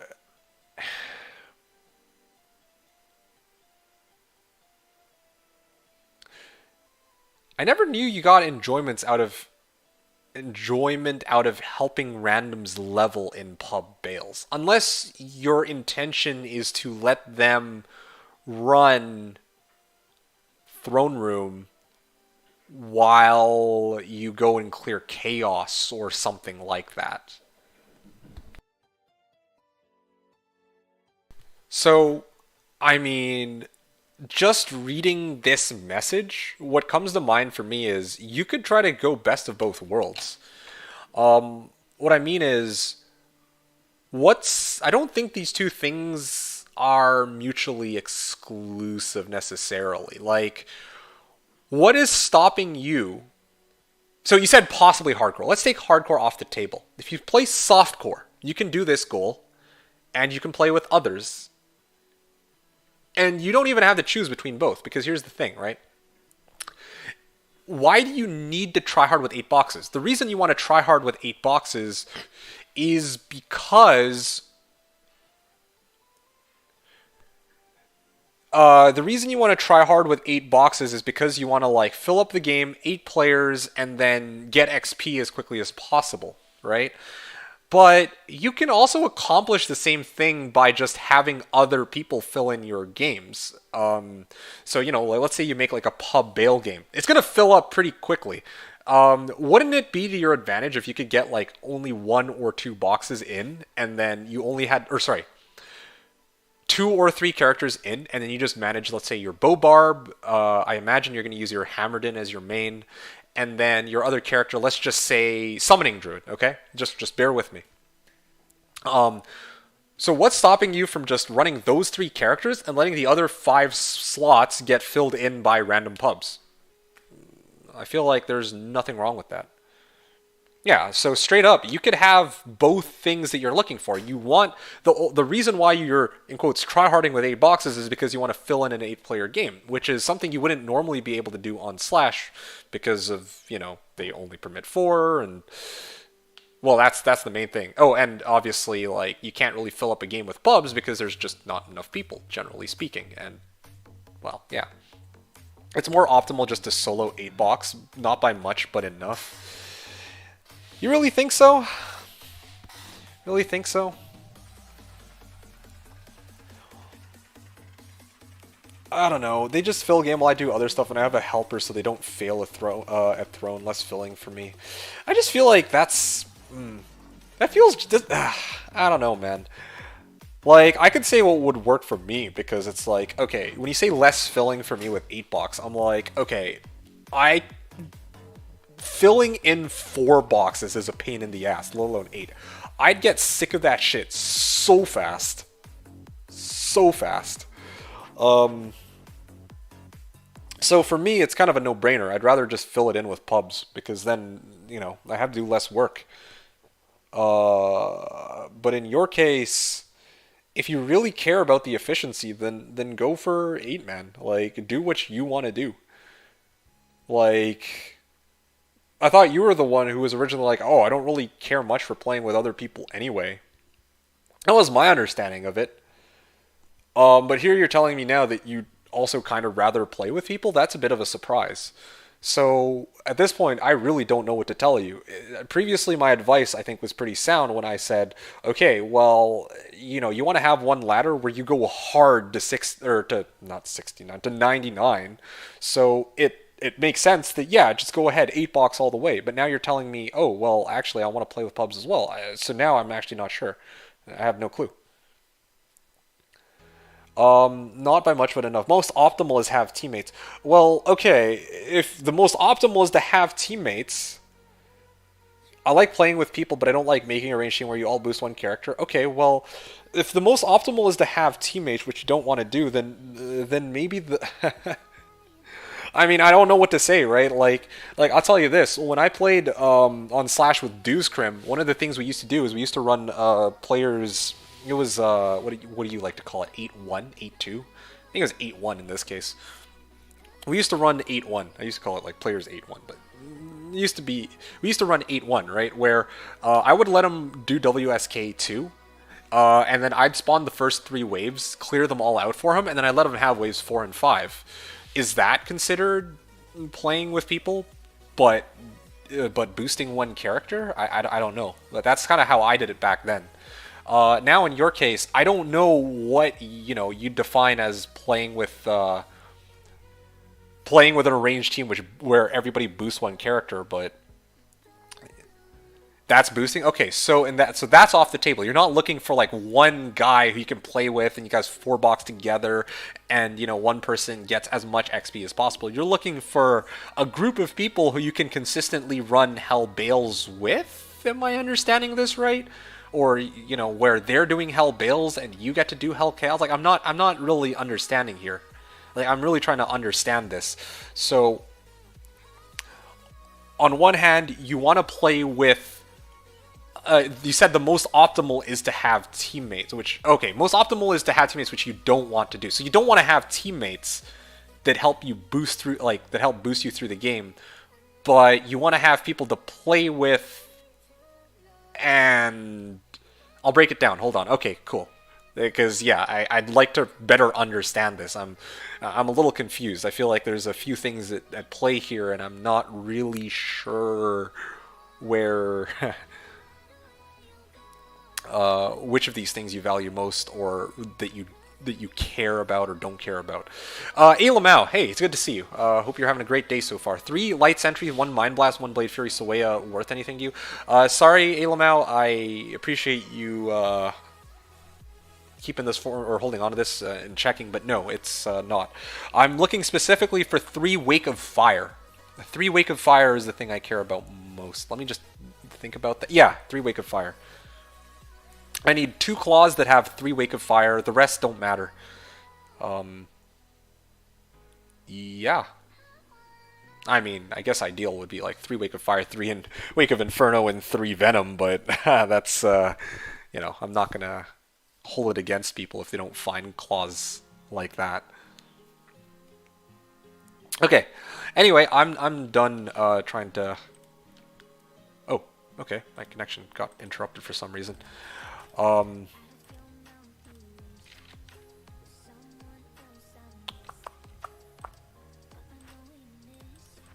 Interesting. Got my first perp. 9 cows chaos. Oh shit! You're taking part in All Cows Day. Very nice. Sorry, 1 sec. What was your first perp? Was it Burr? Banned Monka S. Well, I mean, if I'm banned, then I have a good excuse to go outside and get some fresh air. Rather than farming cows nonstop for the whole day. Vex, unfortunately. Ah, you got vexed. That is a vexing situation.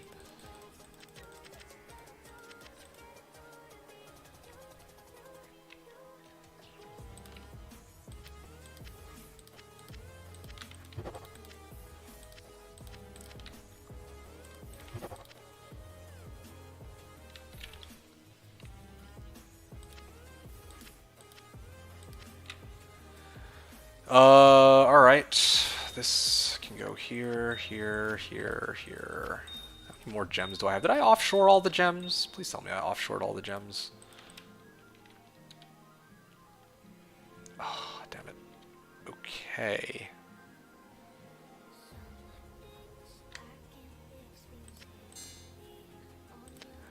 Okay, I'm not gonna lie. I'm too lazy to mule off everything. I'm just going to get my thing that I came for, which is delirium. I want my delirium. Okay, well, keep at it, Lamau. I don't know how long you plan to play for, though. I've been farming for the last 4 hours, which is pretty good. I mean, a lot of people go the entire day for All Cows Day, but I'm unfortunately not. Well, I mean, I have plans in the evening, so I reserved some time for today's, you know, festivities, but I will have to go in about 2 hours. So, this will take me to the last new thing that I wanted. Well, actually, there's two things I want to try. The first is I wanted to try farming Halls of Pain. I realized that I haven't checked that area out yet. And Halls of Vaught. Yeah, Halls of Pain and Halls of Vaught. Although I realized that in order to do Halls of Vaught, I need to kill Neelathak. And if I kill Neelathak, then I no longer have access to this portal. Just debating whether or not I need the Pindle portal anymore. That's the thing about OGD2. Do I need Pindle portal? Because I know that I totally forgot about this, but I think that if I kill Neelathak, then his animation will kill all of the surrounding monsters. Although I guess that doesn't really matter because I have to kill pretty much everything around Neelathak to kill Neelathak first with this character anyway. Plans, going to see the Batman for the 2nd time. Yeah, like that's gonna happen. Okay, let me get myself, get my ass over to Halls of Pain level 2, and then I'm going to read your thing, ZZZ. So let me just do that. Oh, yeah. cow. Ooh, okay. I can keep at this, but I could farm Halls of Anguish, but I'm not. That's not what I want to try. I want to try farming here, level 84 area. Haha. Okay, how do I feel about this? Mob density is pretty tight.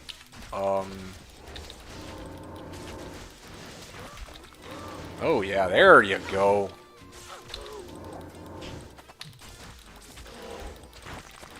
Yeah, definitely lacking on damage. I still need that that stupid shield. And I also need more points in the strength. And there's still quite a bit of improvement I have for this character, that's for sure. Anyway, that's cool though. Just seeing what this character is capable of. This isn't bad. I feel like this is no different from Halls, or well, any of the tombs, Tal Tombs, Halls of the Dead, whatever.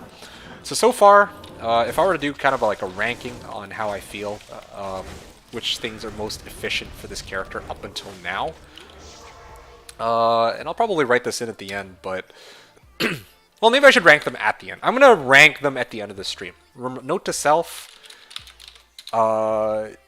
rank areas for cow areas for enjoyment.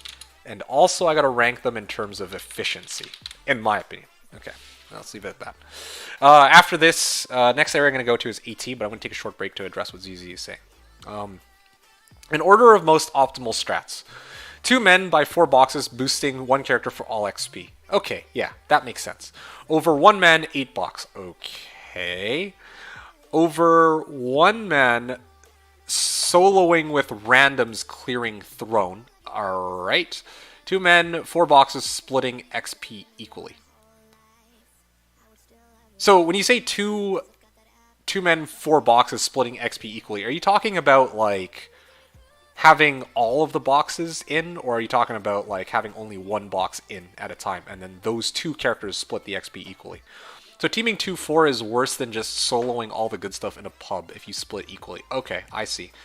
And there is one strat, which would be Master Strat, which is having 2 teams of 2 4-box 12-hour shifts or 3 teams running 8-hour shifts with other support people farming items, etc. Just like, okay, they all boost. So only 1 character, basically. This is world number 1 strat. Okay, yeah, well, at that point, yeah, you gotta have like a well-organized team, and you gotta have people you can trust, or that you know you can trust. But anyway, that's obviously not what you want to do, so let's just take that off the table for a second, even though it's cool in theory to listen to, for sure. But okay, so in order of most optimal, so 1 man soloing with randoms. So you have a choice between 1 man 8 box and 1 man soloing with randoms clearing throne. So that's what you've broken down. Alright. So I'm glad that you broke it down, because now I can actually understand this quite a bit better.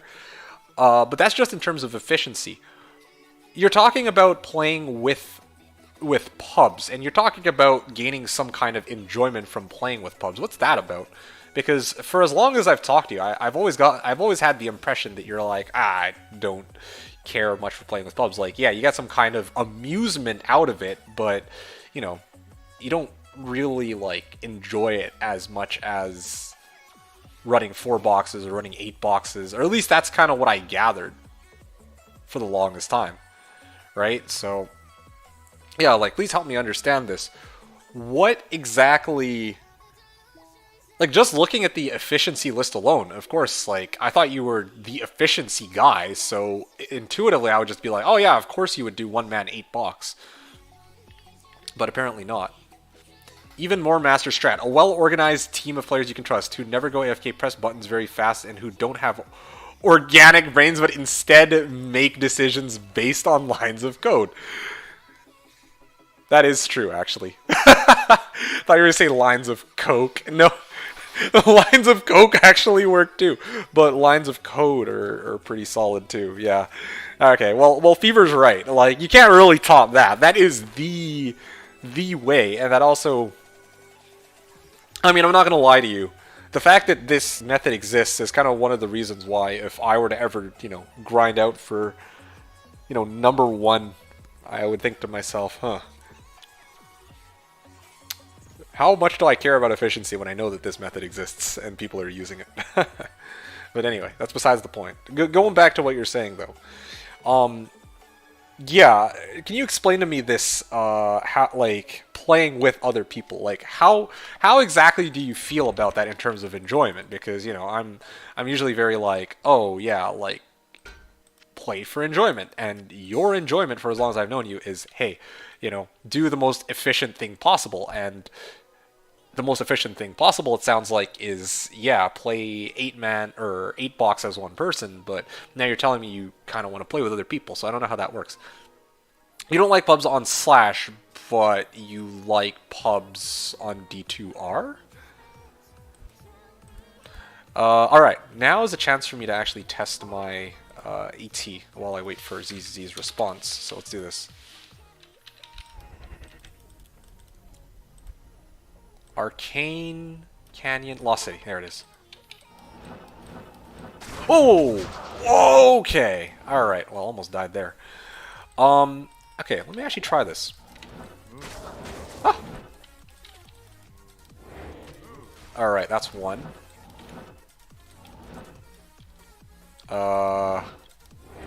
That's two. Ow.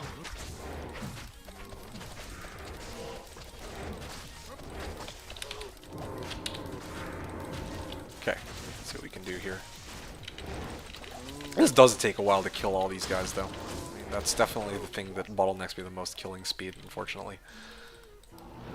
Ah. And you often know them from general chat. Aren't these people multi-battle just lazy people? Oh, I see. Yeah, well, okay. I guess that bothers you a lot. Because for me, like, I really... Hearing this, I straight up don't really feel the difference. Like, I get the difference, but that's just not something that bothers me. It's like lazy, not lazy, whatever. Like, that's just not a big deal to me, but maybe that's a big deal to you that, hey, yeah, like, people aren't playing as efficiently as they should on Slash, but they're playing as efficiently as they can given the circumstances of D2R. Like, you get real people you never met, and you can't just multi-box for free. Okay, so one crowd of people you enjoy playing with more than others because you perceive them to be less silly, I guess?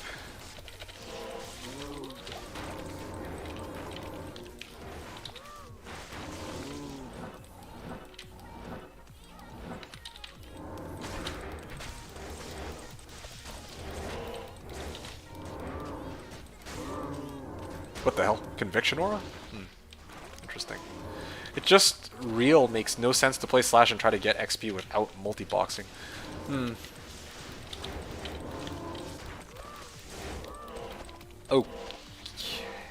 Okay. But by that same logic, you have access to multi-boxing now with 8-box, don't you? Or, like, have you bought your 8 copies of the game yet, or no? Because if you've already bought 8 copies of the game, then you're kind of in that exact same boat. You, like, by this same logic that you have right here, it makes no real sense to play D2R BNet and try to get XP without your multi-boxing if that's more efficient than playing with pubs. No? So I get mad at them. Okay. I need more RAM for 8. Okay, and you're not willing to spend more money for 8? Or you're, well, not willing. Obviously, you're willing to do it. It's just you're reluctant, I guess. Because, yeah, like, this whole... Wait, was that... Oh, wow. Okay, that was my AT run. Managed to do AT. 3 minutes, full clear of cows. Well, 3:15, I'd say. 3:15, full clear of cows. Yeah. It cost me like 400 USD. I see. And you care about the cost?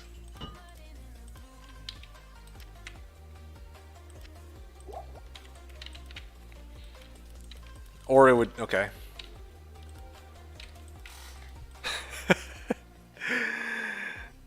I'm not rich like... Whoa, hold on. I'm not the one who has 5 copies of D2R, okay? And I'm not the one who amassed 200k forum gold. All right, you can't say I'm not rich like you. You fucking already bought 5 copies of the game and you have 200,000 forum gold. That shit's nonsense. Me not monetizing my channel pales in comparison to that. Oh, gee.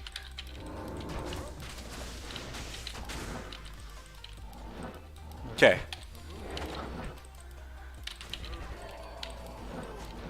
Anyway, so what I gathered then, because, you know, for once I'm trying to make sense of all this, okay? And you can correct me if I'm wrong, because I'm still really trying to understand this as I say. 5 copies was to farm the forum gold. You needed 5 oh, players 5, right. And it was cheaper per copy. Cheaper per copy? Okay.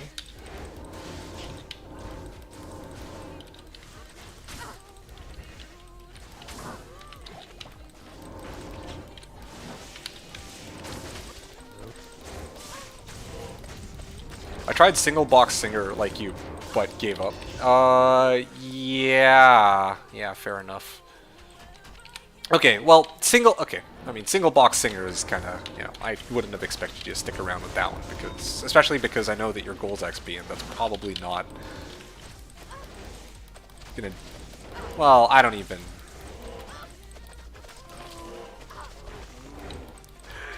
So you went 3 box, and then 5. Okay. Oh, shit.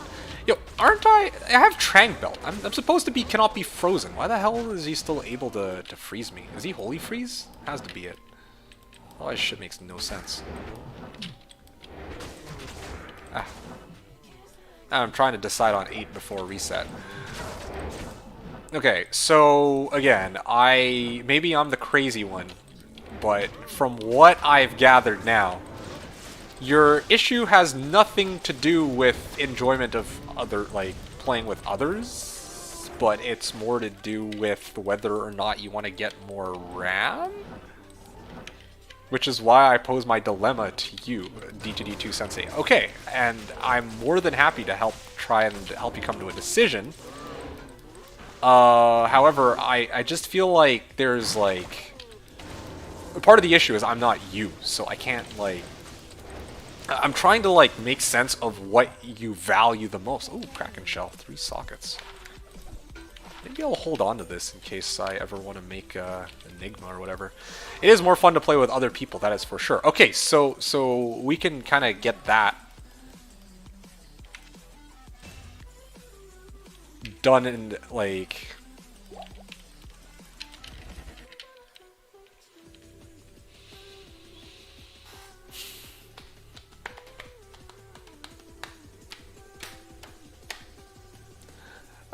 sorry, I'm actually thinking for once. I'm just weighing this out to myself.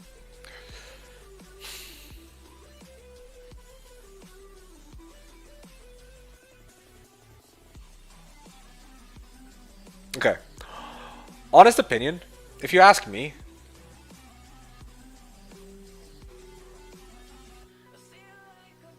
yes.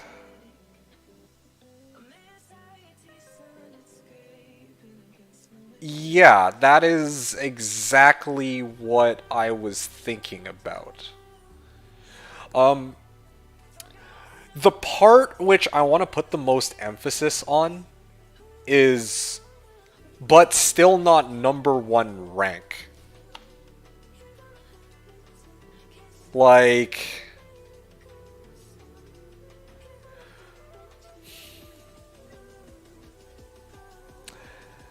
Okay, ZZ, honest opinion, okay? And this is the one serious statement probably you'll get from me today. In the past, I've told you to go hard because if you don't, then you'll end up regretting it.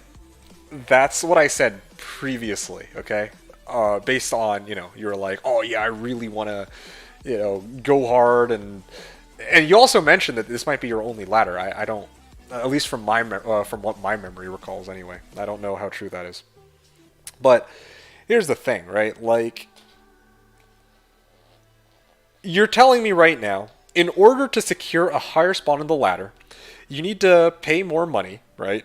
Doesn't really matter the amount, just the fact you have to pay money. It is quite an amount, actually, but anyway.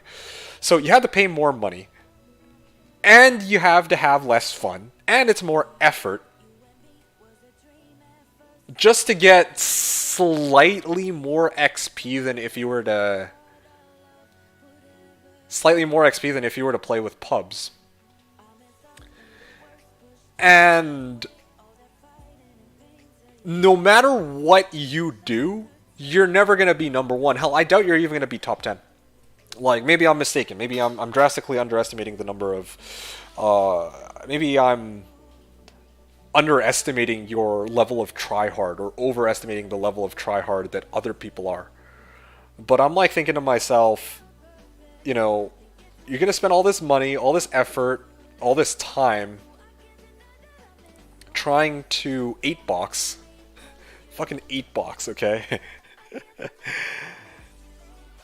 And no matter what you do, you're not going to beat the people who have organized teams who are all, like you said, circle jerking each other just to get one character up to the max. Or doing what Dewscrim and I did, which is 4-box, one character each, and then I fed him waves 4 and 5. Like, you can't even beat that. And you're definitely not going to beat all the people who are going to be running bots to get to 99 first, as Farallon pointed out. Regardless of which method you do, okay? So no matter what, you're going to rank lower than these people anyway. It sounds to me like you're better off just playing pubs with other people and just going to go farm chaos while you give them a helper or a helper for throne room for waves 1 through 3. No one could see levels on D2R launch, but should be 10 days or less. Top 5 will be try-hard squads for sure, assuming no bots. Yeah, exactly. That's what I'm saying. I'm like, do you even, like, okay, let's say you go hard, right? Like, with your 8-box strat. Oh, wow. Hey, guys, I place... Like, no, not even hey, guys. The only person who will genuinely care so much about this would be you.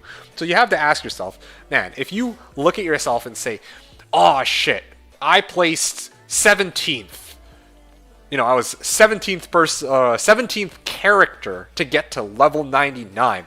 Man, if I did my 8-box strat, I could have placed 11th. Would you care about that? You know?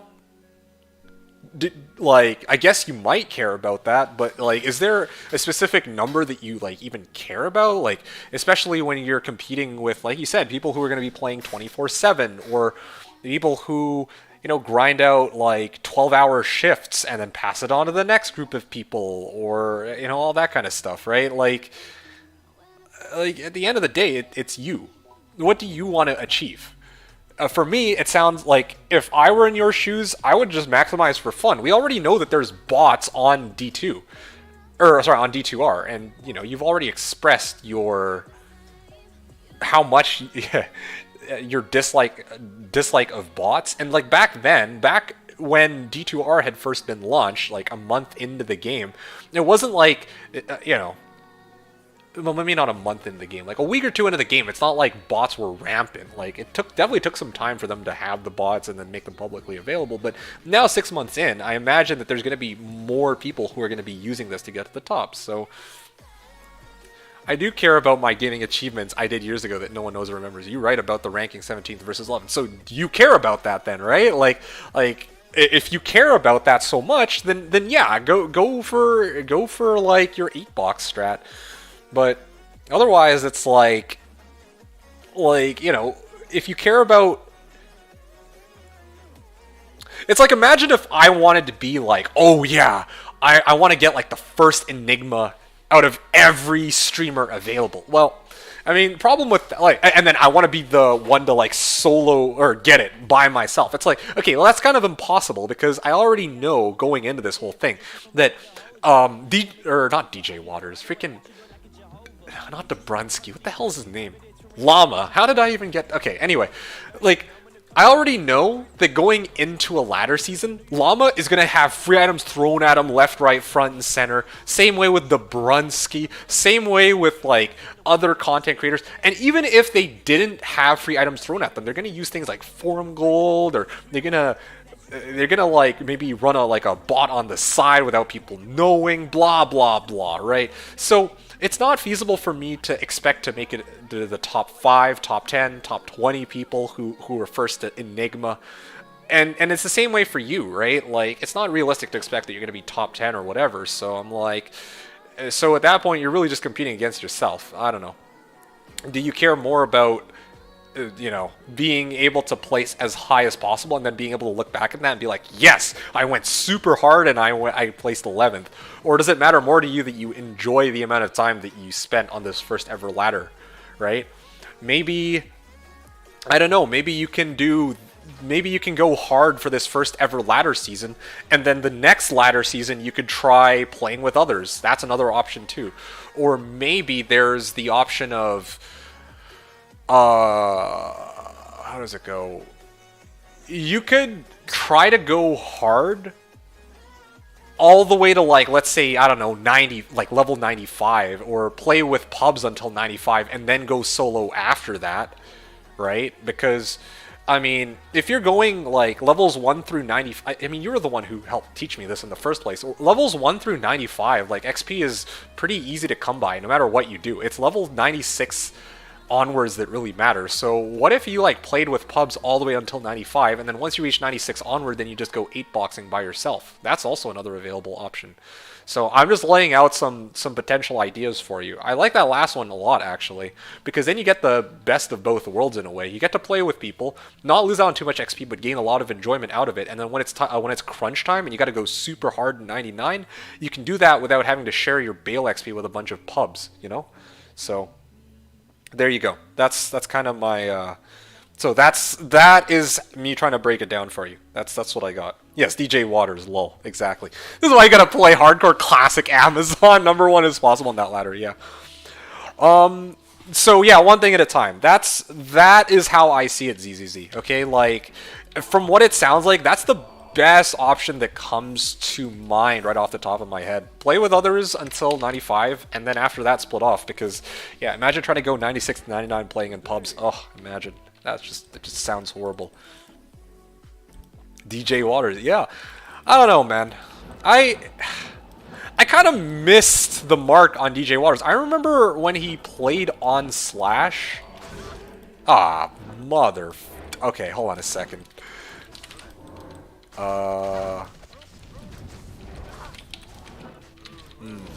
You know what? I figured it out. I know why sometimes it's so difficult for me to cast my teleport. It's because there's a delay for when my character gets off this stupid animation with Blade Fury versus when I go into a position where I can actually switch to teleport staff right away. I can't just switch it mid-cast. Anyway, sorry about that. Off topic, but yeah, I mean, I just realized it now, so I should point it out. But yeah, seriously, that's for you to figure out. Hopefully that kind of breaks it down for you, but like you said, so I agree, better to play for fun. I don't know, I kind of like, well,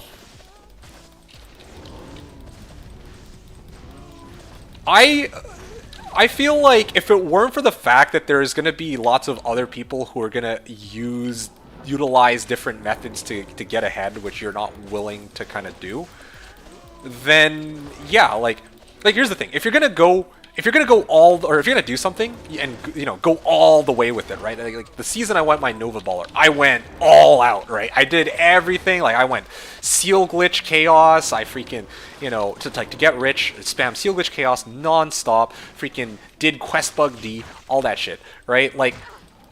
In your case, it's kind of like, even no matter how you go about doing it, you're gonna eventually lose out to people who are gonna like have multiple people that are just going to cycle a character, or who are going to like run bots. So I'm like, okay, this is the first thing you gotta consider, that you're not gonna beat these people out. And for me, that's enough already to make me say, well, fuck this. I don't want to like lose out to botters, so I can't possibly take D2R ladder that seriously, right? That's really how I feel about it. If that's not something that bothers you, then yeah, like, then I would say that yeah, just go hard, right? But otherwise, you may want to consider like what your goals and priorities are as to like, oh, if you enjoy playing with other people, if you enjoy playing with other people a lot, or you know, also keep in mind you'll never see a lot of these people again either. Like, you'll maybe do a couple runs with them and then never again. And also, here's another question I gotta ask you. Are you planning to play after the first D2R ladder? Like hell, I don't even know if they'll ever have a second D2R ladder at this rate. We had to wait 6 months for the first one. Who knows if they're gonna have a second one? But anyway, that's besides the point. Like, because yeah, like you could totally, like, for your first ever ladder, it's something that you want to do for a long time. Go big or go home, and then the second ladder, then you can actually take it easy and just, you know, play with pubs, right? That's really something you can do. Or like I said, you can do, well, yeah, I don't know. I'm basically suggesting that you could do some sort of like hybrid between both these methods. Yeah, because yeah, if you want to do both, then there's nothing really stopping you from doing both. So anyway, I'm talking in circles at this point. But yeah, I really just wanted to lay it down for you. Because yeah, like that's the best advice I can offer if you're actually asking me for some insight on what I would recommend. Like that thing really bothers me a lot. The part where it's like you want to like grind out XP, but you're willing to compete with people using bots or other methods that you don't really approve of. So you're kind of setting yourself up for, if you're comparing yourself with them, you're gonna set yourself up for some level of disappointment. But if you care about it a lot, then you might have some amount of doubt where, okay, like let's say you kind of go ham. Let's say like this is the only ladder that you play. It's like you kind of go ham playing with, or sorry, you go playing with pubs, and then you realize later, ah, shit. Well, I could have maybe done better if I went 8-box, and you end up regretting it, and then you're never going to play another ladder after that. Well, that would be kind of a shitty feeling, you know? Like, I don't know.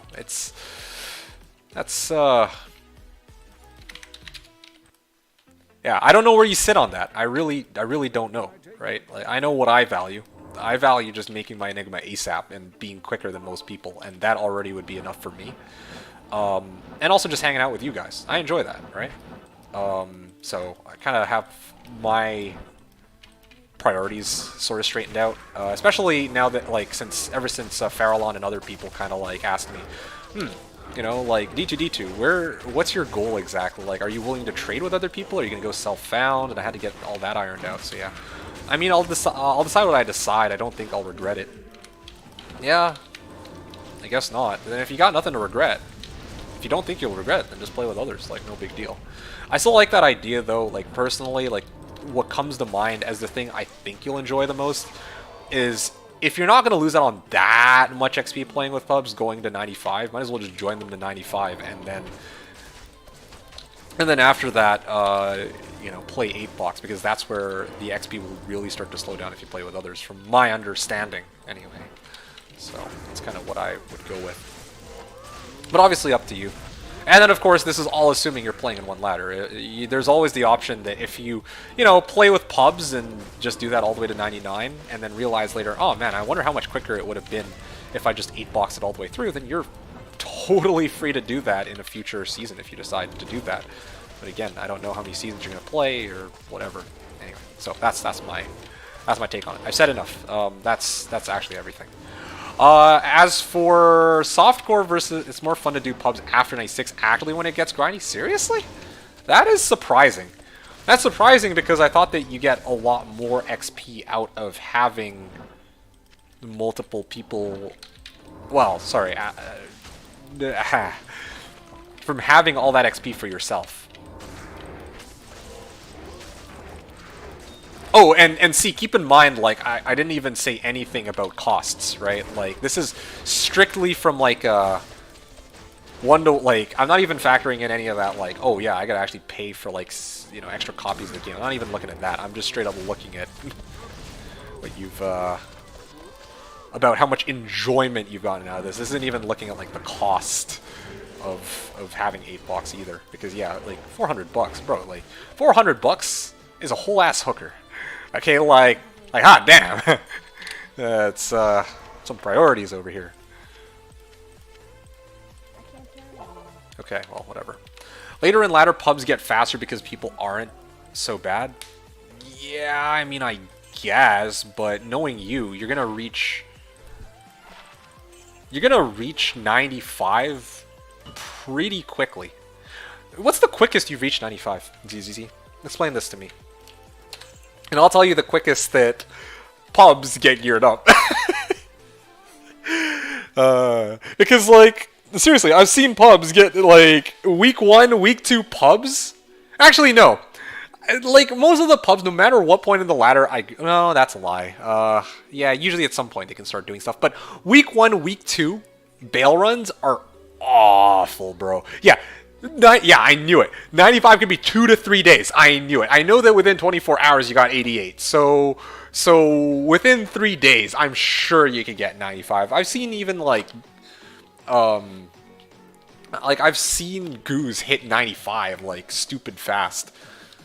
Like, even within like let's say 95 takes a week. 95 takes a week. You're still gonna have to deal with week 1 pubs who don't have their shit together.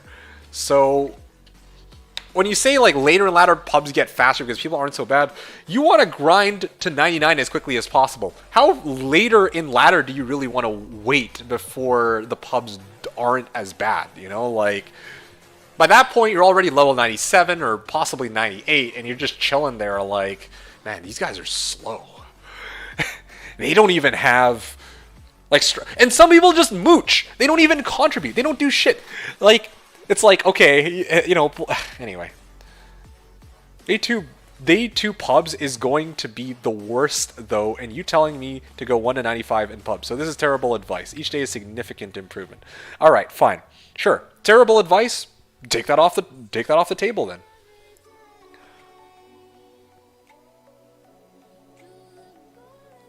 I mean, I guess.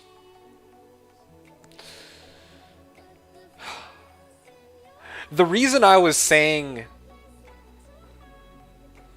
I mean, you could call it terrible advice, but the reason why I was saying, like it would be okay to run with pubs on day 2 is because, well,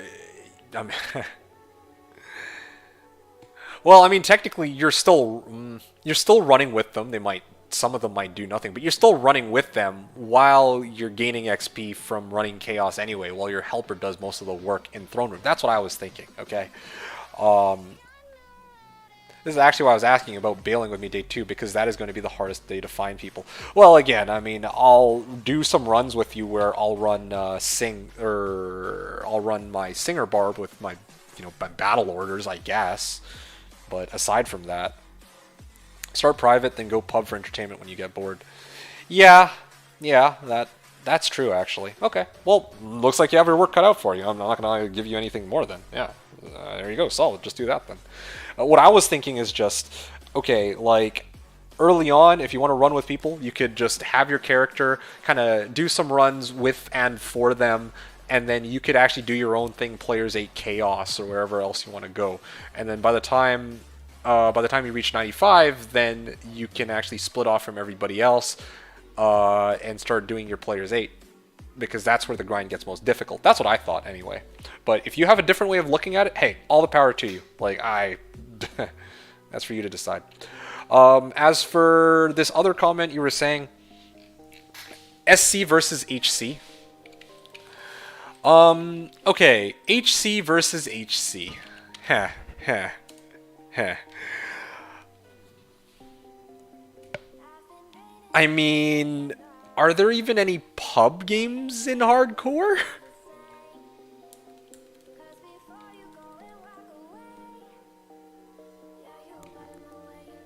Also, a significant trick at level 98 where 3 people can kill Bale together and all get max XP without any penalty.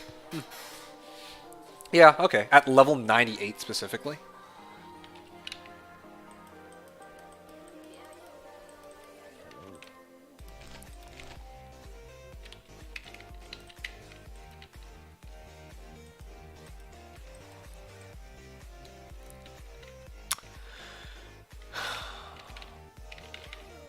At any level, but I'm saying for 98. Okay, fair enough. I'm just thinking here. Oh, what do I feel like doing? I've run Halls of Pain already. I took a look at that. That was kind of meh. I ran AT.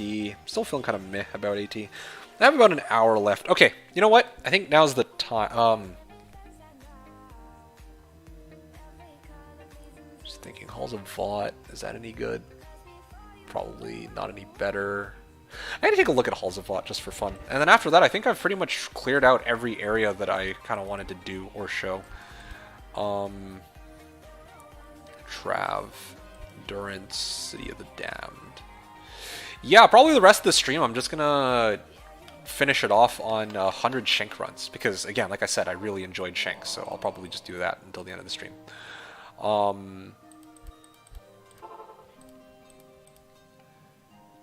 At any level, you can be with people and not lose anything.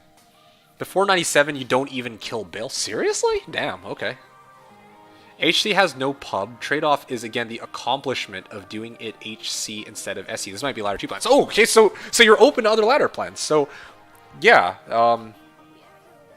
If you're open to doing it in future seasons, then it might not be such a big deal that you have to choose between one method or the other. At that point, it would just be, do one method now and then do another one in the future.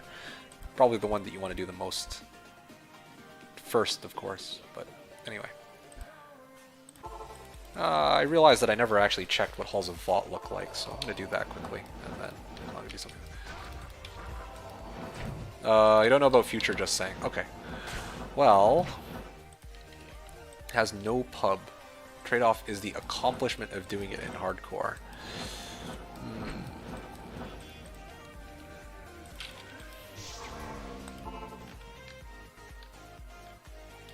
Okay, for once I'll ask you this. What are the pros and cons for you, softcore versus hardcore? Is it just that? Hardcore, no pub, but you get accomplishment out of it? Is that the trade-off?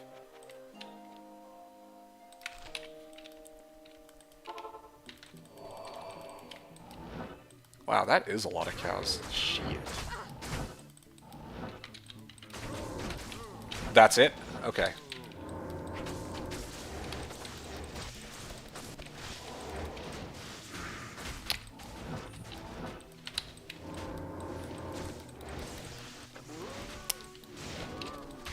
Oh shit.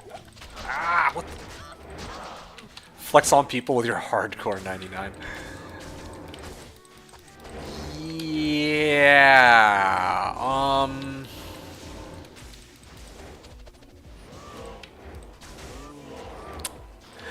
I'm killing shit right now, but I'm also thinking quite a bit about it. I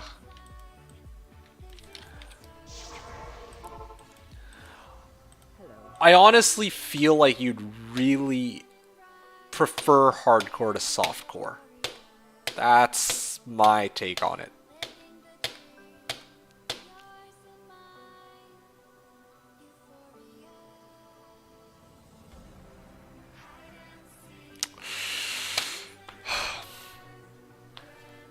I could be wrong about this, but I don't know. Okay, here's what I'm thinking, okay? So, softcore, you get to play with others.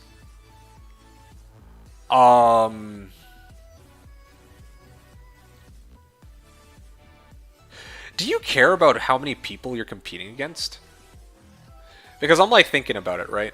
I'm like thinking to myself, the reason why I would have said hardcore might be better for you is because I feel like there's going to be a lot, if I were to guess, okay, like off the top of my head, I don't know for sure, but if I were to guess off the top of my head, there would be more people trying to do the whole pool in and get one character to 99 in softcore than hardcore. I mean, like, there's just a lot more people. Oh, and then same with pub games too, right? Like, a lot of people are gonna like pub game up to 99. Whereas in hardcore, anybody who tries to get to 99 is probably going to have to do it on their own, because who the hell is going to run public hell bail games, especially like in the first couple days of the season? If you're playing on softcore, there's really no risk of running a public hell bail game, but obviously in hardcore, those are going to be a lot tougher to come by for a number of different reasons. So you're going to have to... Everyone is going to probably have to do it on their own, or with friends, or with a group of people that they kind of teamed up with, you know what I mean? But that weeds out a lot of people who... Well, that doesn't make much sense either, because the people who are going to be leveling in public games and softcore aren't going to be getting XP that quickly.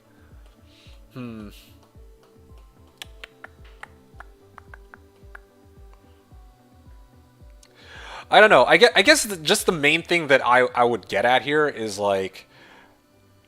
I feel like softcore is just easier, and because it's easier, that's where more people would try to go to grind out 99. Whereas in your case, since you're doing everything entirely on your own, you would be able to get a lot higher on hardcore as compared to softcore. That's just kind of my take on it. And yes, you probably wouldn't have pubs to play with. You probably wouldn't have pubs to play with on hardcore, but maybe that might not bother you if you're focused on trying to keep yourself alive in hardcore. Or maybe that might not bother you if you're gonna reach like level 99 by the time people regularly get bail games up. I don't know. I don't think it's just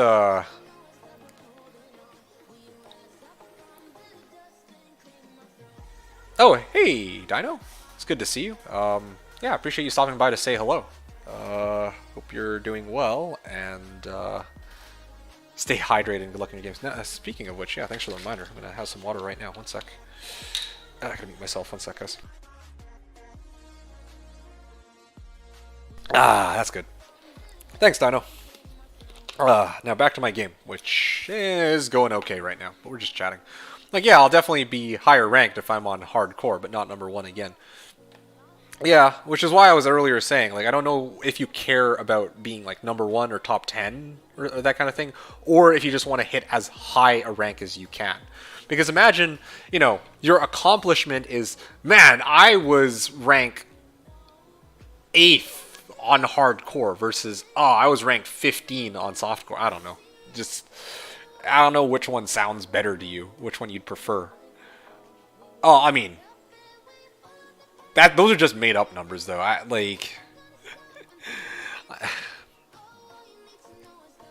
Yeah, you'll definitely be higher ranked if on hardcore. I don't know.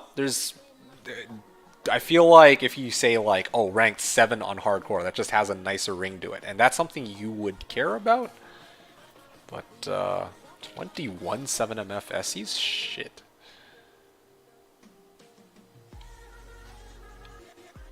Anyway. Higher ranked. Higher ranked. Yeah, bro, I don't know. I don't know how much you'll enjoy playing with pubs, and I also don't know how... Well, I think it should be okay.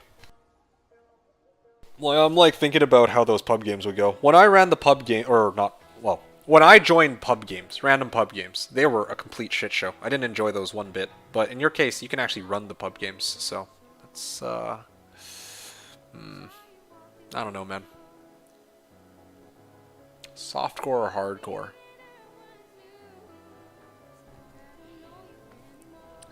Yeah, personally, I think you'll get enjoyment out of playing more hardcore. You'll rank higher. The accomplishment definitely has more prestige, and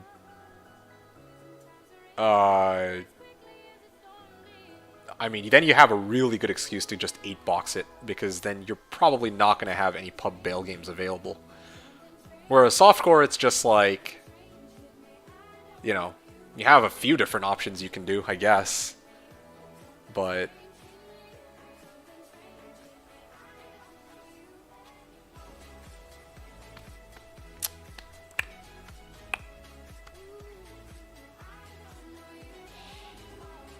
Yeah, that's a tough one. ZZ, I had to let you decide on that, man. That's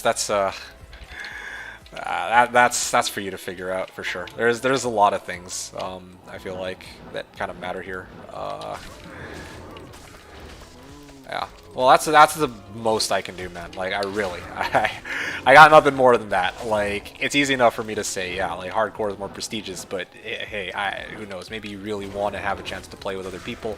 Maybe you'll get sick of the grind. In the past, you told me that you weren't really sick of, you know, you weren't really too keen on playing with others, or you didn't really care much for that. So, but I mean, maybe it is different for you now, or maybe I've misunderstood in the past. So, yeah, I've said what I needed to.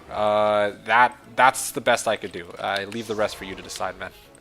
Because yeah, like if you ask me, you'd probably enjoy hardcore the most, but I don't want to tell you that, and then you come back to me later, and it's like, man, I regret playing hardcore because A, you died, or B, you know, you realized midway through at like level 97 that playing entirely by yourself in 8-boxing is tedious, boring, stupid, it costs a lot of money, and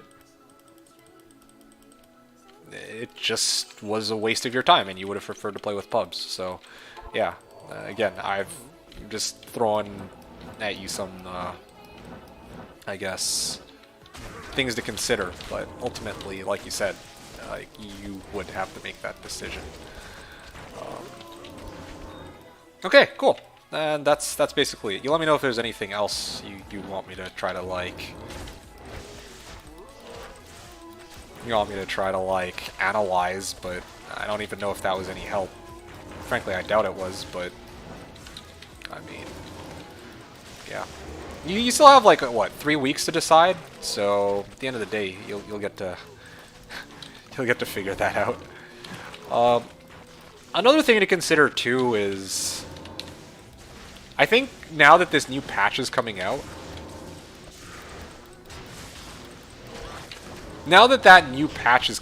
right?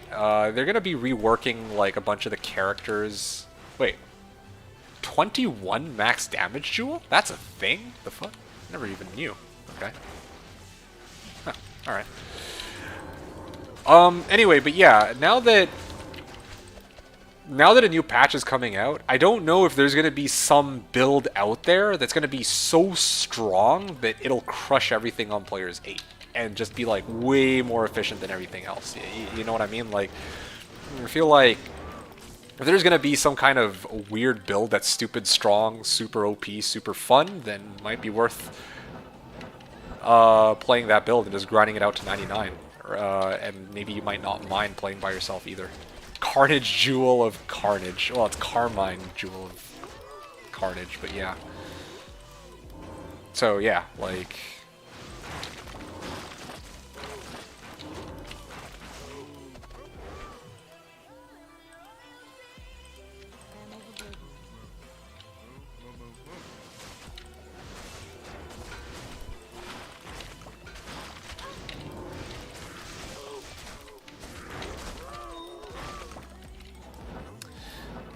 I guess what I'm saying is, like, in some of the past seasons I've played in the past when I've played, sometimes when I enjoy what I'm doing, or, well, the character that I'm playing a lot, then I don't really mind that I'm playing by myself. But other times I might be playing, like, I don't know, what was the most boring build I've played? Blizzsork, yeah. Sometimes I'll be playing a Blizzsork and I'll just be like, oh, this is just, I can't stand this. And I'd probably rather at that point play with other people. So maybe that, I really don't like playing solo, to be honest. Seriously? Well, this is news to me. Well, if you don't really like playing solo, then, you know, that does it. Like, that, I feel like, kind of answers your own question. Then just go play softcore. If you really don't like playing solo, then I don't think you should play hardcore. The reason I suggested hardcore is because I figured you actually enjoy playing solo quite a bit. On Slash, I had a few friends I would 2-8 with, but it wasn't many. Yeah. I get that, but I also figured you might, that you would have a very similar attitude on D2R, where it's like, oh yeah, I don't want to play with other random strangers who don't know what they're doing, but, I mean, evidently not. Well, some people like KV said he would 2-8 with me on HCD2R. Well, I mean, or well, seriously, if they want to do that, then yeah, go ahead, join them, right? Like, if you know people to play hardcore with, then yeah, why not? But if you're looking for people and you don't have people, then softcore would definitely be the better bet, in my opinion, anyway. But I feel like it still won't be enough, like, to play with, like, just one other person. Well, if you feel so strongly about not playing solo, then just play softcore and just run with other people. There's really nothing wrong with that. Yeah. Like, a lot of my assessments of what you should or shouldn't do is based off of what my perception of you is, which is, oh, you know, you're a guy who wants to just who wants to just play solo, and if you can grind out to 99 ASAP and not have to, well, and not have to resort to using, like, you know, bots or like having 3 people pull in for one character, that kind of stuff, right? But here you're telling me you really don't like playing solo. So, yeah, just play with other people. Like, it doesn't sound like you mind all that much losing out on XP if it means you play with other people. So why not just do that then?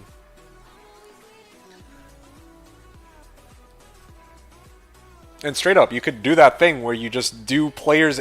Like, why don't you just do that thing where you, like, go players 8 or 8 box all the way up to like 95 or 96 or whatever level you feel like, and then when you finally get bored, then you can just then start playing with pubs. You could do that too. That's an available option.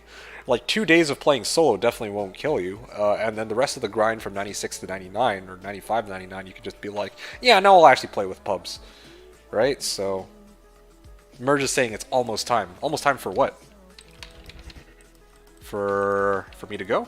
I have 1 more hour, my dude. I have 1 more good hour. I've been keeping track. I'm gonna aim for the 6-hour mark on my stream.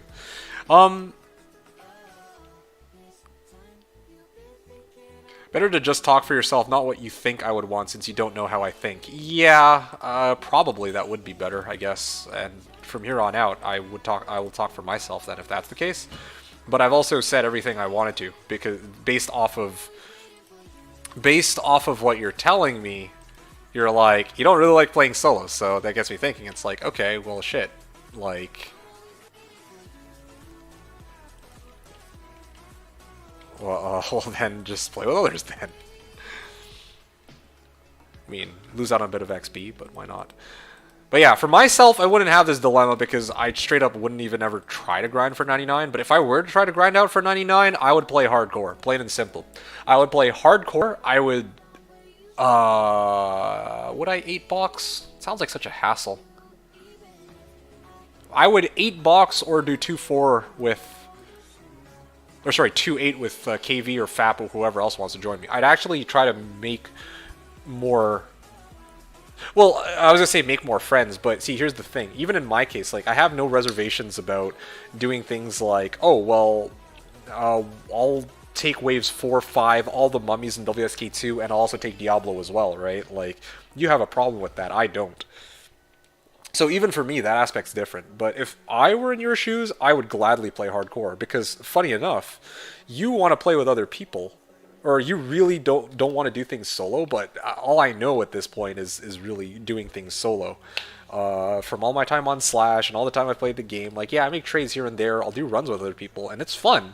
Don't get me wrong, but I'm accustomed to doing things on my own anyway, so it's like, for me, it doesn't really bother me, the idea of playing on my own, and if I had to compete with other people, I'd want to do it in hardcore, because then I'm on the same playing field as everybody else. There aren't going to be random pub bail games, and, you know, a lot of people who run bots are going to run it in softcore, so I actually get a chance to see the realest competition where I get to match up my progression as best as possible with other people, in my eyes. So yeah, that's what I would do.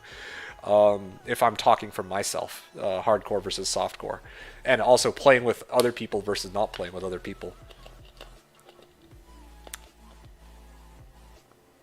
Yeah, so my ranking, I would play hardcore solo, of course, and then, I mean, if I can't do that, or second place, I would probably play softcore running pubs with other people.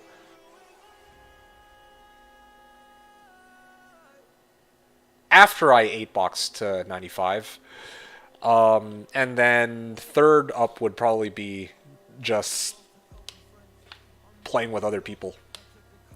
And not even doing any of this 8-box crap. That just sounds like such a hassle. Like, I'm too lazy for it. I would do it if I'm in hardcore and I'm, like, really trying to go hard. But I wouldn't do it in softcore where I would much more enjoy just having fun with other people, you know? So, that's kind of how I see it.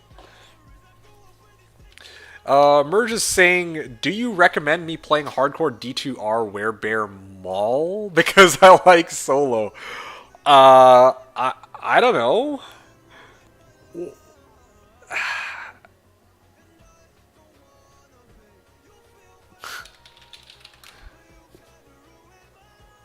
Like, what am I supposed to say here?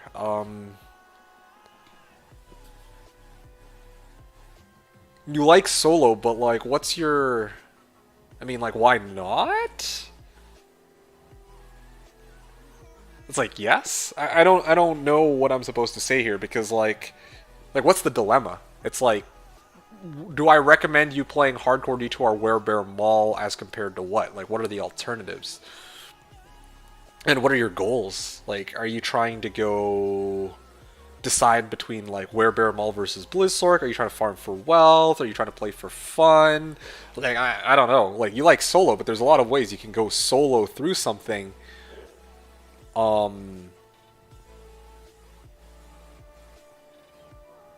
Yeah. Like, if you're curious about Werebear Mall, or if you enjoy the build, then go ahead and play it. Especially single player. No alternative is just the same.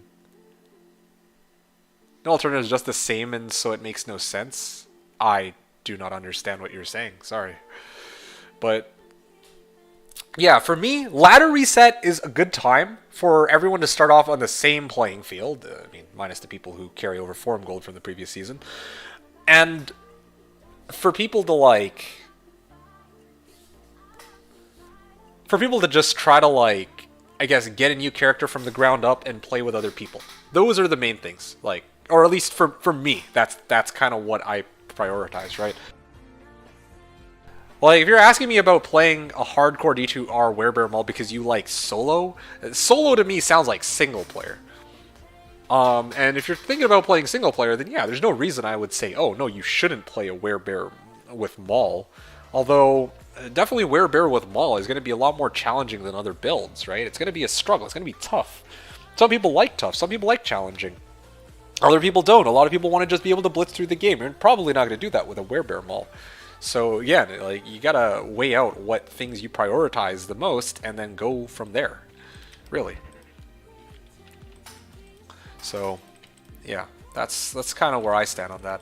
Okay, 1 hour. All right, I get a chance... I get to finally, for 1 hour, do some shank farming. Now, I want to actually take a moment to see.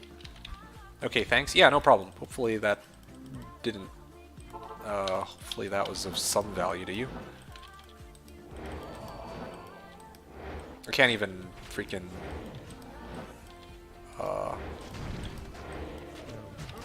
Okay, here we go.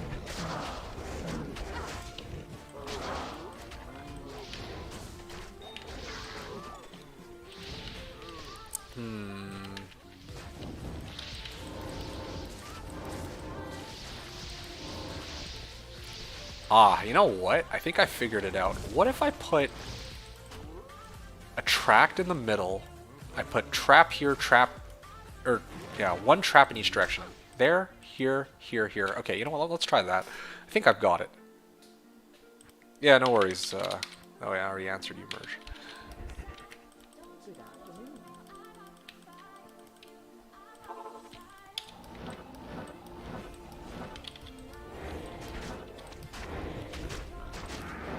Okay, can I get this? on, just die already, dude. Oh, shit. Oh, yeah. That's actually pretty good. I am liking that. Yeah. Alright. Whew. I think I've got it. This is pretty good. I'm liking this. The way this run went.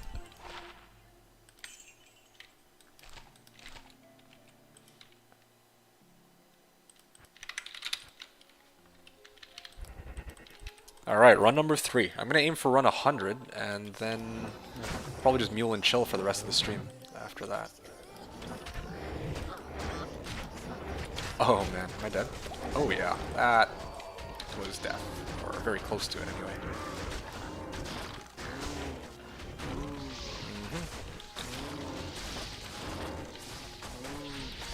Come on, kill them all already, damn it. Okay. Flawless Skull, Flawless Ruby. Okay, okay, okay. Rage Mask.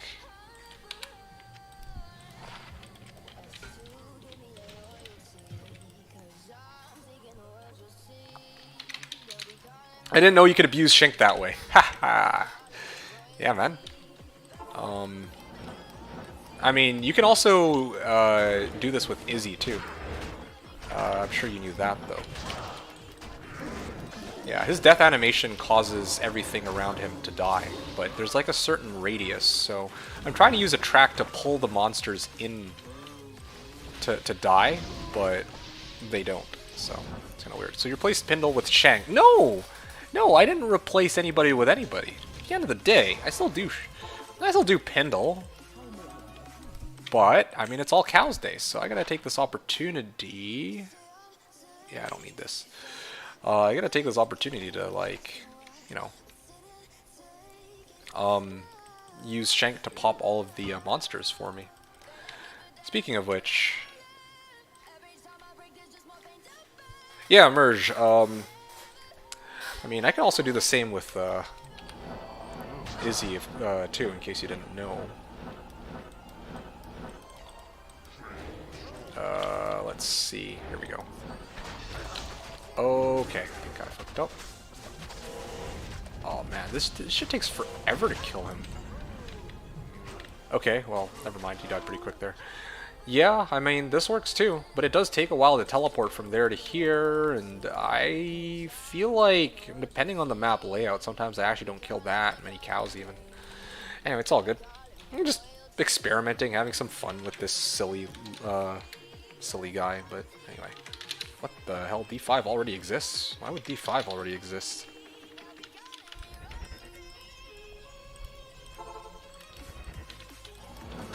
Oh, shit. Okay, you know what? Let me just juvie that.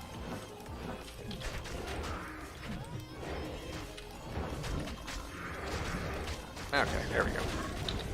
1, 2, 3, 4. And also everybody's under confuse or effects of confuse, so that's kind of a problem too. Your map pack makes Izzy run better. Oh yeah, for sure. But still, no one will really run Izzy unless it's all Cows Day. Like all cows, like again, like what you're seeing here today is all Cows Day, right? Like everything's a cow, so obviously people are trying to come up with all sorts of ways to kill cows as quickly as they can. But obviously, if it's not all cows, then people aren't going to do these methods for clearing the monsters quickly because it's just not worth it. Like straight up, you'll get a lot better luck on most. I mean, even this method I'm showing you right now, Merge, kind of pales in comparison to Chaos Sanctuary. Like, a lot of people right now are running Chaos. I would be running Chaos, I just can't because, well, this character doesn't have Enigma, don't really have the means to... Oh, shit. Oh! Oh, that's why. That is why I am not able to cast... at least I can pop a TP. Shit. Do I have any way to, like, de-transform myself, or am I just fucked? I think I'm actually just fucked here. Is there any way I can... Is there anything I can cast?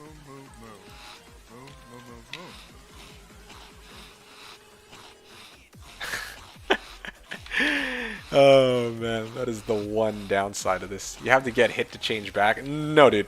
No. I can't unchange myself. Like, watch. Look at that. I got hit and I didn't get unchanged back. The only way I know of to change myself back is if I transform into... Oh, okay, or I can just wait it out. But, if I were a druid, or if I had the beast rune word, I could transform into a bear. I could untransform myself from this fetish by transforming into a bear. That's the only way, I think. Like, 1 out of 50 hits to change back to uncast it? No, I don't think so. I think that it'll just recast it if... Well, I'm actually not sure. I definitely don't think that I have a 1 in 50 or 1 in... Well, yeah, definitely quit game will work, yeah, but I was very intrigued by being a fetish because I straight up haven't been a fetish since I started using this thing. And,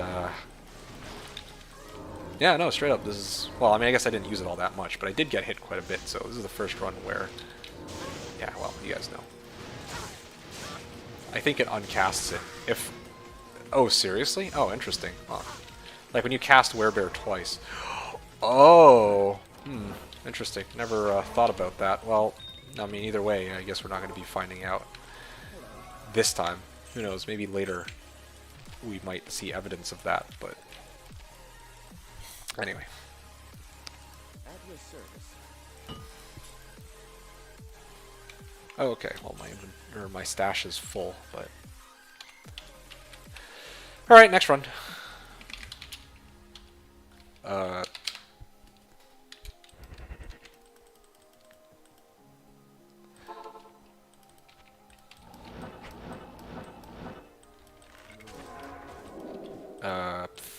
keep forgetting that I'm supposed to do the thing where I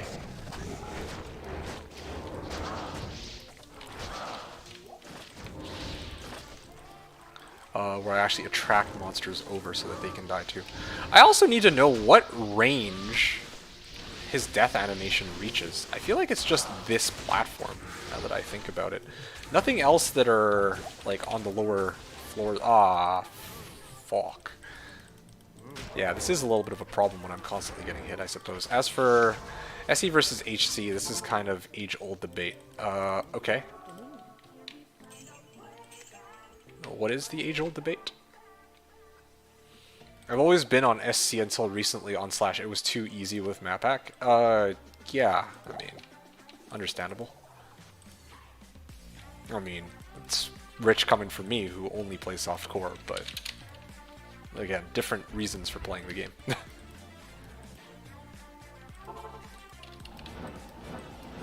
Oh, shit! Yeah, okay. Okay, that was a close one.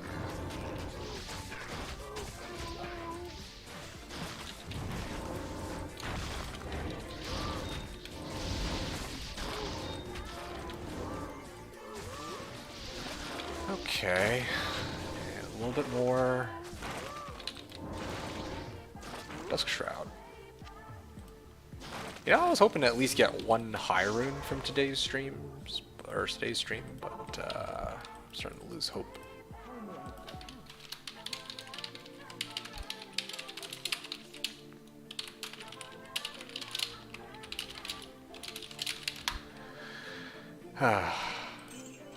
Generally, I view HC as slow mode, like just play safer. Yeah, yeah. I mean,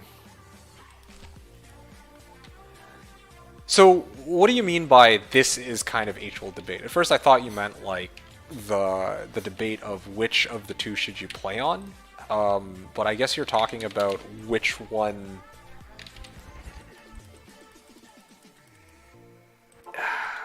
Well, which one people should play on or would prefer to play on.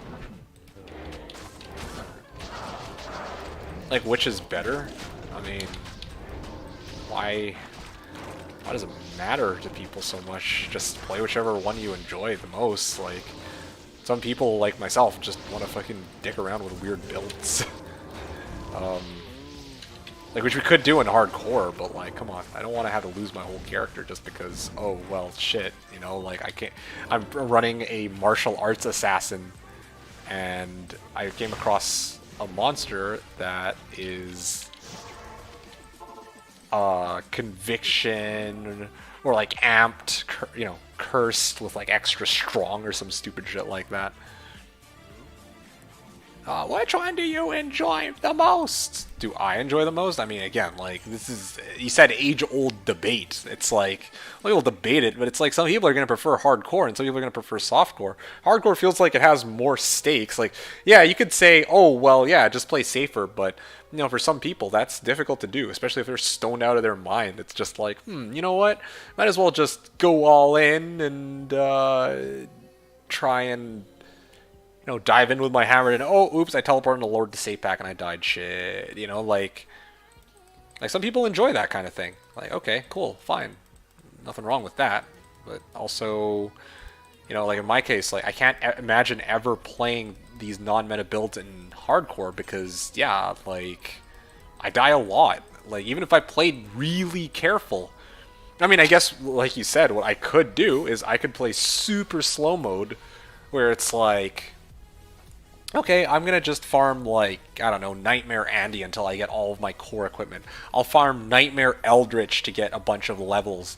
You know, I could do that, but then other people who play, like, meta builds are going to be way ahead. They're going to have a way easier time, like, I don't know, man. So, like, which is better everyone has to pick? Well, I mean, for me, softcore.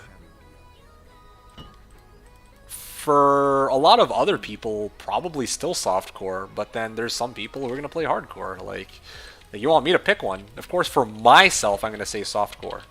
And even for other people, softcore. But, like, yeah, it's not fair to kind of like be like, okay, you can only pick one and this is going to be the blanket for everybody, because again, like, some people really like the this is going to sound kind of lame, but they like the rush of oh, I only have one life. And yeah, you say that it's slow mode, and honestly, I got mixed feelings about it, right? Like, on one hand, I'm like, okay, yeah, me personally, yeah, I would play it super slow, super safe with my weird builds, but other people would kind of view it as like, okay, well, they want to play their characters, they want to play normally, but they have to be a lot more attentive with their character.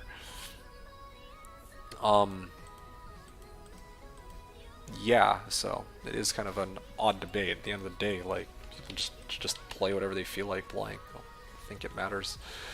D10 is coming up next, but 10 next. But I'm gonna do that after I do some mewling. Hey, Zivko, you were asking, can you recommend 2 good character for me and my friend to start the season with? Haha. You're on. Okay. Can I? Well. You got a few options. How about Sork and Necro? Yeah, how about Sork and Necro? With the Sork and Necro, you have a few things you can do. A few different ways of synergizing. With the Necro, you can have out like a bunch of summons, or you could even do, at this point, Sork and Druid, but I guess that doesn't synergize as much. Anyway, so the thing with Necro is, the Sork can benefit the Necro in that they have the skill enchant, so that if you're making like a Necro that has like a shit ton of skeletons, you could enchant all of those skeletons. And then, with curses like lower resistance, or lower resist, you can actually have an army of enchanted skeletons going around just dumpstering everything. So that's one option. Another option would be Paladin plus something. Like, here's the thing about Paladin. You could run Paladin with just about anything, and it's good, because it's got like an aura for everything. If you have like a summoning druid, or if you have like a if you have like a necro with a shit ton of skeletons, then having a paladin carrying around like Fanat aura is like a huge boost to them. If, like in my case, one of the things I really enjoy doing is running Conviction aura, because a lot of elemental builds like Druids or Javazon can actually benefit a lot from Conviction. Actually, that could be a pretty fun one. They removed the delay on fire skills such as Fissure as a Druid, right? So it might actually be a really cool idea to go Fissure Druid plus Conviction Pally into cows or something. Although the problem with playing like Conviction Paladin is not everyone enjoys that role, because you're basically, all you're really doing is hurting cows and letting somebody else do the damage while you just provide the damage boost. So there's some ideas for Yuzivko. Sork Necro is kind of a classic one from what I've seen, and Paladin plus Blank is pretty solid. Or you guys can try to do dual summons, like Necro or Necro Druid, especially now that they're reworking summons, so you can have all of them out at a time. I was thinking Light Sword. Oh, I totally missed out earlier. I think Eric was talking about FOH Pally. Anyway, new FOH update, but the Necro with Enchant sounds really good. Light Sword FOH Pally. Yeah. You could do Light Sork FOH Pally. You could also do FOH Pally with Javazon.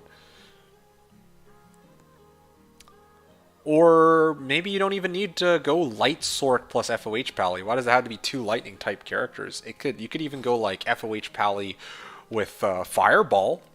Another perfectly decent option, right? Good day.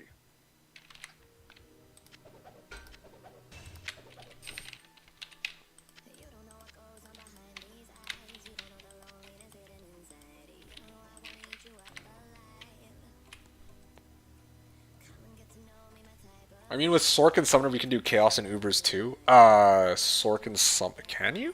I mean, I wouldn't know. I've never attempted Sork Summoner into... Well, actually, no. Summoner can actually do Ubers. Now that I think about it, you just need the Urdars, and then you actually get Enchant on them. Mwah. But as for Chaos, I feel like Chaos might be a bit trickier, because Chaos, a lot of the monsters there are fire immune. So how are you going to get past that with enchanted summons? I get the enchant merc from Act 3. Oops, 2 persons. What do you mean, 2 persons?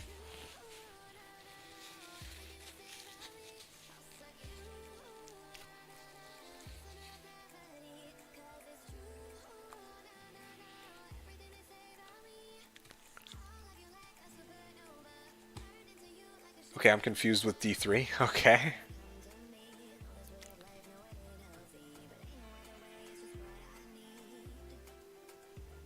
Alright, well, here is another question for your AFK Bale Druid. What would you add if you had one more character besides Barb and Pally to assist?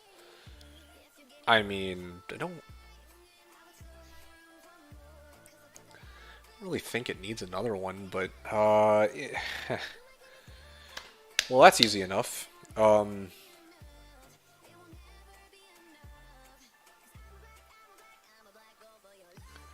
Yeah, I'm just double checking my answer on this one. So you don't need another Barb for sure. Probably don't want another Sork.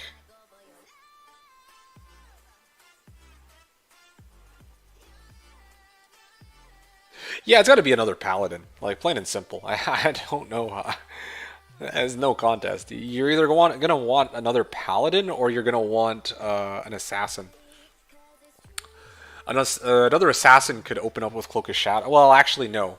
Cloak of Shadows works, but I mean, probably if you have a bunch of mercs rolling around with Reaper's Tolls, they're gonna get decrep off anyway, which is gonna override Cloak of Shadows. So of course it's gonna be a second. No, it's gonna be second Druid. That's interesting. I didn't even think about that. Yeah, you could totally get a second summoning Druid. That's an option. Yeah, no, why not? Go second summoning Druid. The other option that I was thinking about was a second aura pally. Because then you can actually run concentration.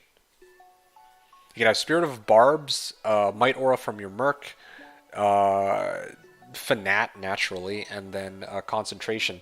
And then if you want to go, or you know, as another available alternative, you could even go Conviction. So yeah, those are basically your options: either a concentration paladin, a conviction paladin, or another summoning druid. Those would be my three options. That's where the light sork will shine. Oh, okay. But yeah, I mean, that's if you were asking for two characters, Zivko, there you go. There's some tried and true classics for you. So, yeah. I like the dual summoning one. I've done that with somebody before, where them and I, we just, you know, I ran summoning druid and they ran summon necro, and we're just like rolling through the game together. You know, that's kind of fun.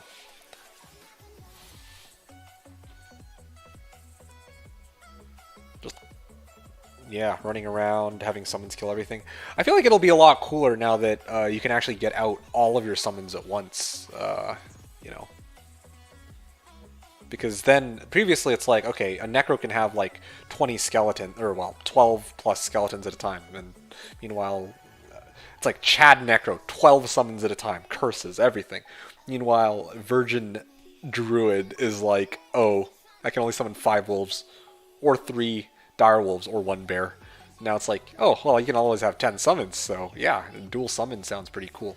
Or you can just straight up have like all skeletons. That's also perfectly fine too. Merge was saying, I don't understand the excitement with seasons. So what exactly don't you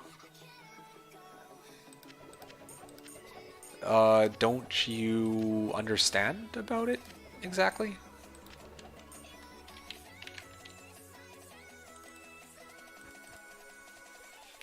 Are you confused about how people are like, oh yeah, we get to start from scratch, wow, this is so great, and you like lose all your progress?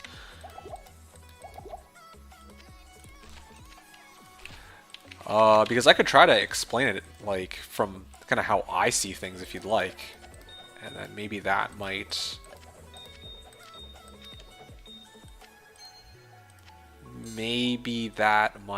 be maybe you'll kind of like look at it and be like, okay, well now it makes a lot more sense. I don't know.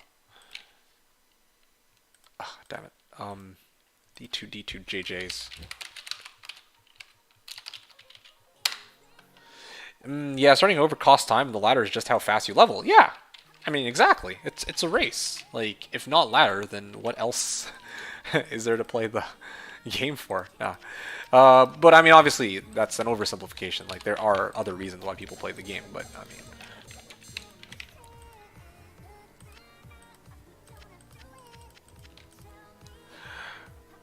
15 max damage, 21 max damage. Okay, let me throw this onto my other mule. Anyway, okay, so, I mean, I've said this before, Merge, but the excitement with Seasons is that, well, there's a few things, right? I don't even like playing on ladder, says Zivko, but because of you, I'll give it a go. Seriously? Okay, well that's interesting. Okay, sure. With new patch, can Druid use all 3 spirits at once? Fuck's sake. Man. Druid 2.4. Alright, I don't know. I will check. Let's see. Druid changes. Class changes. Okay, can now have Spirit Wolves, Dire Wolves, and Grizzlies summoned all at the same time. It appears to me that they haven't...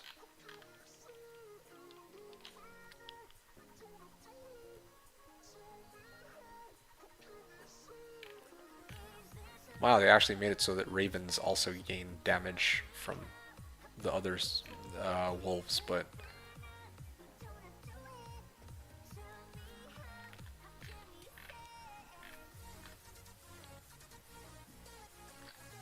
Okay, homie, wait. I'm still searching here. Did they... Seriously, how hard is it to find Spirit of Barbs? Okay, here we go. Changes the Thorns, Oak Sage, To make them survive more consistently. No, it seems that you can only still choose one or the other, which I guess means that if you want, one of the options you have is you could have one summoning druid with Oak Sage and another one with Heart of Wolverine. That's an option.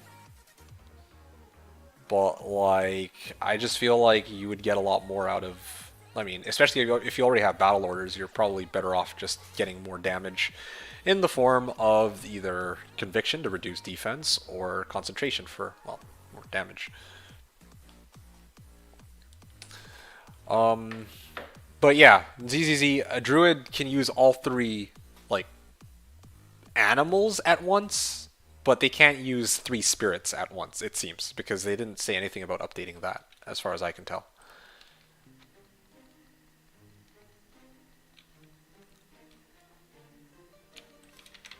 Okay, let's go back to Merge's comment, okay, because I haven't forgotten about this.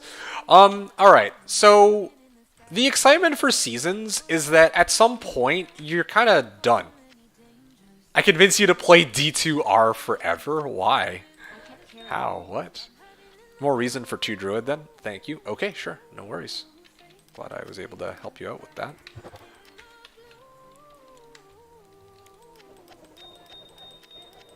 Okay, let me get rid of these. These are going to go onto my other P-Gem mule, I guess.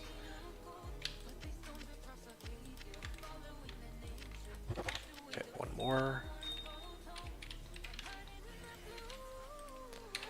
Yeah, like, I don't know. Look, at some point, you're kind of just done, you know?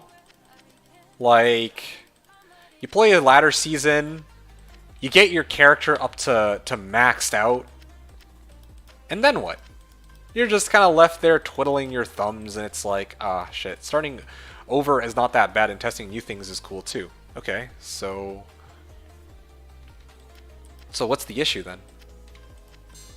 And the other thing that we have, like, that you didn't bring up either is that, like, yeah, ladder is just how fast you level, but that's literally one of the big reasons why you would want to take part in a ladder, right? Like, I mean, that's one of the very few things that you can actually compete with people on in D2. I'm not even joking. How else are you gonna compete with people, right? Like, can you? I mean, okay, fine, sorry. You can PvP them, yes, I could duel you right now, right?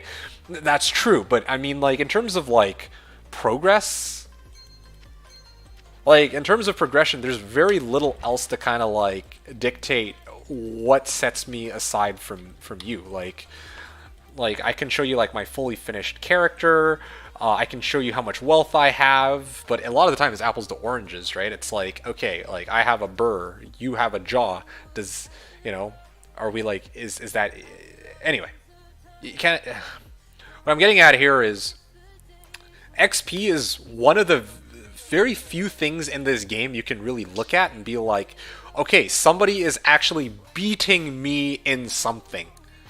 That's really it. That's why ladder is like, when you say ladder is just how fast you level, it's like, yes, it is how fast you level, but I mean, that part where you're leveling up, you're competing with other people too, right? You're showing, I guess, how much you can grind and how efficiently you can gain XP compared to other people. Because, yeah, it's one thing if, you know, you're gonna, like, play, like, yeah, you can spend, like, 12 hours doing pub bail games, and then you can make it to, like, level 90, but somebody like ZZZ, who's very knowledgeable and very skilled at actually farming XP quickly, can probably do it quicker than that, right? Like, being able to show that off is, and knowing that you've accomplished that, is one of the reasons why you'd play in a ladder.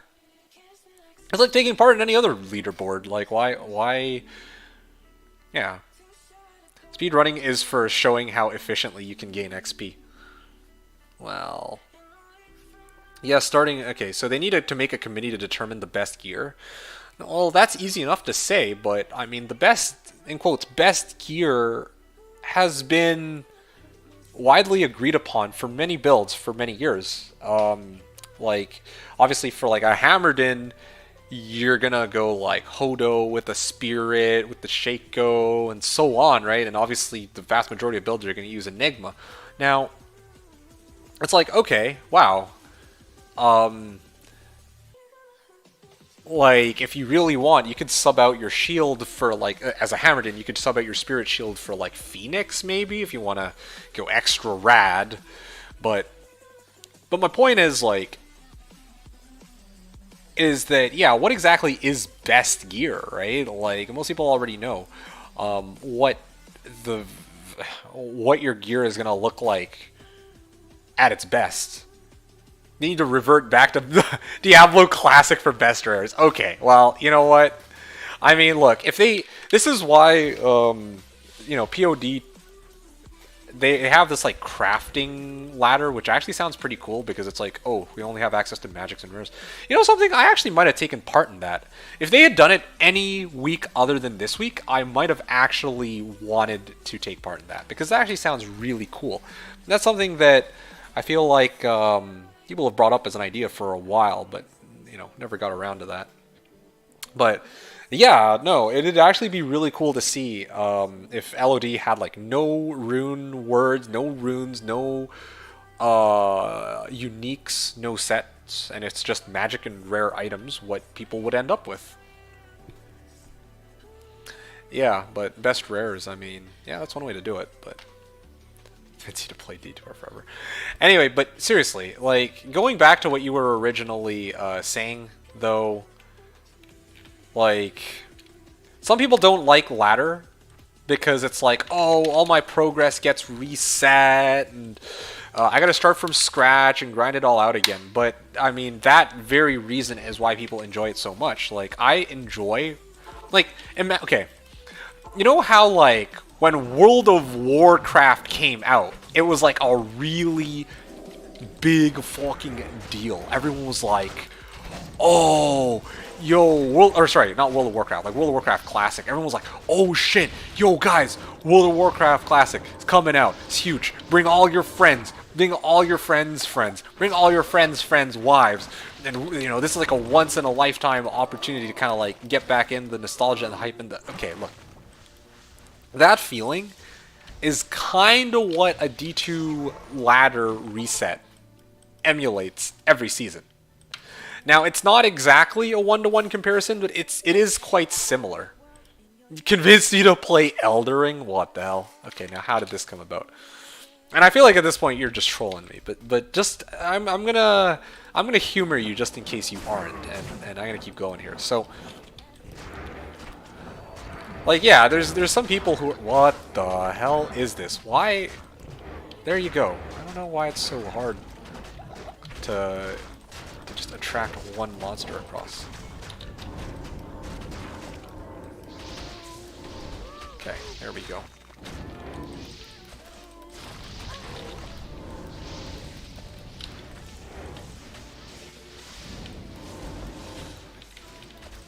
Yeah, but really, it's like a lot of people enjoy this kind of thing where, you know, everyone starts off from ground zero, same playing field from scratch, right? Like, how sick is it knowing that, you know, you're not, or I'm not at an advantage over you just because I sunk 3,000 hours into the game? Like that's really daunting for a new player or a returning player, where it's like, oh man, I want to kind of like get back into the game, but everyone's already so far ahead of me, right? Like, people are all like look at Lost Ark. Look at the number of people who are already like miles ahead of everybody else, you know? It's like, at this point, it's kind of like, okay, well, if you want to play Lost Ark, then you missed the jump, but with ladder reset, it's like, okay, shit, well, oh, in 2 weeks, everyone is going to be starting from scratch, and everyone's going to be giving it their best shot and just going at it and having fun, you know? Like, that, for me, is one of the coolest things that, well, yeah, that's like one of the coolest parts about playing D2, especially playing on Slash, knowing that, yeah, everyone will be on the same playing field, and every season's different. Everybody has different RNG, different finds, different luck. People will open up with different build, do different strats, right? Oh, shit! Ah! Bit my tongue while I was teleporting. That's why I couldn't react very quickly. Ah. Ow, ow, ow, ow, ow. Ow, ow, ow, ow, ow. Okay.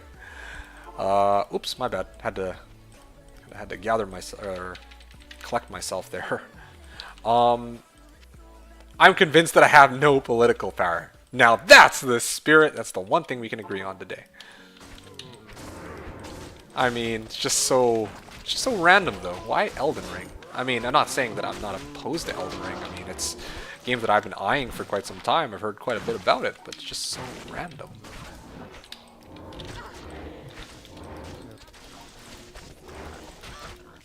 Okay.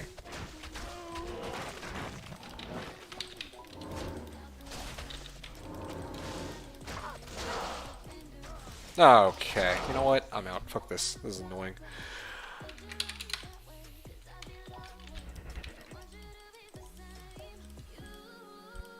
Well, you said WoW and Elden Ring was also a huge thing. Okay, yes, it is a huge thing. But WoW is WoW, Elden Ring is Elden Ring. And me, well, I am somebody who's not interested in starting up WoW. I said I was interested in Elden Ring, but I'm not interested in starting it up right now, you know, but with D2 it's like, it's something where, you know, I've played the game a long time, but it's usually quite fresh to me coming back to the game every couple months because I always have a new build to try. Like I know the game, right? Like I'm not starting out from ground zero. So I have some background knowledge, but there's always something new to try, and there's always you know, you'll always have different luck, different people to trade with. They might find different items. Anyway, but yeah, seriously. The alternative, if we're going to be comparing to other games, right?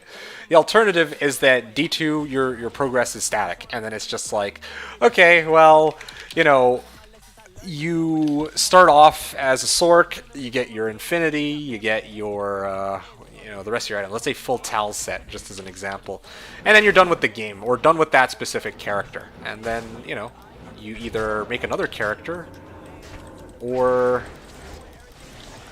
you just quit playing the game. And honestly, even gearing up one character doesn't take that long.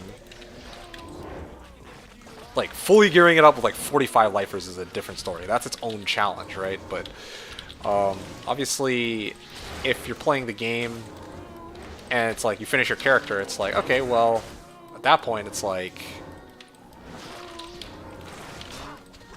you know, you can start a new one along with everybody else when the new ladder hits. And that just feels nice because it's like, you know, you're competing with others while at the same time you're trying something new. And it's not just like, oh, I feel like trying something new, but now there's no hope for me to compete with others who already have sunk hours, like hundreds of hours into their character and are way ahead of me, right? It's like, for me, it's like, okay, well, this season, or sorry, like the season that I played my Nova Baller, I was stupid rich. I had probably upwards of like, what, upwards of about 40 to 50 ohms when I stopped playing that season.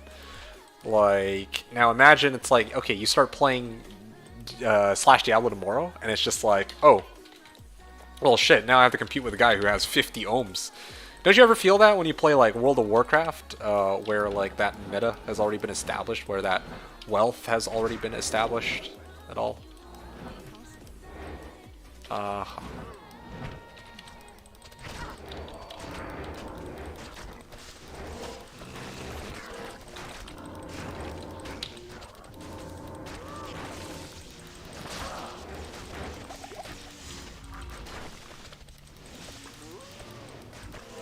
Okay, there we go, finally. Oh! Is that what I think it is? Is that what I think it is? Okay, I need to just wait for everything to die, and I am going to pick it up. And, you know what, I'm going to save the best for last. I'm going to sell everything else first, and then I'm going to go back and pick it up. Dude. Actually, though. No way. No way. No way. Is this what I think it is? Dude, if I got what I think it is, it is! It's a... Wait. No! It's a Spike Thorn! It's not a Lance Guard!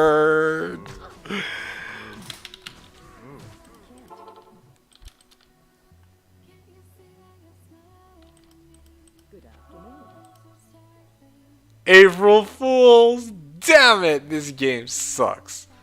Also, I just noticed this... I didn't know Spike Thorn had 333 durability. The fuck?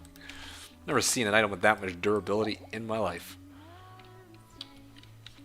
I saw Vortex Shield go up to 255. I didn't know anything went higher than that, or when it was a failed unique. Wow.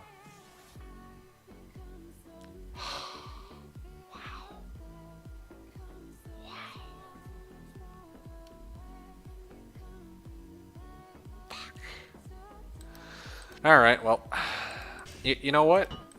Who knows? Maybe somebody might need Spike Thorn. This is a dangerous item to keep around, though. I'm going to mule this off now before I do the remaining runs for the next 15 minutes. Just in case lest I accidentally socket this with something.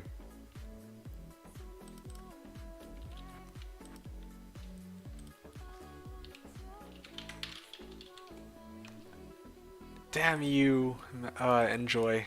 Freaking April Foolsing me. Merge is saying, nah, I'm too egocentric for that. What does that even mean? Egocentric? What? It's the other way around. It's beneficial for those people who would want to get into the game or get back into the game at some point. Rather than people who just non-stop grind it out. Although, see, that's the thing. If you want to just non-stop grind out on your character, you totally have the option to do that oh, whoops. I'm on the, I left the game on the wrong, window.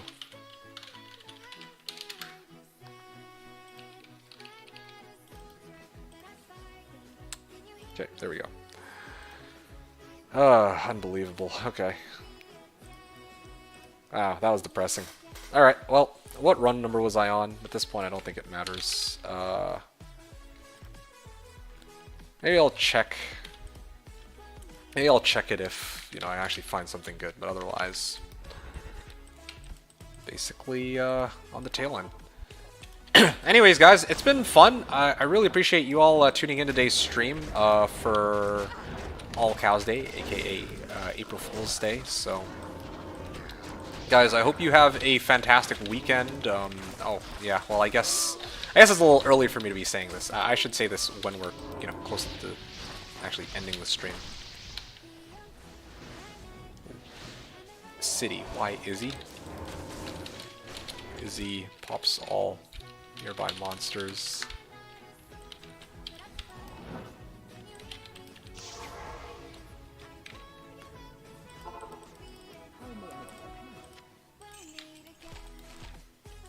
Wow. Another really cool thing about all these runs that I'm doing, I have almost 2 million gold. So straight up, like, when I come back to this stream next, or when I stream next time, I'll actually have a lot of gold for you guys, or to actually just spam Andy runs, and that should, I think I'm on run 425. I actually want to do, or finish my 1,000 by the end of the season, and, you know, maybe next time I can actually, the run should go pretty quick if I already have the gold for it, and I don't have to, like, sell the items I get from Andy along the way, so that'll be good. Wrong game server.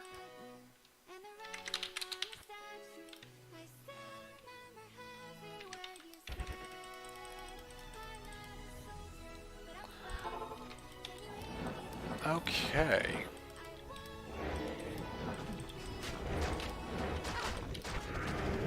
Ah. Whew, that is lag.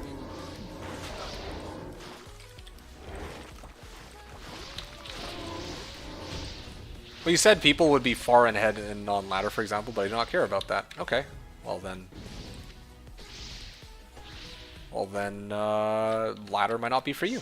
You might be like one of the other people who would rather just play and keep all their progress, and that is exactly what non-ladder is for. So, you know, that's the really cool thing about this system. You have the option to play with other people who also wanted to keep all their progress, but I have the option to play with all the people who have only been playing since the start of the season. You know what I mean? Like, I don't know, having that divide is kind of cool, because then that gives people the choice.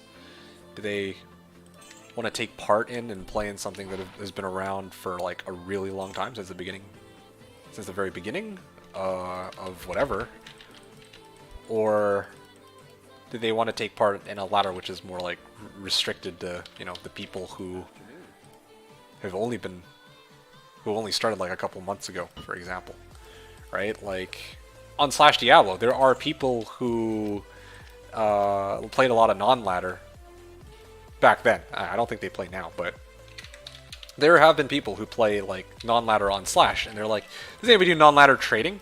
And then I think it was Lamau who's basically just like, yo, I got 50 ohms just from last season. You want them? It's like, you know, that's all, and that's just one season. Like, imagine all the ohms that you collect along the way, right? Like, yeah, you can have some of these items as trophy items. Like in my case, I have like a 20 and 15 Griffin's Eye just lying around on my trophy Nova Ball Sorceress Dilemma. But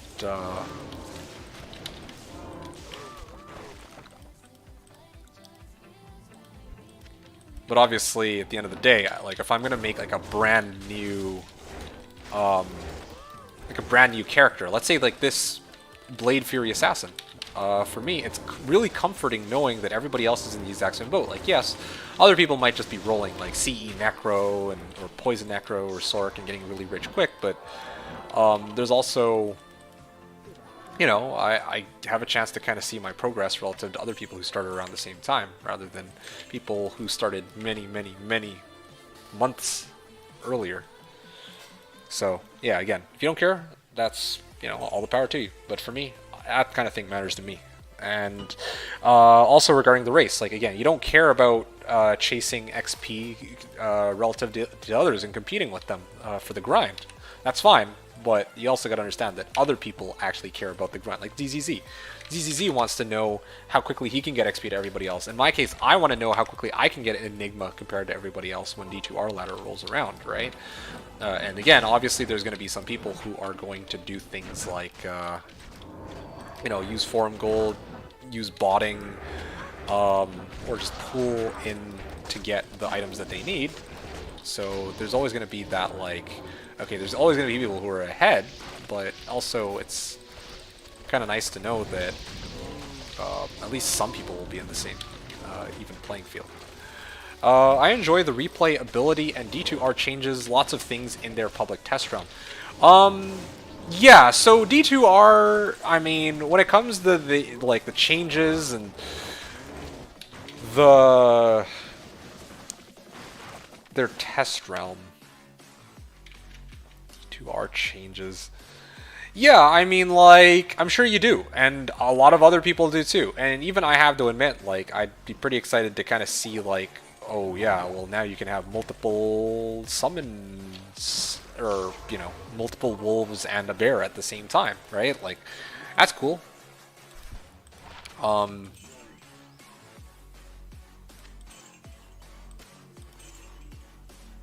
enjoy the replayability in D2R chain. Yeah, I mean, I don't know. That's good.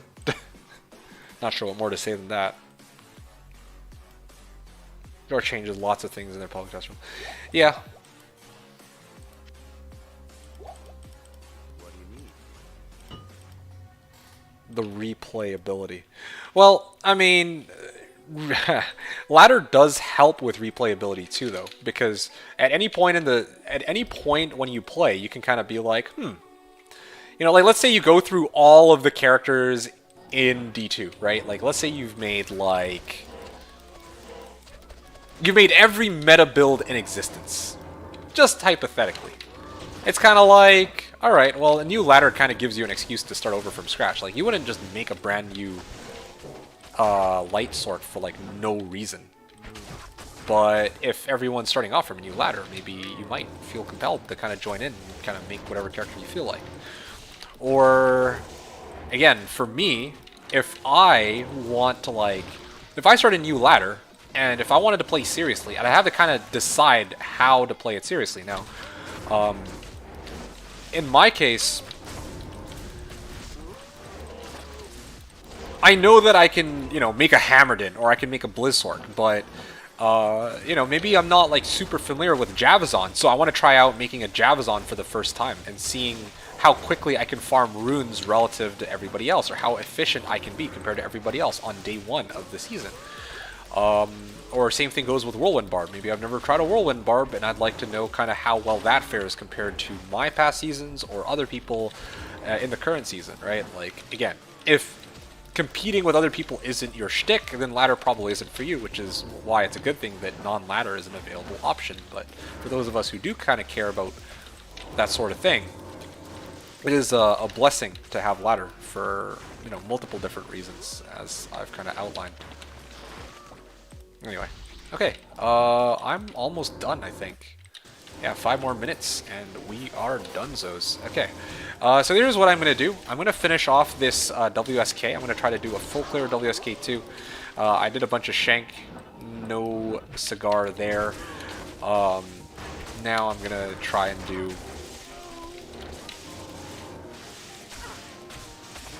What the hell? Are you guys still alive? Yeah, I'm going to finish up this WSK, and then I'm probably just going to talk a bit about the finds today and kind of like overall results, what to look forward to, and all that jazz. Especially, I got to rank the areas that I farmed in terms of enjoyability and also their density. Since, again, like they did I think that the Slash team actually did a pretty good job making it so that this time around, they made it so that it's all cows everywhere, but,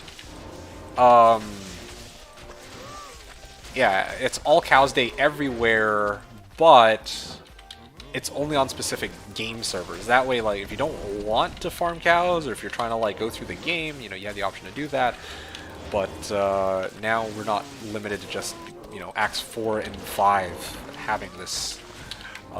Because previously it's like, okay, well, do I want to do Plains of Despair, or do I want to do Chaos or WSK? But now I can, like, run tubes if I really want to, which is actually kind of cool. Oh, look, Vortex. I don't agree with you, but I did find the fun in playing Sin. You don't agree with me, but, you know... It's kind of interesting that you say that. It's like, I don't agree with you, but it's like, you don't agree with me just because you don't agree with me? Or, like... Like, which part of what I said don't you agree with? Just out of curiosity, like, I don't know, man. I feel like this is one of the few times where I'm like, and at this point, I don't know if you're trying to troll me here. I'm pretty sure you are, but yeah, like, you know, I've covered my bases pretty well on this one. Like, yeah, as I said, like, you don't agree that, yeah, other people, you know, actually care about competing with others on the ladder? Like... I am curious as to which part you don't agree with. Did find the fun in playing Sin. But that part, though, you know, good for you. That's awesome. Seriously, damn it. I still haven't found my stupid Lance Guard. Well, I mean, just the fact that you make a different choice. I do agree with what you said. Okay, so that's the part I just want to get across, because, I mean, I can like, I'm not trying to convince you to play ladder, right? Like, I already acknowledged that, yeah, probably ladder is not the kind of thing for you. But I also want to get the message across that just because you might not enjoy ladder doesn't mean that it's not something that a lot of other people look forward to. Like, yeah, for me, it's like every new ladder season, I look forward to making a new build and then running it against everybody else and seeing their progression in wealth or in XP compared to mine. Or same with Coaster. Every season I look forward to seeing what Coaster wants to do, what new build he has cooked up in mind, what he wants to show people for the season, that kind of stuff, you know? So, I don't know. That kind of thing I really enjoy. So I want to make sure we're on the same page here. Okay. Next stream, I think I'm going to be doing Declone. So I got to make sure I set myself up for that. I still need that Lance Guard. Drax would be nice, although I could probably get by without Drax. With this level of equipment, with 100% CB available to me, if I do this, I should be pretty set. Yeah.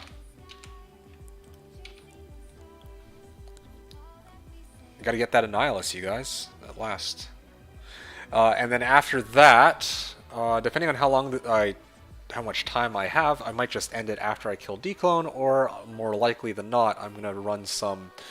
I'll probably opt to run some Ubers as not Ubers. What am I talking about? I'm probably gonna run. Probably gonna run some Andes. Need to get myself up to 300 MF though, and I also need to actually do the socket quest, and need to get myself up to 300 MF, and I still have all these items that I need to socket.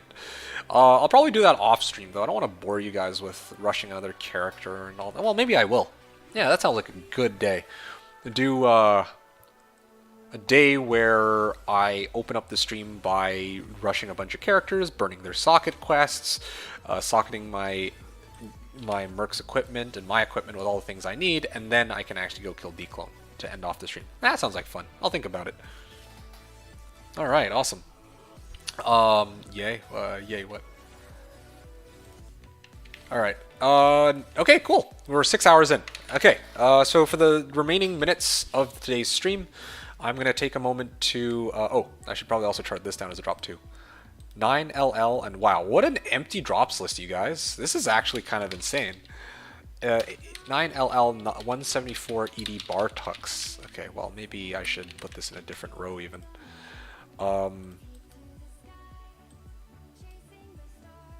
Seriously, come on.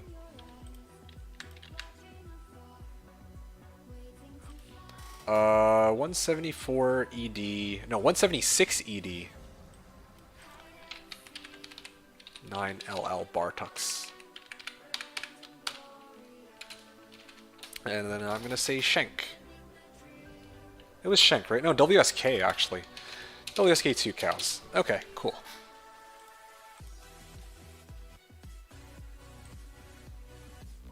There we go. Is that the same size? I hope it is. Good enough. Yay, another stream. Yes, that's my plan. I don't know when it'll be, though. I don't have anything planned. Definitely today I had to do a stream because it was all cows day. I mean, I think that speaks for itself. But going forward, I, again, don't know what my schedule is going to be like and whether or not I'll actually even feel like streaming. But I do have a feeling, though, that I will be playing this character on and off, at least off stream, because I really enjoy it. I have a lot of fun with it, so I will probably continue to keep using this character if I just kind of want to chill and have some fun. It's kind of my plan anyway.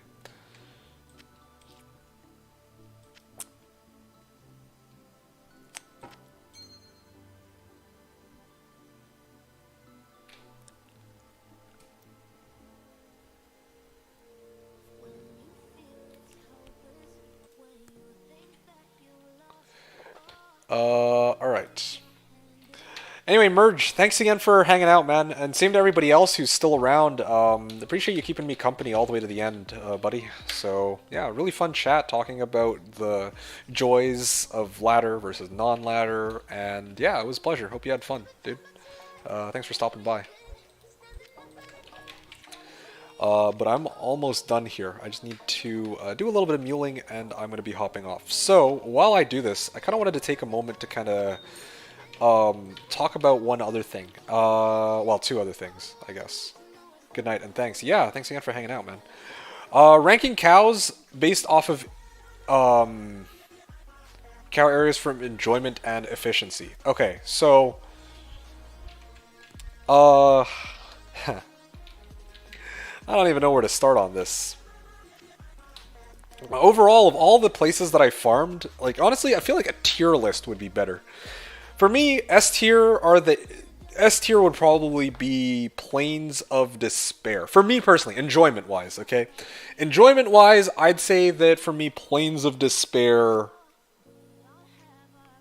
would have been the most fun. I just chose not to do it because I already did it last year.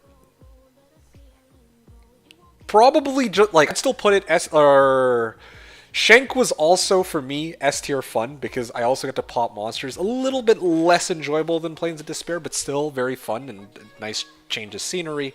So that also goes S tier. A tier locations to farm are the areas where it was wide open space. Yeah, like places with like wide open space. So for me, that would be City of the Damned. Oh, you know what? There's actually one other area. S tier fun, I would also say Arcane. Because Arcane, I can actually just pick monsters off from across the railing. Even though there was no... It wasn't like... You know, I didn't pop a bunch of monsters at a time. Yeah, I would say that those three locations are the areas that I had the most fun with. So, Shank, Plains of Despair with Izzy, and then, of course, Arcane Sanctuary. Those were the three most fun that I ended up doing. A tier, I would say... AT, Flare, well, yeah, AT had a lot of champ packs, very tight mob density. I didn't have to teleport too far, and there were plenty of cows there, I feel like, and I was able to kill them all pretty easily. Flare Jungle, I would say, kind of fits into this boat as well. Plenty of open space, good mob density, and like reasonable like monster level. Maybe I should actually put that B tier. I don't know. Kind of tough trying to actually write this all out here. So, let's go with S tier enjoyment. So S tier.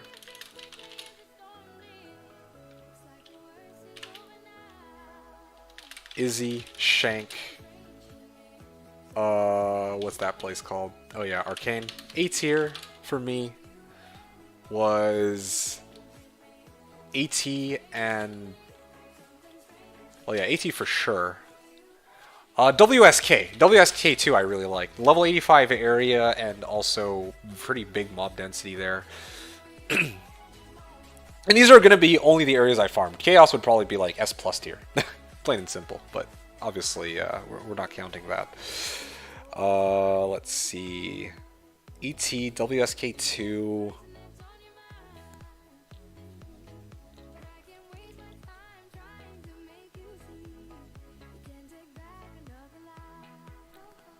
I feel like that's about it, really. I don't know if I'd really rank anything else in there. Oh, you know what? You know what? City of the Damned. And then B tier would be... probably, yeah, Flare Jungle was like kind of like whatever. That wasn't bad, but it was whatever. Hop. Halls and Tombs, because even though the mob density was pretty big, like it was kind of not enough space, or not enough open space for me. I even put cow level in here just because, you know, cow level I can do any other day of the week or any day of the year. And then of course finally C tier, I'll put Mega Lair. Boom, done. I think that covers pretty much every area that I farmed. Did I farm anywhere else other than these? I don't think so. Yeah. If I could have a D tier, I'd definitely throw Trav in there, though. I don't want to fight council members and cows at the same time. Sounds silly. And then, of course, in terms of efficiency, well, S tier... C tier means you still pass. Well, that's true. Yeah, I would say that I still pass it, because the thing about Maggot Lair is it's like, okay, it's very difficult to kill packs of monsters at a time, but if, you know, I were running like a single target build, or if I wanted to like kill one monster at a time with Blade Fury, then yeah, like Maggot Lair would be perfect for that. So yeah, I do think that in terms of enjoyment, C tier, yeah, I would enjoy Maggot Lair at C tier. It's still passable, but I wouldn't farm there before A and B tier, or S tier, obviously. Efficiency. For efficiency, Again, obviously, I'm not counting Chaos. S plus tier is going to be... Well, Chaos is going to be S plus tier. S tier would be Izzy. Yeah, A tier would be... I don't even think Shank's that efficient, but definitely the other areas that I listed. WSK2, City of the Damned. Honestly, sorry, S tier should be Izzy and City of the Damned. There we go. City of the Damned. And then A tier should be... or WSK2.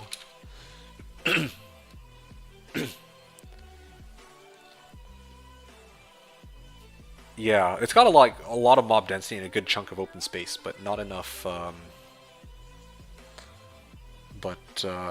it's also level 85 area, but you can't actually pop the monsters like you can with Izzy. So I don't know. WSK2 is kind of eh. B tier would be all these other areas. AT, Flare, Hop.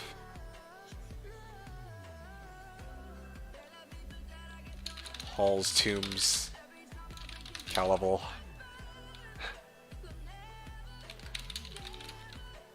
C tier. This is actually kind of fun, I'm not gonna lie. I should have actually made like a legit list or tier list, and I should have put them all in there. Is Arcane, and then D tier is Maggot Lair. Boom, done.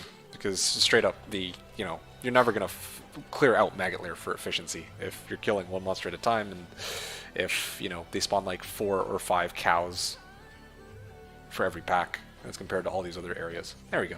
Okay, I'm good. That's basically everything I wanted to say. So, to finish off, this is good enough. I'll deal with the rest some other day because I really gotta go. I spent too much time ranking all this. So now that that's all out of the way, I can actually talk about my plans for the next couple days or the next couple streams. So yeah, next stream, I don't know when it's going to be. I'm hoping it'll be sometime next week. Well, definitely not Monday, probably not Saturday or Sunday, but who knows, maybe Sunday, I don't know. I'm going to try to run Uber Diablo. And get my Annihilus. That'll be my next big upgrade. I already have the Gull Rune. I just need to set up my Assassin so that she's ready for it. I would like to get the Lance Guard ideally first, but you know what? I can probably do it without Lance Guard or Drax. So I should be okay. So next stream is going to be killing Declone. Maybe rush some characters so that I can actually get some socket quests and properly socket my gear accordingly. So that's kind of exciting. And then... the stream after that is going to probably be a bunch of Andy runs, is kind of what I'm thinking. I might also make use of this Delirium. I'll have to see. Yeah, I'll probably decide. I have to play things by ear and see kind of what I get as well. So, yeah, that's kind of where I'm at. And then from there on out, I don't really think I have anything else planned. So at that point, we're just going to play everything by ear and we'll have to wait and see, okay? I don't know if anyone's still around, but I really do hope you guys enjoyed today's stream. I didn't actually get any upgrades on my gear, so I don't really have much to say on that front. In terms of things that I found, again, I really didn't get anything good today. Today opened up pretty promising. I got like 15 ED Great Halberd from Eldritch right away. But after that, I only found one small charm with, 2 max, 20 attack rating, and 1 strength. 31 MF Travs, which I traded for Lem, so I could make my Delirium. Gull Rune. Oh, now that was actually a pretty legit find.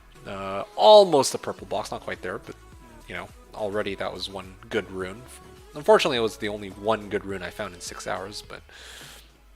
I had the Flame Bellow, which probably isn't even worth reporting, and Bartux. So, again, all in all, it comes down to just one Gull Rune and the Travs. And yeah, was it worth it to take part in All Cows Day? Absolutely. It was a lot of fun. It was a blast. I really enjoyed it. Spiced things up a bit.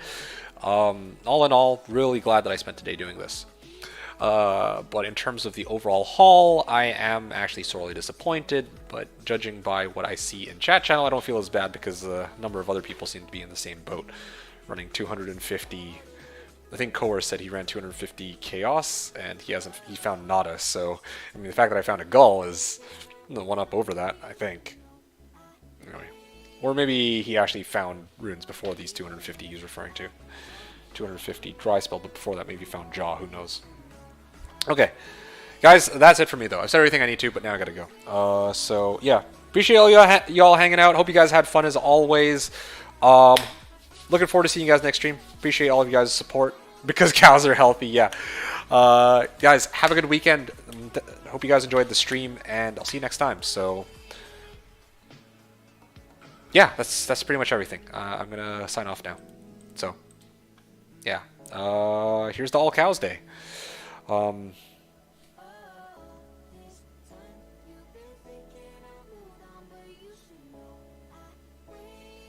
of want to play Requiem for a dream to end off today. You know what? I'm gonna do it.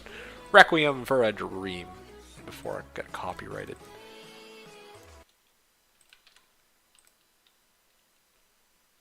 Okay. Oh, perfect.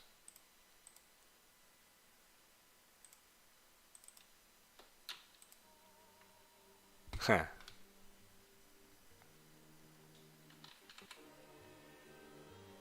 There we go. Okay, now I can end the stream on this. Yeah, see ya, Enjoy. Surprised you're still here. Thanks so much for hanging out, man. Okay. Hope you guys enjoyed All Cows Day. Thanks everyone for watching. Appreciate y'all hanging out. This is D2D2, signing out.